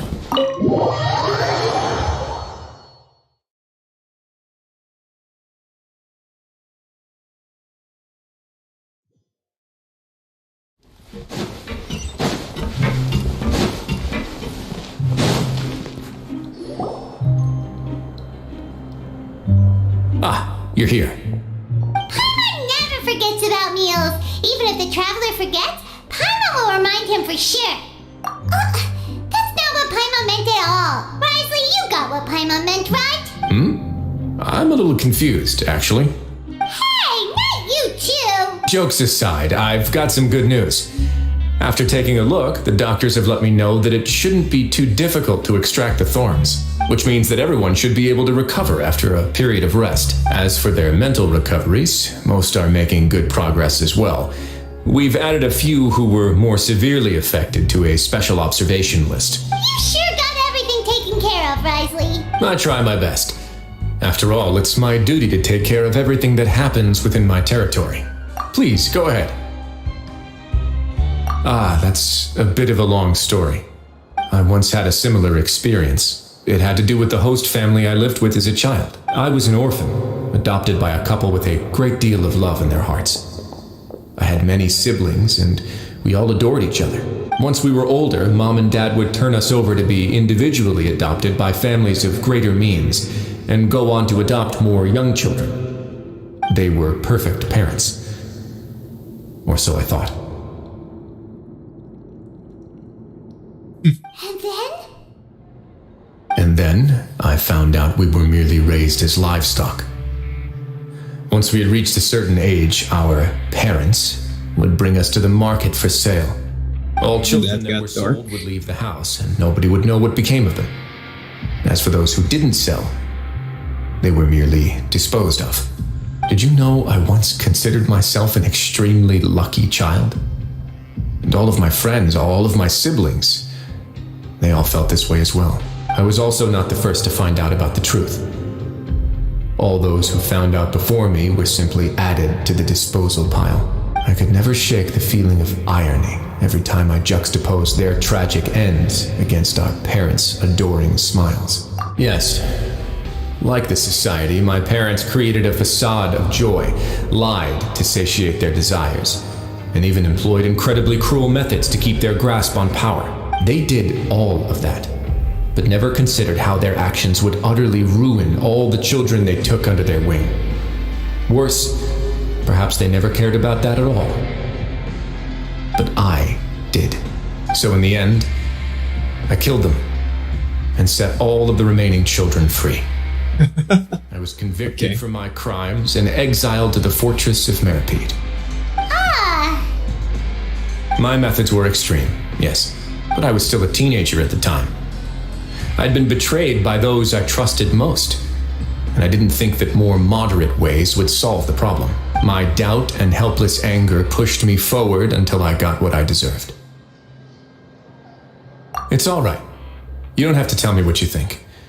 I've already committed to this path, regardless of what anyone may say about it.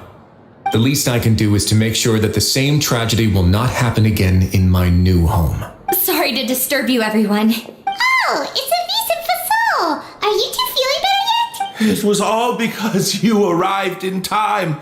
I managed to escape unscathed. We came here on impulse today because we were hoping that you'd be able to lend us a hand, Your Grace. Please, go on right ahead. I'll do my best to help. Within reason, of course. It's... I'd like to be wedded to Avis here at the fortress. You're getting married? Yeah, we met each other through the society and both fell into Dugier's trap. But even during our time there, we never doubted each other. We always believed that Dugier was manipulating us, trying to make us mistrust each other. And after this incident, we've come to believe that we've found the one for the rest of our lives. You could say we managed to make the best out of a bad situation. He didn't abandon me, and I didn't forsake him either. But we're still both prisoners. And we also aren't sure if the fortress is the best place to host something so celebratory. So we are just wondering, is our request a bit too out of line? You're right in that the fortress has never hosted a wedding before, but that's no reason to say no, is it? I'll help you make the arrangements. If you need anything special shipped in from the surface, just say the word.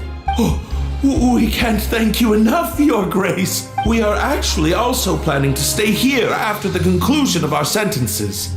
Yeah, we've already made tons of special memories here. So now it'd be too hard to leave. And we have full confidence in the fortress's future with you at the helm, Your Grace. Your trust is the highest form of praise. Hey, loosen up a bit!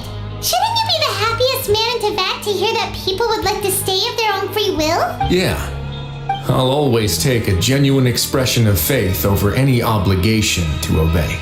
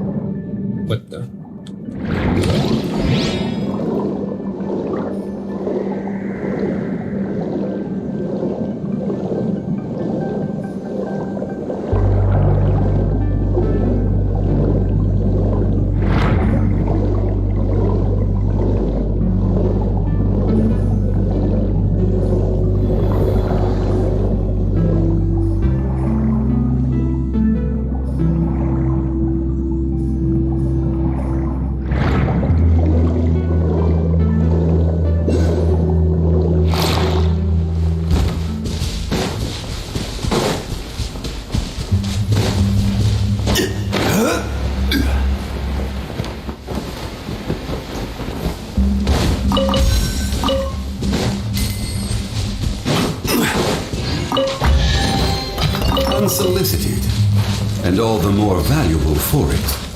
Stop. Oh.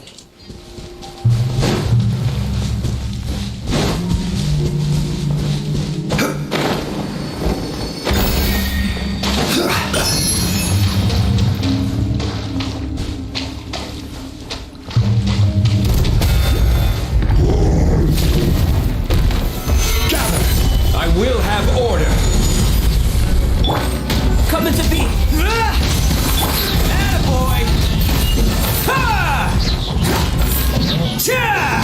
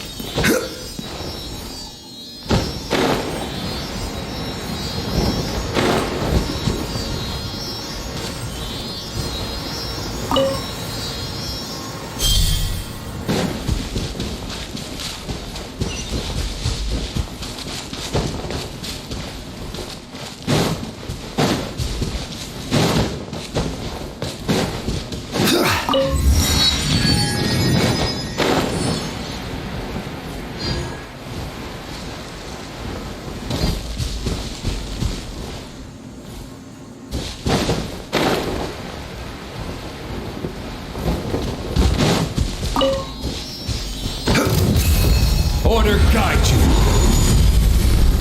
Stabilize. Witness my great undertaking.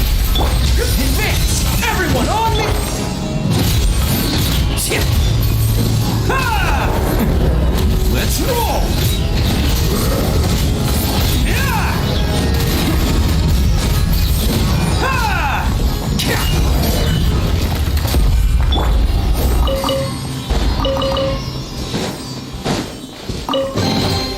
Unsolicited, and all the more valuable for it.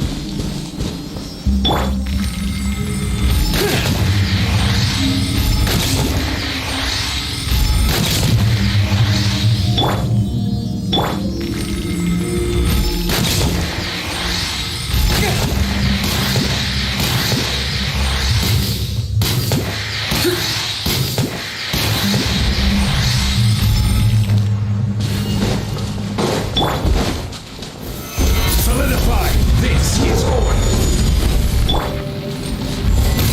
Moment of birth. Charge! Yeah! Attaboy!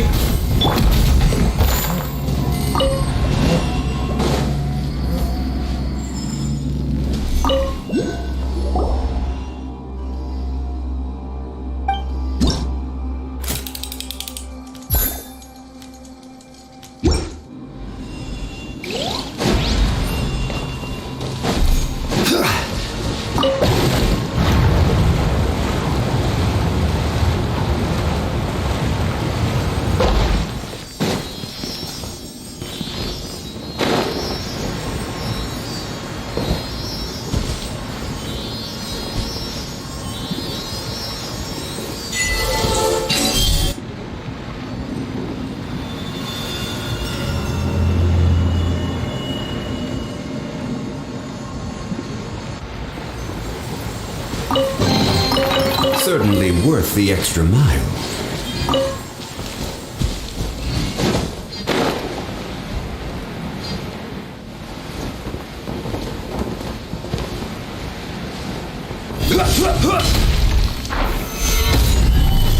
Burst forth! Advance!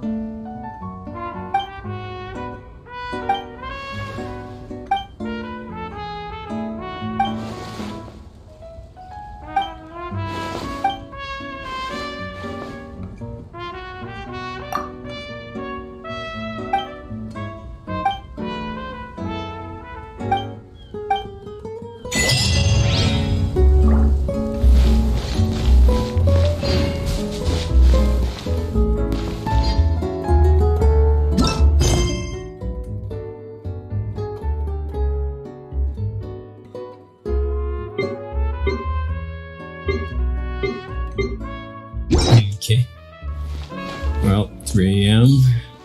My eyes are dying. Taking a break. If there's anybody out there, thanks for watching.